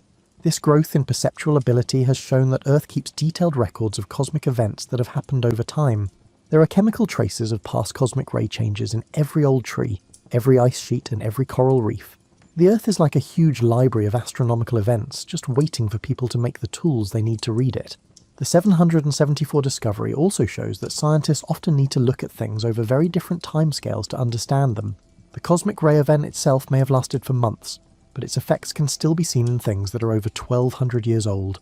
Chroniclers from the Middle Ages wrote down what they saw within years or decades of the event. Modern scientists, on the other hand, only found the cosmic ray spike after developing analytical methods that took hundreds of years to perfect. To understand the 774 event, people from different academic fields and historical periods had to work together. Medieval monks who kept careful records of the stars were unknowingly taking part in research that wouldn't be finished until the 21st century. Their patient observations, which have been kept in monastery libraries for over 1,000 years, gave scientists the information they needed to solve a cosmic mystery they could never have imagined. This temporary partnership makes me think about what information we might be recording today that will be useful to researchers hundreds of years from now. Our extensive records of weather, climate, and cosmic ray changes could one day help scientists figure out astronomical events that we can't see or understand right now. We might be unwitting subjects in scientific studies that will not conclude until well after our departure. The 774 event also shows that rare but powerful events can have effects that last long after they're over. The bombardment of cosmic rays may have lasted for months, but it left behind permanent marks that have changed our understanding of radiocarbon dating, archaeological chronologies, and how Earth and space interact for more than 1,000 years. Short events can have effects that last for hundreds of years. The 774 cosmic ray event makes us think about our place in systems that work on scales that are bigger than what we can see and feel. We live in galactic neighbourhoods where stars can explode and change the chemistry of the atmosphere on planets that are light years away. Every day we live our lives against the backdrop of cosmic processes that follow physical laws we are still learning about. The human response to cosmic mystery, exemplified by the meticulous observation, comprehensive documentation, and profound interpretation exhibited by medieval chroniclers, signifies a distinctively valuable aspect of the universe. To the best of our knowledge, Earth is the sole location where conscious entities are systematically observing, documenting, and analysing cosmic events in an effort to comprehend their significance and consequences. The people of 774 were exposed to cosmic radiation without knowing where it came from or what it meant. They were curious and careful and made detailed records that would be very helpful to future generations. Their reaction to the unknown, neither panicking nor ignoring strange events, but instead carefully observing and recording, shows the best of human scientific instinct. Researchers today who are looking into the 774 event are following in the footsteps of medieval chroniclers by carefully observing and thoughtfully interpreting what they see. They use tools that medieval chroniclers could never have imagined, but they still use the same basic methods of systematic data collection and collaborative analysis. The enduring human curiosity regarding cosmic phenomena links us through the ages to individuals who also marvelled at the universe's operations. As you get ready to end this story and maybe go to sleep, think about how you're a part of this ongoing human project to understand cosmic events. The stars you might see through your window are in the same part of the galaxy that sent cosmic radiation to Earth in 774. The universe that made that old mystery is still telling its story in tree rings, ice cores, and things that people see that future generations will be able to figure out. The cosmic ray event of 774 is a reminder that there are many things in the universe that we haven't yet learned to see or understand. Every night sky has signs of things that might be happening on Earth that we can't see yet. The invisible storm that hit Earth over 12 centuries ago is just one example of the cosmic dramas that are always happening around us. Most of them are still waiting for humans to get the tools and knowledge they need to understand how important they are. Sweet dreams. I hope you dream of medieval monks carefully writing down strange things by candlelight, not knowing that they were making data for astrophysicists 13 centuries in the future. This is a reminder that every careful observation, every preserved record, and every moment of wonder about the cosmos might one day help us solve mysteries we haven't even thought to ask about yet. As you fall asleep, wrapped in the warmth of your modern blanket in a world lit by electric lights that would have seemed magical to people in 774, take a moment to think about the amazing story we've shared. Over 1200 years ago, an invisible cosmic storm hit Earth. It left its mark on every tree that grew, every piece of ice that formed, and every living thing that was alive during those important months. People in the Middle Ages who lived through this event, farmers tending their fields, monks copying manuscripts by candlelight, and scholars tracking the movement of planets, had no way to see the high-energy particles falling from space, but they reacted to the strange things they could see with the same careful observation and thorough record-keeping that is typical of the best scientific instinct in humans. Their detailed records, which were kept in monasteries and royal archives all over the world, eventually gave modern scientists important information about one of the most powerful astrophysical events in history. People in the Middle Ages who wrote with quill pens unknowingly helped researchers in the 21st century, who used particle accelerators and mass spectrometers. As our analytical tools get better and our theoretical understanding of stellar phenomena grows, the cosmic ray event of 774 keeps giving us new information. There is no doubt that future generations will find more proof and come up with new ways to understand what happened that amazing year. The invisible storm that people in the Middle Ages felt but didn't understand will keep teaching us about how the universe works for many years or even centuries to come. But maybe the most important thing we can learn from this cosmic mystery is that the universe is always making new things that we haven't yet figured out how to see or understand. There may be signs of cosmic events in every tree ring, every layer of ice core, and every careful historical observation that we don't yet know how to look for.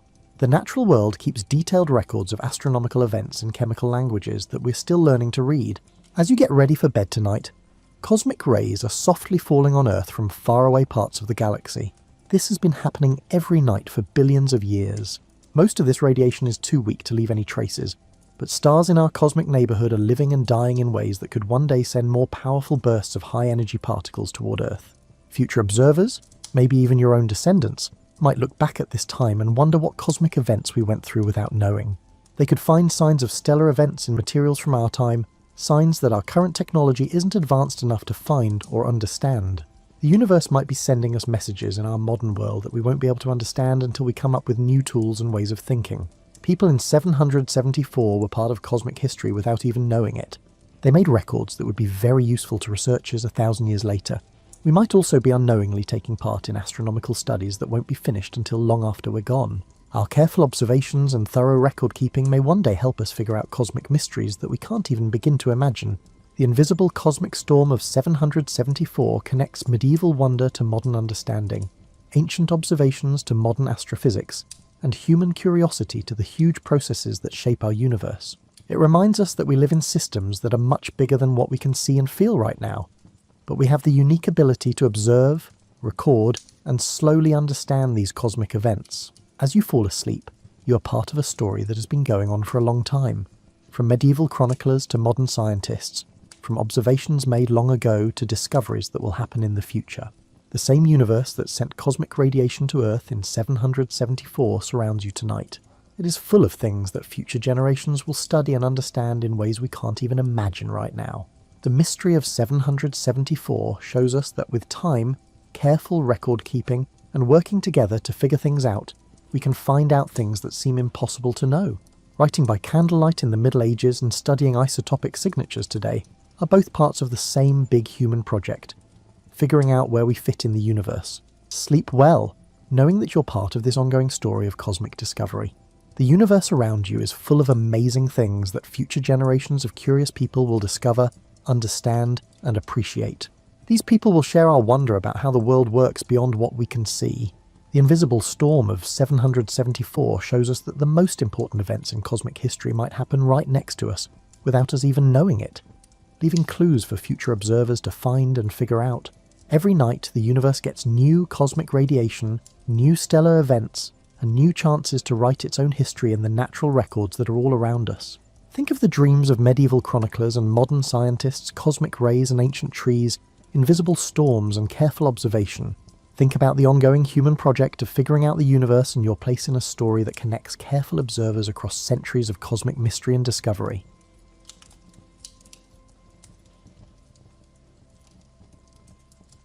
Long before George Washington became a general or president, he was simply a tall Virginia boy with enormous hands and an unusual talent for mathematics. His story begins not in grand halls or battlefields, but in the green, rolling hills of colonial Virginia, where a young man learned to read the land, measure distances, and navigate the wilderness that would shape everything he became. You open your eyes to the Virginia of 1738. The air smells of pine resin and wood smoke. A 6-year-old boy stands barefoot in the red clay soil outside a modest plantation house. His name is George Washington, and he is already taller than most children his age. The house is not what you might expect. There are no marble columns or sweeping staircases. The Washington family lives comfortably, but not extravagantly. The dwelling has wooden floors that creak in the night, and windows that let in the summer heat, and winter cold alike. Young George's father, Augustine, is often away on business. The boy spends his days exploring the grounds near the Potomac River. He watches the water move past the shore in endless ripples. The river teaches him patience without saying a word. His mother, Mary Ball Washington, is a stern woman with strong opinions about nearly everything. She runs the household with the precision of a ship's captain. George learns early that disappointing her brings consequences. He develops a habit of meeting her expectations exactly. The plantation grows tobacco like most Virginia estates. You can smell it in the fields during harvest season. The scent is sweet and slightly earthy. It clings to clothing and hair. George watches the workers tend the plants with careful attention to each leaf. He has older half-brothers from his father's first marriage. Lawrence is 14 years older and seems like a grown man to young George. Lawrence has travelled to England and returned with stories of a wider world. George listens to these tales with wide eyes and stores every detail in his memory. The boy discovers he has an unusual gift for numbers. While other children struggle with arithmetic, George finds patterns in mathematics as easily as breathing. He can calculate acres and distances in his head while his tutors are still reaching for their slates. His formal education is limited compared to wealthy Virginia boys who study in England. George attends a small local school when one is available. He learns to write in a careful, controlled hand. Each letter is formed with deliberate precision. This habit never leaves him. In the evenings, the family gathers near the fireplace. The flames cast dancing shadows on the walls. George often sits quietly, observing rather than speaking. He learns that watching people reveals more than interrogating them. His father gives him a set of surveying tools when he turns 11. The instruments are beautiful in their simplicity. A compass, a chain for measuring, a notebook for recording observations. George handles them with the reverence other boys might reserve for swords or muskets. Augustine shows his son how to sight along a line and mark a boundary. The work requires steady hands and a patient temperament. George discovers he possesses both. He practices in the fields around their home until the measurements become second nature. Then tragedy arrives on an ordinary April morning in 1743. Augustine Washington falls ill with a sudden fever. The sickness takes him quickly. Within days, 11-year-old George has lost his father. The world shifts beneath the boy's feet. Lawrence becomes the head of the family now. He inherits the finest property, a place called Little Hunting Creek that he will rename Mount Vernon. George's mother receives Ferry Farm, a modest plantation across the river from Fredericksburg. Mary Washington makes it clear she expects her son to help manage the estate. At 11, George finds himself responsible for tasks that would challenge grown men. He keeps account books with meticulous accuracy. Every shilling is recorded, every transaction is documented. The boy grows tall with startling speed. By 13, he stands nearly 6 feet. His hands and feet seem too large for his body. He moves with a slight awkwardness, like a young deer still learning its proportions. He copies rules of civility into a notebook. There are 110 of them. He writes each one carefully. Some are practical, some seem absurd. All of them shape how he moves through the world. Rule number 1 states that every action in company should show respect for those present. George takes this seriously. He learns to control his temper and his tongue. When other boys boast or fight, he remains composed. This earns him a reputation for dignity that seems beyond his years. The forests around Ferry Farm become his second classroom. He walks for hours through the woods, learning to read signs in broken branches and animal tracks. The wilderness speaks a language he finds easier than Latin or Greek. One summer afternoon, he discovers a nest of baby rabbits in the tall grass. Their eyes are still closed. He kneels in the dirt and watches them for nearly an hour. Their tiny hearts beat against their fragile ribs. He carefully replaces the grass covering and walks away without touching them. This moment reveals something essential about the boy. He understands that some things should be observed and left undisturbed. Power means nothing if exercised without thought. His half-brother Lawrence returns from England with a new wife named Anne Fairfax. Her family is among the wealthiest in Virginia. They own vast tracts of land in the Shenandoah Valley and beyond. George is invited to visit their estate at Belvoir. The Fairfax mansion makes Ferry Farm look like a cottage. There are books lining the walls and maps spread across tables. George studies these maps with hungry interest. They show territories he has never seen, rivers he has never crossed, mountains he has never climbed. Lord Fairfax himself is an English nobleman who has come to Virginia to oversee his American holdings. He is older, somewhat eccentric, and passionate about fox hunting. George, desperate to make a good impression, learns to ride better than he ever has before. The first time he joins a fox hunt, his horse nearly throws him at a fence. George grips the reins and stays mounted through sheer determination. Lord Fairfax notices. The old man respects persistence more than natural grace. At 15, George begins to understand that his future lies beyond Ferry Farm. His mother wants him to stay and help manage the property. Lawrence sees potential for something more. The tension between these visions pulls at the teenager like competing currents in a river. Lawrence suggests George might join the British Navy. For weeks, the boy dreams of ships and foreign ports. He imagines himself in a naval uniform climbing rigging in Caribbean winds. His mother absolutely forbids it. Mary Washington will not lose another family member to distant shores. Her refusal is final. George accepts her decision without visible protest, but something in him hardens. He begins to understand that his path forward will require navigating between what others want and what he knows he must become. Instead of the Navy, he turns his attention to the surveying instruments his father gave him. These tools offer a different kind of adventure. They promise income, independence, and a legitimate reason to explore the frontier territories that fascinate him. He practices constantly. The mathematics come easily. The physical challenges of working outdoors in all weather appeal to his practical nature. Surveying requires no classical education, no family connections, no inherited wealth. It rewards skill and accuracy above all else. At 16, George is no longer a child. He stands over 6 feet tall with broad shoulders and unusually large hands. His reddish-brown hair is tied back in the fashion of the time. His face has not yet developed the stern expression of later portraits. There is still softness around his eyes.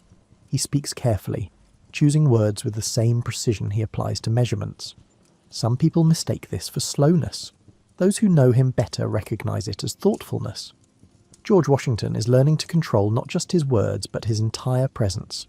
The boy who played barefoot in the Virginia clay is becoming someone else. The transformation is gradual, like watching a river carve new channels through old stone. You cannot see it happening, but the evidence appears in small changes. The way he holds himself straighter, the way he listens more than he speaks, the way he measures twice before making any cut. Ferry Farm sits on the north bank of the Rappahannock River, directly across from the growing town of Fredericksburg. You wake here on a spring morning in 1746. George is 14 now, and the responsibilities of the plantation press down on him with increasing weight. The ferry itself operates daily when weather permits. A flat-bottom boat carries people, horses and goods across the river. George sometimes helps with the work. He learns to read the current, to judge when crossing is safe, to understand how water moves around obstacles. The plantation house is smaller than the homes of wealthy neighbours. It has 4 rooms downstairs and 4 above. The walls are whitewashed. The floors are wide pine planks that have darkened with age and traffic. Every surface shows signs of the use. George's bedroom is simple. A bed with a rope frame and mattress stuffed with corn husks. A small desk where he practices his writing. A trunk containing his few possessions. The room smells of wood and the faint sweetness of the tobacco stored in the outbuildings. His mother runs the household with an iron will. Mary Washington is not a woman who tolerates carelessness or excuses. She expects her children to work hard and complain never. George has learned this lesson thoroughly. She wakes him before dawn most days. The morning air is cool even in summer. He splashes water on his face from a basin and dresses quickly. Work begins whether you feel ready or not. The plantation grows tobacco, corn and vegetables. There are orchards with apple and cherry trees. Livestock wander the grounds. Chickens scratch in the dirt near the kitchen building. Pigs root in their pen. Horses graze in the meadow. George's job is to oversee much of this operation despite his youth. He keeps records of every bushel of corn, every pound of tobacco, every animal born or sold. His handwriting fills ledger after ledger with columns of figures that never fail to balance. He rises early to check on the tobacco plants. In spring, he inspects seed beds where tiny plants push through the soil. Each one must be transplanted by hand into the fields. The work is tedious and endless. George understands that patience is as valuable as strength. By summer, the tobacco stands waist high. The broad leaves catch the sunlight and turn it into growth. George walks between the rows looking for pests or disease. A single hornworm can destroy a plant in days. Vigilance is never wasted. Harvest time arrives in late summer. The air grows thick and hot. Workers cut the tobacco stalks and hang them in curing barns. The smell is overwhelming at first, then gradually becomes familiar. George learns that you can adapt to almost anything if you remain long enough. He also tends to the farm animals with unexpected gentleness. One of the mares gives birth on a cold November night. George sits up in the barn watching over the process. The foal emerges wet and trembling. Within an hour it stands on wobbling legs. George feels something shift in his chest as he watches this small miracle. His mother's garden requires constant attention. She grows herbs for cooking and medicine. Lavender, sage, rosemary and thyme fill the air with competing scents. George sometimes helps her weed between the rows.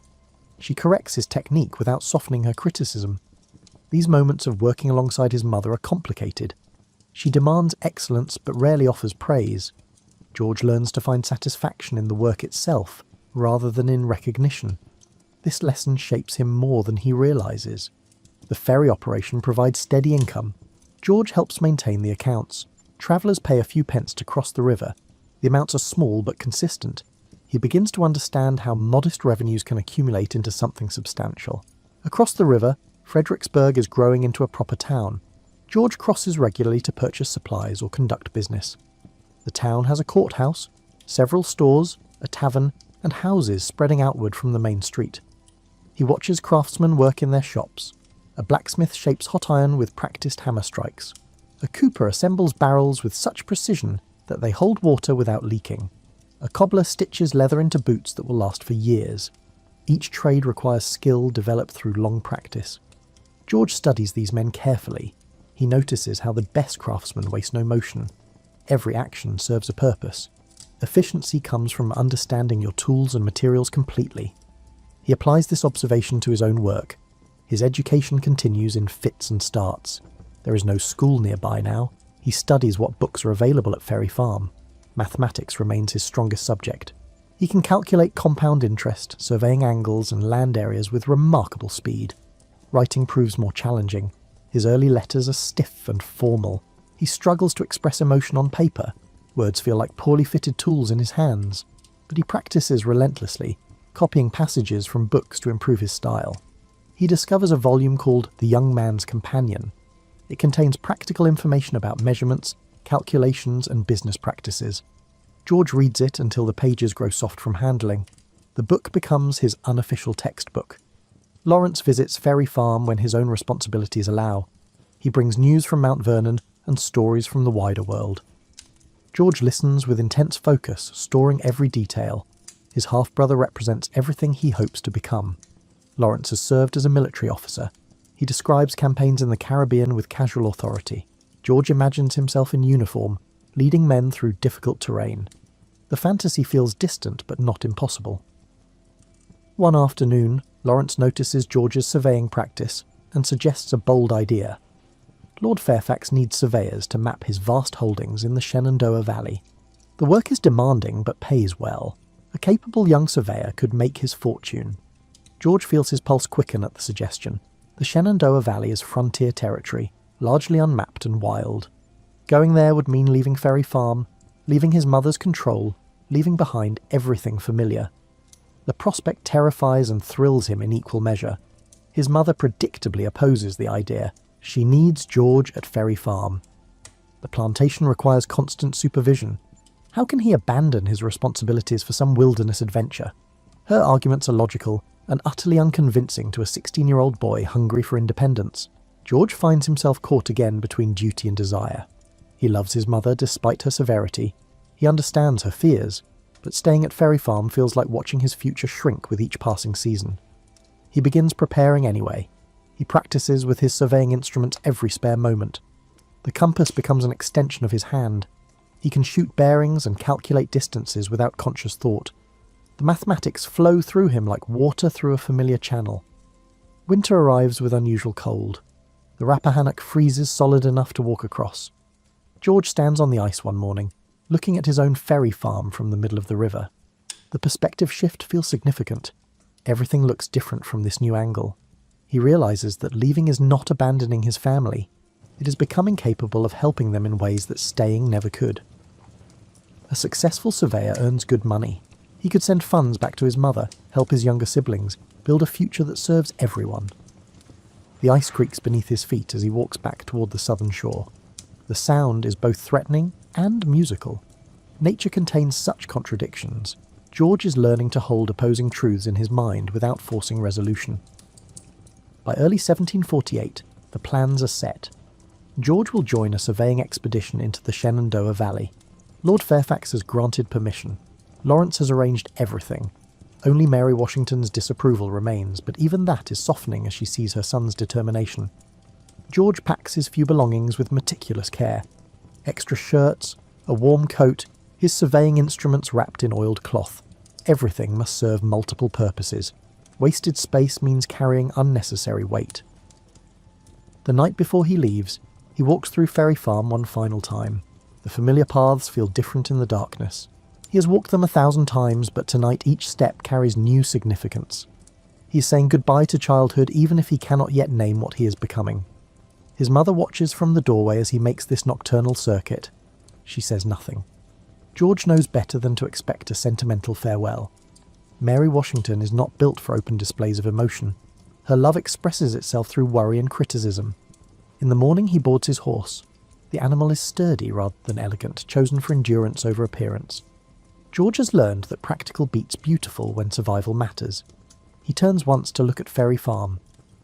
The morning sun illuminates the small plantation with kind light. Everything looks peaceful and permanent. George knows this is an illusion. Nothing remains unchanged. The boy leaving now will not be the same person who returns. The journey west begins on a March morning in 1748. George rides alongside George William Fairfax, his friend and the son of William Fairfax. Together they head toward the Blue Ridge Mountains, where Lord Fairfax's surveying party awaits. The Virginia countryside unfolds before them in shades of green and brown. Spring has not fully arrived yet. Trees stand mostly bare, their branches like complicated sketches against the sky. The ground shows patches of snow in shadowed hollows. George carries his surveying instruments with obsessive care. The compass is his most precious possession. Without it, he cannot work. He checks it constantly, making sure the protective case remains secure and dry. They cross creeks swollen with snowmelt. The horses pick their way carefully across slippery rocks. George learns to trust his mount's judgment about safe footing. Sometimes the animal knows better than the rider. At night, they stay at small inns or farms along the way. The accommodations are rough. George writes in his journal about sleeping on straw with his clothes on. The experience is far from the comfort of Ferry Farm, but he refuses to complain. He observes everything with hungry attention. How do people live this far from towns? What do they grow? How do they manage without nearby markets? Every detail is noted and considered. They reach the Blue Ridge Mountains after several days of steady riding. The mountains rise like a wall across the western horizon. George has never seen anything so imposing. The ridges layer one behind another, fading from green to blue to purple in the distance. The surveying party camps in a valley on the eastern slope. There are about a dozen men altogether. Some are experienced surveyors, others are axemen hired to clear sight lines through the forest. A few are gentlemen along for the adventure. James Genn leads the expedition. He is a professional surveyor in his 30s with years of frontier experience. His face is weathered by sun and wind. He speaks little but watches everything. Genn assesses George with a long evaluating stare. The boy is tall and strong but clearly inexperienced. Can he handle the physical demands? Will he slow the group down? George meets his gaze steadily, saying nothing. The first morning they begin surveying a tract of land along a creek. Genn demonstrates the proper technique, how to set up the compass, how to sight along a line, how to measure distances with the chain, how to record everything accurately. George absorbs the instruction like dry ground soaking up rain. He asks few questions but misses no details. When Gen hands him the compass, George handles it with practiced confidence. They work through the morning, establishing boundaries and marking corners. George serves as a chainman, helping to measure distances. The chain is 66 feet long and remarkably heavy. Carrying it through brush and over rough ground is exhausting work. His hands blister by midday. The metal links rub his palms raw despite his gloves. George says nothing about the pain. He wraps his hands tighter and keeps working. By evening, his shoulders ache from the unaccustomed labour. Every muscle protests when he tries to dismount his horse. He moves like an old man, stiff and careful. The other men notice but offer no sympathy. This is simply how it is. They camp in a clearing that night.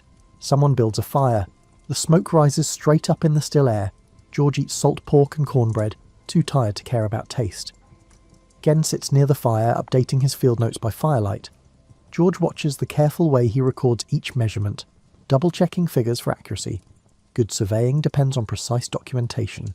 A single error can invalidate an entire day's work. The next morning brings rain.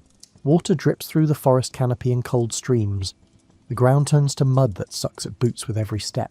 Surveying becomes miserable, slow work. George discovers that his supposedly waterproof coat is nothing of the kind. Water seeps through at the shoulders and runs down his back. His shirt grows damp, then wet, then soaked. He shivers but continues working. They press westward toward the Shenandoah Valley. The journey takes them over mountain ridges that seem endless. The horses strain upward on narrow trails. Loose rocks shift underfoot.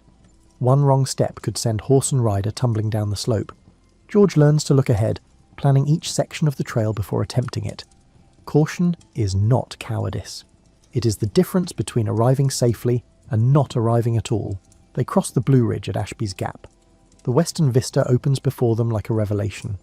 The Shenandoah Valley stretches to the horizon, a broad expanse of forests and meadows and distant mountains. George stares at this landscape with something approaching awe. The scale is overwhelming. Virginia extends farther west than he ever imagined. This is just one valley among many. The continent must be impossibly vast. They descend into the valley and make camp near a creek. That night, George writes in his journal about the magnificent countryside. His description is factual rather than poetic, listing features and observations. Yet his excitement seeps through the careful prose. The work continues day after day. They survey tracks for potential settlement.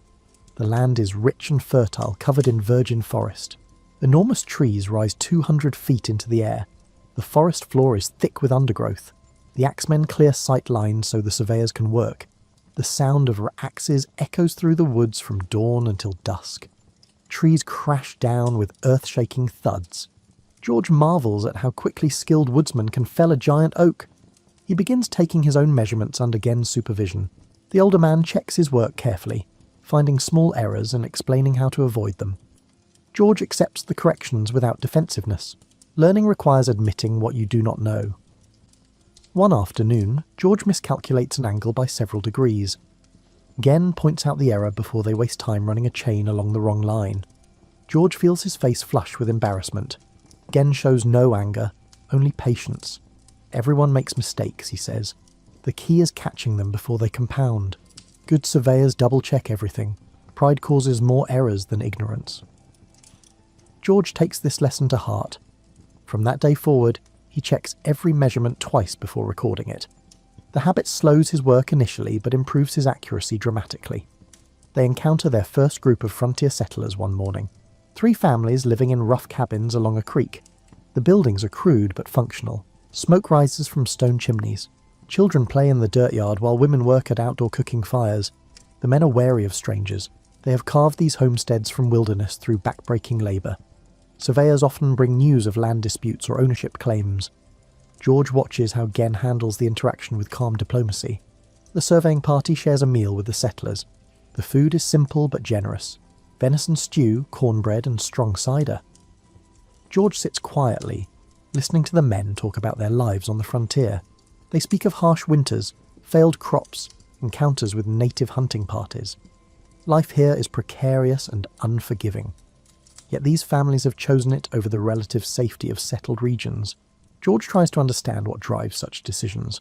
One of the settlers asks if George is Lord Fairfax's kin. The boy explains his connection through his half-brother's marriage. The man nods slowly. Blood and marriage matter in this country, he says. They determine who you are before you speak a word. George files this observation away. He's beginning to understand how reputation and family connections open or close doors.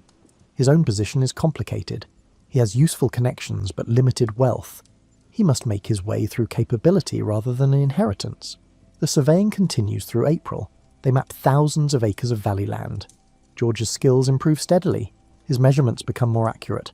His field notes grow clearer and more organised. He learns to read terrain like a book. The slope of a hillside reveals drainage patterns. Vegetation indicates soil quality. Rock outcroppings suggest what lies beneath the surface. Every landscape tells a story to those who know how to interpret the signs. One morning, they discover a natural spring flowing from a limestone cliff. The water is cold and perfectly clear. George tastes it and finds it sweet, without the metallic or mineral tang of many springs. Gen explains how to identify good water sources. Location matters. Springs at higher elevations are generally cleaner. The rock type affects the taste and purity. Settlers will pay premium prices for land with reliable water. George realises that surveying is about more than mathematics and measurements. It requires understanding geology, botany, hydrology, and human nature. A good surveyor must see how all these elements combine to make land valuable or worthless. They survey a particularly challenging tract on a steep mountainside. The work is dangerous. Footing is treacherous on the loose shale. One of the axemen slips and slides 50 feet down the slope before catching himself on a tree. George helps pull the man back up. The axeman's hands are bleeding and full of splinters.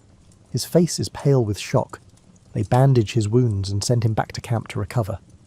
The incident reminds everyone that this work carries real risks. A broken leg or twisted ankle miles from help could prove fatal. Caution is not optional. George moves even more carefully after that. May arrives with warming temperatures and an explosion of spring growth. Wildflowers carpet the valley floor in waves of colour. The forests fill with birdsong. George finds himself appreciating the beauty despite his exhaustion. They complete the survey by late May. Gen reviews all the field notes and declares the work satisfactory.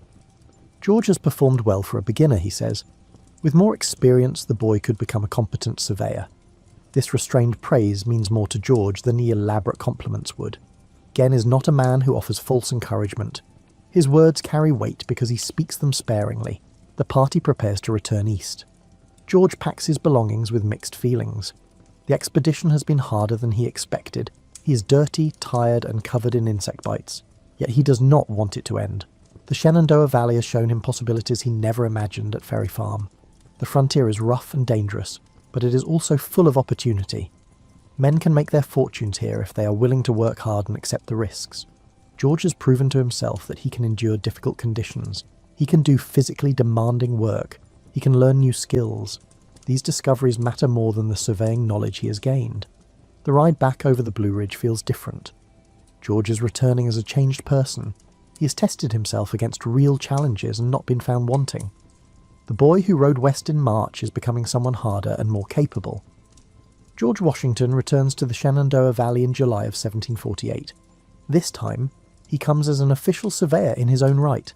Lord Fairfax has granted him permission to survey lands and earn his own fees. He is 16 years old and already taller than most grown men. His surveying equipment is his own now, purchased with money carefully saved. The instruments represent independence made tangible. No one can take this profession away from him. The valley in summer is a different world from the one he saw in spring.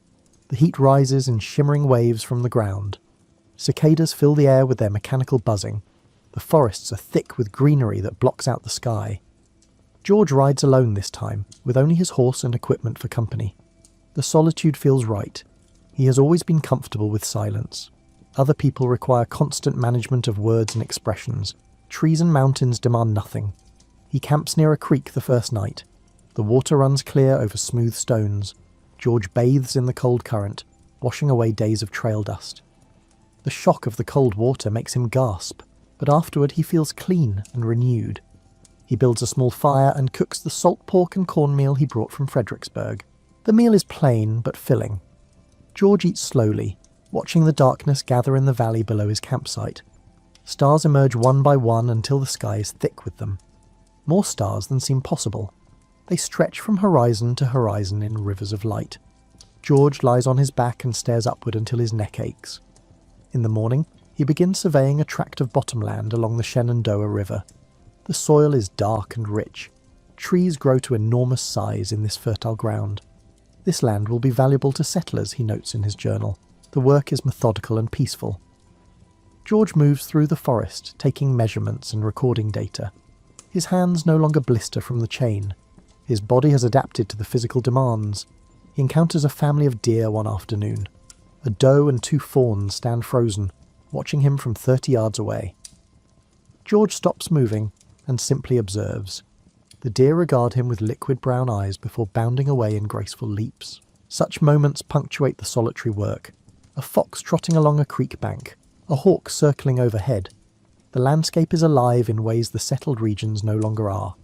George feels connected to something larger than human concerns. He surveys several tracts over the following weeks. Each one must be measured precisely and documented thoroughly. The work requires absolute accuracy. Even a small error can cause legal disputes that last for generations. George develops a routine. He rises with the sun and works until the light fails. He eats simple meals and sleeps under the stars when weather permits. The rhythm of the days becomes almost meditative. One afternoon, he encounters another surveyor working nearby. The man is older, perhaps 40, with a weathered face and knowing eyes. They compare notes and discuss the best routes through difficult terrain. The older surveyor asks if George has filed his surveys with the county. The question reveals a gap in George's knowledge. He has completed the fieldwork but does not fully understand the legal process that follows. The surveyor explains patiently. Surveys must be filed with the county court to be official. Without proper filing, the work has no legal standing. George thanks him for the information and resolves to learn the administrative procedures. This encounter reminds him that surveying involves more than fieldwork. There are legal requirements, fees to be paid, forms to be filed. Success requires mastering the entire process from initial measurement to final documentation. He rides to Winchester, the main town in the northern Shenandoah Valley. The settlement is rougher than Fredericksburg. Fewer brick buildings, more log structures. The streets are muddy even in dry weather. The courthouse is a simple building with thick walls and small windows. George enters and asks to see the surveyor's records. The clerk is initially dismissive of this young man, but George's calm persistence wins him over. He spends hours studying previously filed surveys. The format becomes clear. The language is formal and precise. Every measurement must be stated clearly. Boundaries must be described in terms that future surveyors can replicate. George copies examples into his notebook. He will use these as templates for his own work. Learning from those who have done it before is simply efficient. He files his first official survey that afternoon. The fee is small but symbolically important. This document bears his name and signature. It is his work, his responsibility, his reputation on paper. Walking out of the courthouse, George feels a shift in how he sees himself. He's no longer an apprentice or assistant. He is a professional surveyor conducting his own business. The distinction matters. He takes a room at an inn that night. The bed is not particularly clean, and the walls are thin. George can hear conversations from neighbouring rooms. But it is a real bed under a roof, and after weeks of sleeping on the ground, it feels luxurious. In the morning, he purchases supplies for another survey expedition. Cornmeal, salt pork, powder, and shot for his rifle. The shopkeeper is chatty, asking about George's work and where he's headed. George answers politely but briefly. He has learned that saying little prevents misunderstandings. People cannot misquote what you never said. He rides south into a region of rolling hills and thick forests. This tract is wilder than the bottomlands near the river. The survey will be more challenging. George welcomes the difficulty. The work takes him deep into uninhabited territory. He sees no other people for days at a time. The solitude is profound. George discovers that he prefers it to the complications of social interaction. He encounters a black bear one morning while taking measurements. The animal is perhaps 60 yards away, tearing apart a rotted log to get at insects inside. George freezes, barely breathing. The bear seems unaware of his presence. It continues its work with focused intensity. George watches, fascinated by the animal's power and single-minded purpose.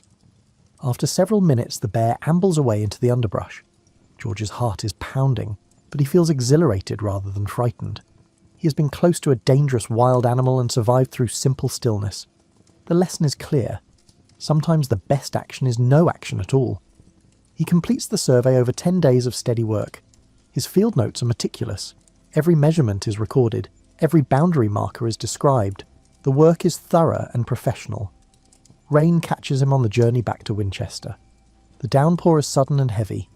George takes shelter under a rocky overhang and waits out the storm. Water streams past his refuge in muddy torrents. The rain stops as quickly as it began. The air smells clean and fresh. George emerges from his shelter and continues riding. His clothes are wet, but he does not mind. Discomfort is temporary. The survey is complete, and that is what matters. He files the paperwork in Winchester and collects his fee. The money is real and earned through his own labour. George counts the coins twice, savouring the weight of them in his hand. This is freedom, he realises. Not the grand political freedom that men argue about in taverns, but personal economic independence. He can support himself through his own skills. He owes no one for this money. He returns to Ferry Farm in September with more money than he has ever possessed. His mother receives him with her usual lack of sentimentality. She asks about his health and the success of his work. George provides brief answers. Mary Washington inspects her son carefully. He has grown even taller. His face is tanned dark by months of outdoor work. His hands are calloused and strong. He looks older than 16. She says nothing about missing him or worrying during his absence. Such admissions are not her way. But she prepares his favourite foods that evening, and George understands this is her form of welcome. He spends several weeks at Ferry Farm, helping with the autumn harvest and catching up on accounts. The routine feels confining after months of frontier freedom. George is restless and distracted. Lawrence notices his younger brother's mood when he visits from Mount Vernon. He suggests George return to surveying in the spring. The frontier clearly suits him better than farm management. George agrees readily. He has found his path. The Shenandoah Valley calls to him with the promise of wild spaces and honest work. He will return as soon as weather permits.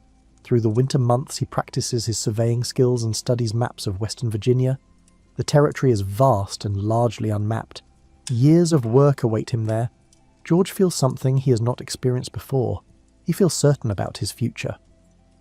Spring arrives in 1749, and George Washington, now 17, rides west with purpose. He carries surveying commissions from Lord Fairfax and several private landowners. The work will keep him in the frontier for months. The road to Winchester has become familiar. George recognises landmarks and knows where to find the best campsites. This growing knowledge of the country pleases him. Understanding a landscape is a kind of ownership that requires no deed or purchase. He reaches Winchester and immediately files notice of his survey activities with the county. The clerk remembers him from the previous year. The young surveyor has earned a reputation for thorough, accurate work. George heads into less settled territories this season. The lands he will survey lie along the western edge of the valley, where the Allegheny Mountains rise like a natural fortress. Few settlers have ventured into this rough country. The terrain grows more challenging with every mile westward. The hills become steeper, the forests grow denser, streams run swift and cold from mountain snowmelt. George's horse picks its way carefully along narrow trails. He makes camp in a hollow protected from the wind. The forest canopy overhead is so thick that little sunlight reaches the ground. The air smells of damp earth and decaying leaves. George builds a fire and prepares his evening meal. Sitting by the fire, he reviews his field notes from the day. The measurements are clean and consistent. He has developed systems for organising his work that prevent errors and save time. Professional competence brings its own satisfaction. The next morning dawns cold and misty. Fog fills the valleys like slow-moving water. George waits for it to lift before beginning work. Surveying in fog is pointless. You cannot sight lines you cannot see. By midday, the sun burns through and the fog dissolves. George begins mapping a tract of mountain land covered in old-growth forest. The trees are enormous, some measuring 6 feet across at the base. They have stood here for centuries. He wonders what these forests looked like before any European set foot in Virginia. The same, probably. Trees this size predate colonial settlement by generations. Walking among them feels like stepping into a living history. The survey takes him along ridge lines where the views stretch for miles. George pauses at one such overlook and simply stares. Ridge after ridge extends to the blue horizon. The scale is humbling. He encounters signs of native presence. Old fire rings, stone tools, trails worn smooth by countless feet. The land was not empty before settlers arrived, it was simply used differently. George finds these reminders thought-provoking. He has heard stories about conflicts between settlers and native peoples. The frontier can be a violent place, yet he has encountered no hostility himself. The native hunters he has glimpsed from a distance seemed intent on their own business, not his. One evening he shares a camp with a group of frontier hunters. They are rough men with weathered faces and hard hands. They live by trapping and hunting, selling pelts and meat in Winchester. The hunters speak in thick accents George sometimes struggles to understand. They use words he has never heard, but they're generous with their food and information.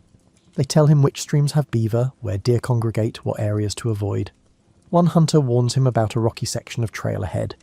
A horse fell there last month, he says, broke its leg and had to be shot. George thanks him for the warning and makes careful notes. These encounters teach him about frontier survival. The hunters know things no book contains, which plants are edible, how to predict weather by watching animals, where to find water in dry country. George absorbs their knowledge like rain into parched ground. He continues surveying through May and into June. The work becomes a kind of meditation. Set up the compass, sight the line, run the chain, record the measurement. The repetition is soothing rather than boring. His body has adapted completely to the physical demands. He can work from dawn to dusk without exhaustion. His muscles are lean and hard from constant movement over rough terrain. He is in the best physical condition of his life. He surveys a beautiful tract along a mountain creek one afternoon. The water runs clear over coloured stones. Wildflowers grow thick along the banks. George notes in his journal that this would be an ideal location for a mill. The water flow is steady and strong.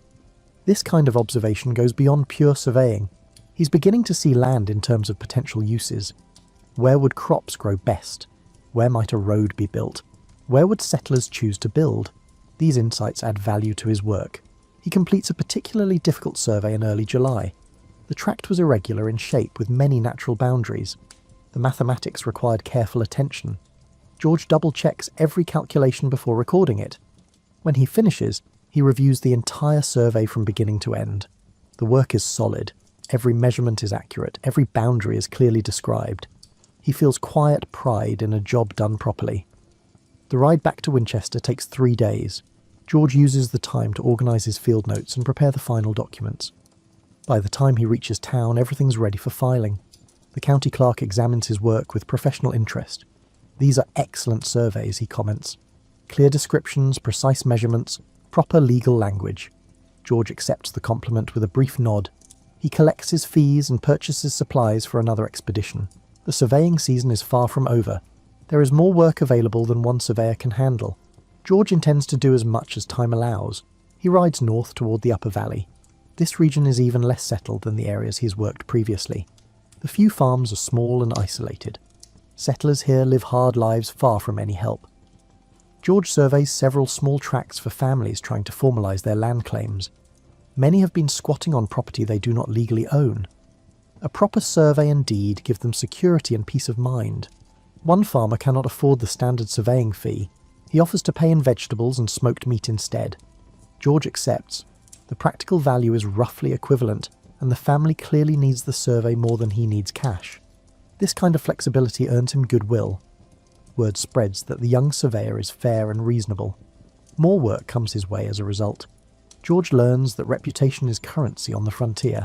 August brings intense heat. The sun beats down relentlessly. George works through it, pausing frequently to drink from streams and creeks. Staying hydrated is essential. Several times he has seen men fall ill from ignoring this simple necessity. He surveys a tract near a natural spring one afternoon. The water is cold and sweet. George drinks deeply and refills his canteen. He marks the spring's location carefully in his notes. Water sources increase land value significantly. A thunderstorm catches him in open country one evening. The sky darkens with alarming speed. Wind bends the trees nearly horizontal. Rain falls in blinding sheets. George seeks shelter in a thick grove of pines. The trees offer some protection, but he is still soaked within minutes. Lightning strikes nearby with deafening cracks. The storm's violence is terrifying and magnificent. He crouches under the pines, waiting for the fury to pass. The storm reminds him that nature holds ultimate power.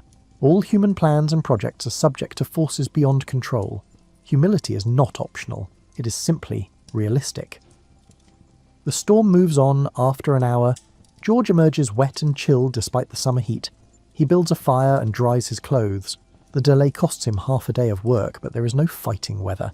He completes his surveying by late August and returns to Ferry Farm. His mother receives him with her usual restraint. George is used to this now. He does not expect warmth from her and therefore is not disappointed by its absence.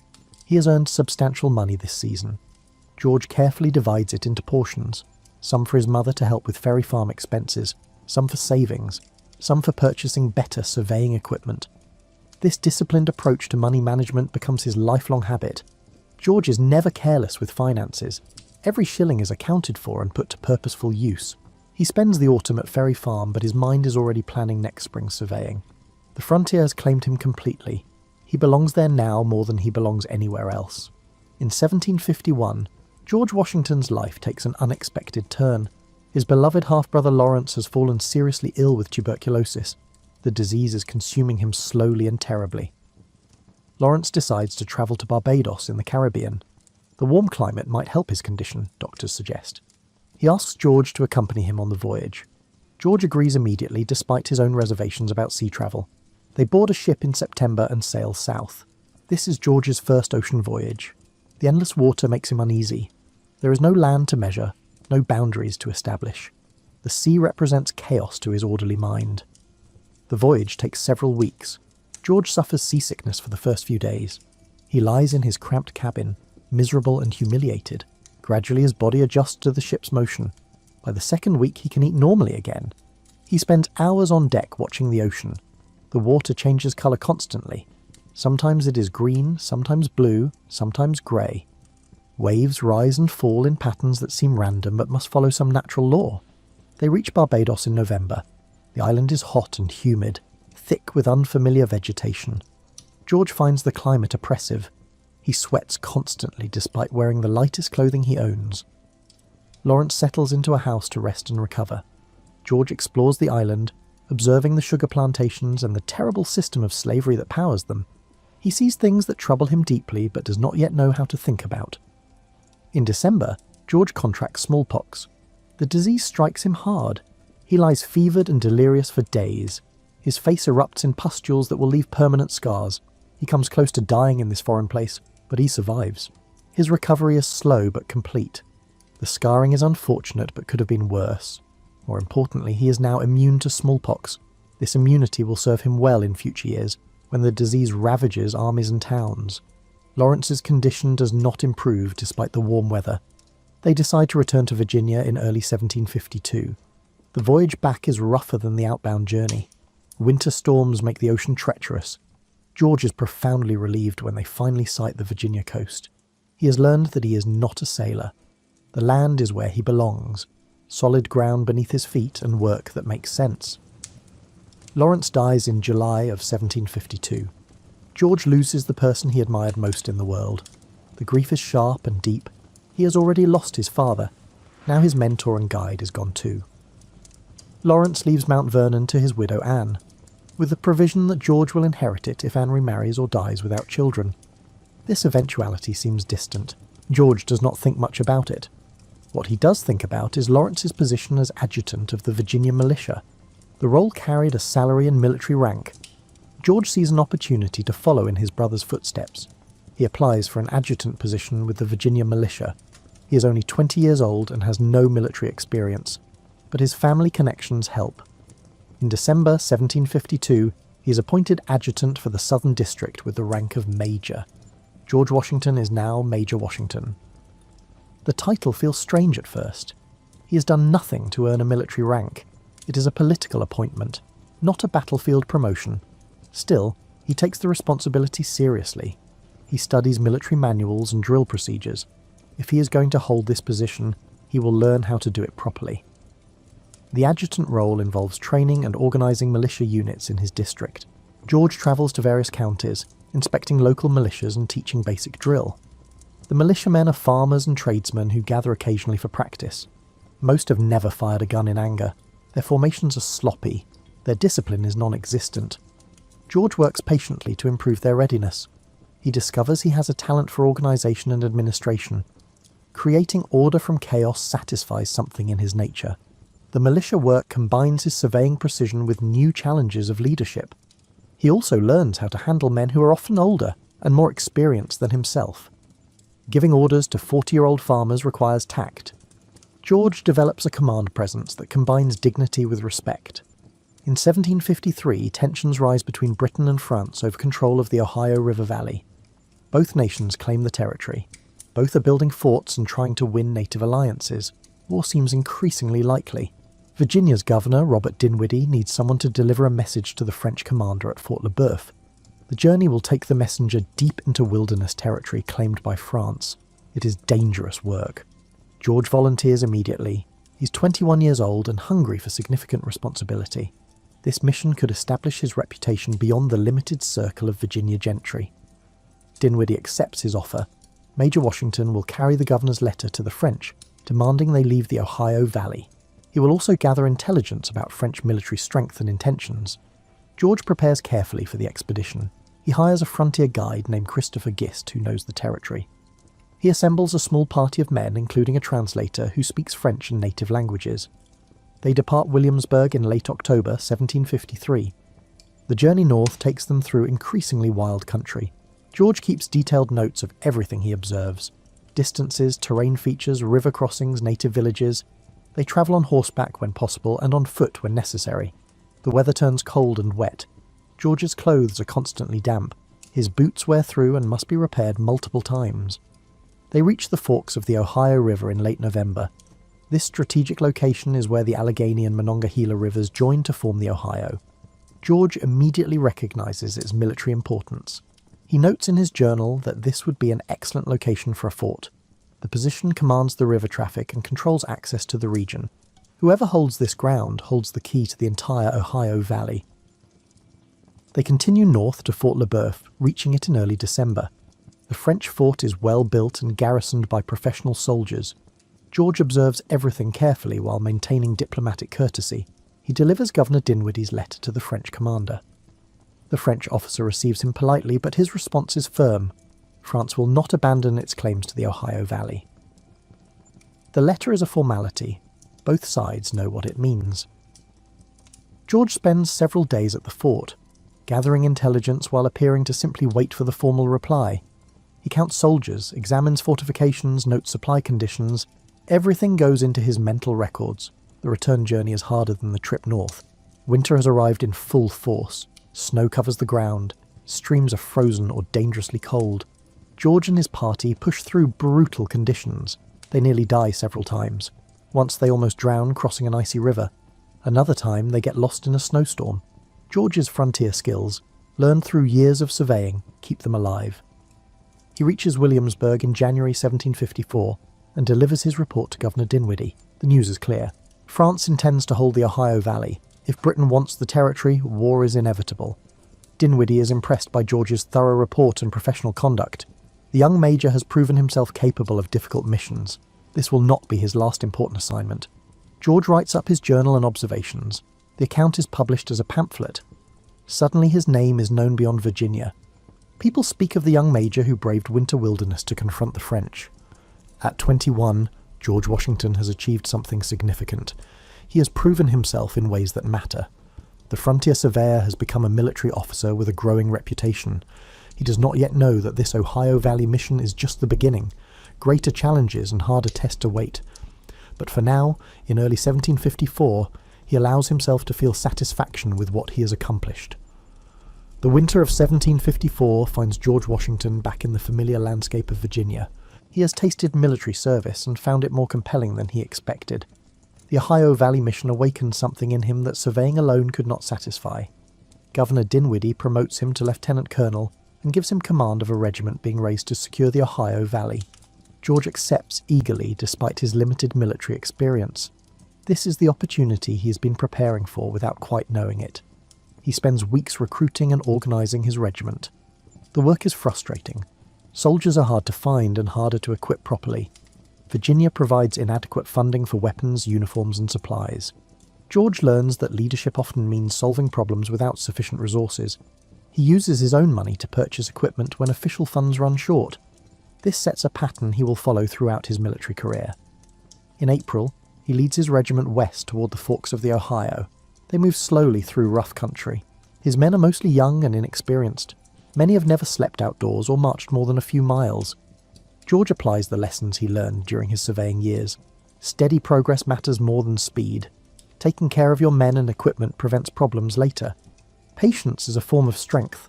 They receive word that the French have built a fort at the forks of the Ohio. The position George identified as strategically crucial is now in enemy hands. Fort Duquesne commands the river junction and blocks British access to the Ohio Valley. George pushes forward anyway. His orders are to secure the region. He will find a way to accomplish the mission even if conditions have changed. In late May, he receives intelligence that a French patrol is camped nearby. George decides to confront them. He leads 40 men through the forest in darkness, moving as quietly as possible. They attack at dawn. The fight is brief and chaotic. Muskets fire at close range. Men shout and struggle in the smoke. Within minutes, the French commander is dead and most of his men are captured.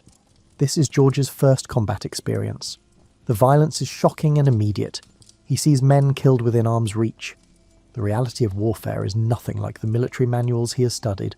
The skirmish has political consequences far beyond its small scale. The dead French commander's papers reveal he was on a diplomatic mission. George has killed an ambassador during peacetime. The incident helps spark what will become a world war. George does not yet understand the magnitude of what he has done.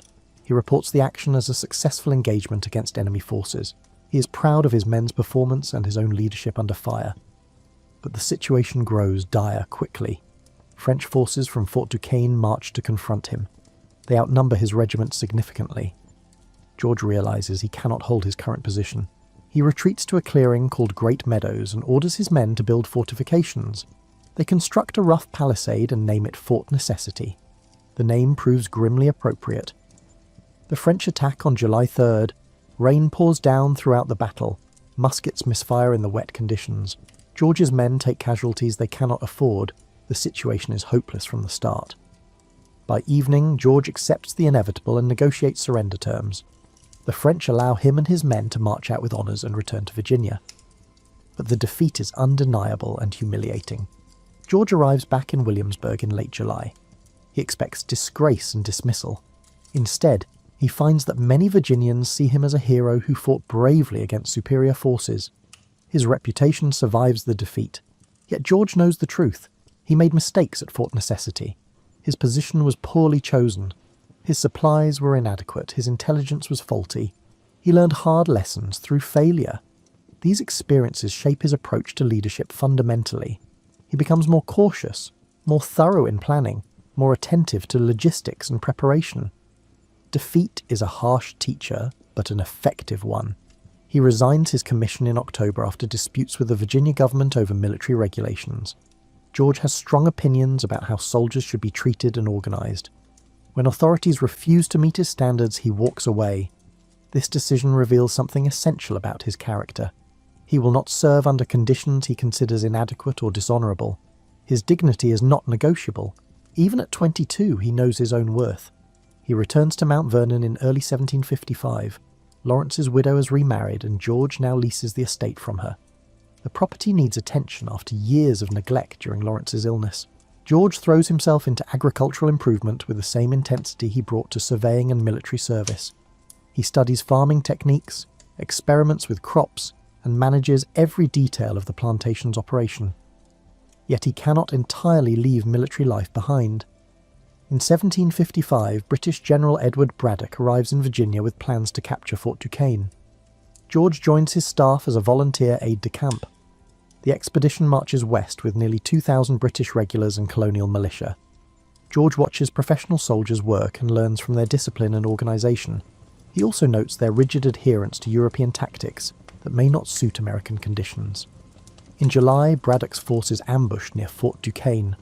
French and native forces attack from concealed positions.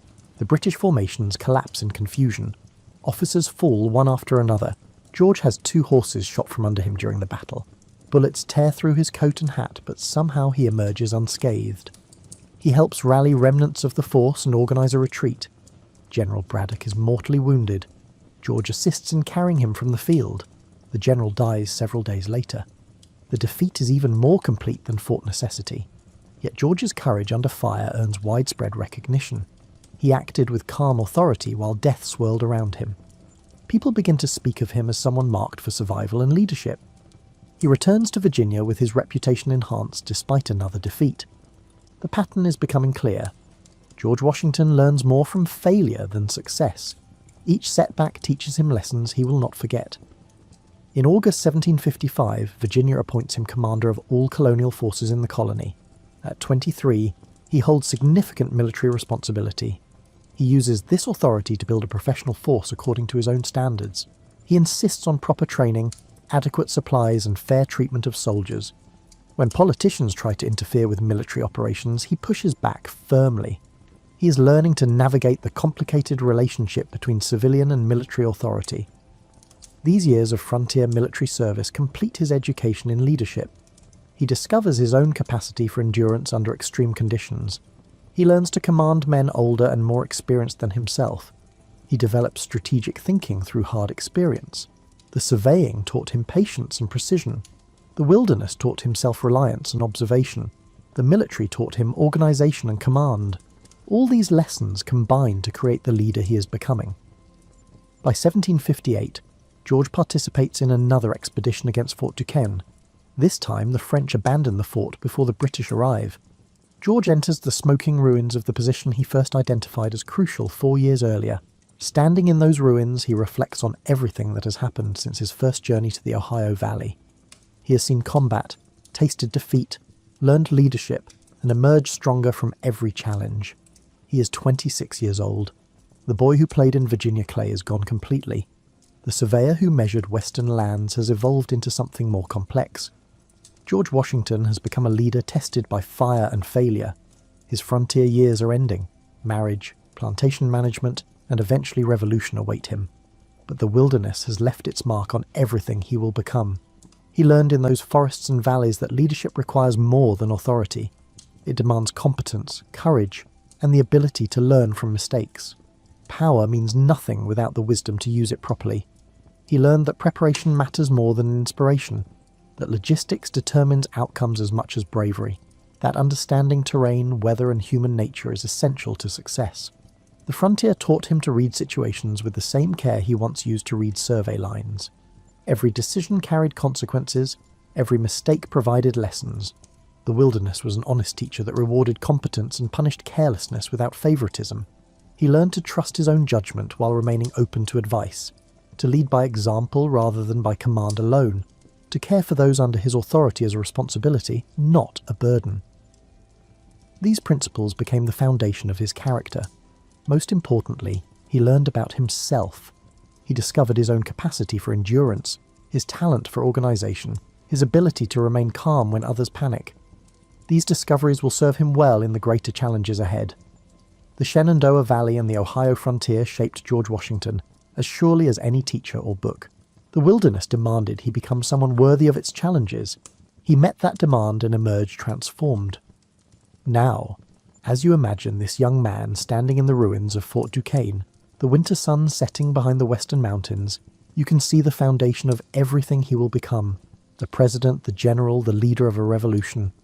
But in 1758, he is simply a Virginia officer who has learned his trade in the hardest school imaginable. The frontier has given him gifts he will use for the rest of his life: patience, precision, endurance, and the deep understanding that true leadership is earned through service and sacrifice. The story of young George Washington ends here, in this moment of quiet reflection. The boy from Ferry Farm has travelled far. The surveyor has measured more than land. The militia officer has learned lessons no manual could teach. He will return to Virginia and civilian life. He will marry, farm, and serve his community. But the wilderness will always be part of him. It shaped his character as surely as a river shapes stone. And when his country calls again, when revolution demands leaders who can endure impossible odds and inspire others through example, George Washington will be ready. The frontier prepared him for everything that follows. Sleep well, knowing that even the greatest leaders begin as uncertain young people learning their way. George Washington was once a boy who measured land and studied stars. He became what he needed to become through patience, persistence, and the willingness to learn from both success and failure. The Virginia hills are quiet tonight. The Shenandoah Valley rests in darkness. Somewhere a young surveyor sleeps under the stars, dreaming of distances yet to be measured and challenges yet to be faced. Tomorrow will bring new work, new lessons, new growth. But tonight, rest is enough. The journey continues, but sleep claims even the most determined travellers. Close your eyes and let the story settle into your thoughts like snow covering familiar ground. George Washington's early years are complete. What he built from those experiences will echo through centuries. But for now, simply rest. The frontier is peaceful. The stars are bright. Tomorrow awaits, but tonight belongs to sleep and quiet dreams.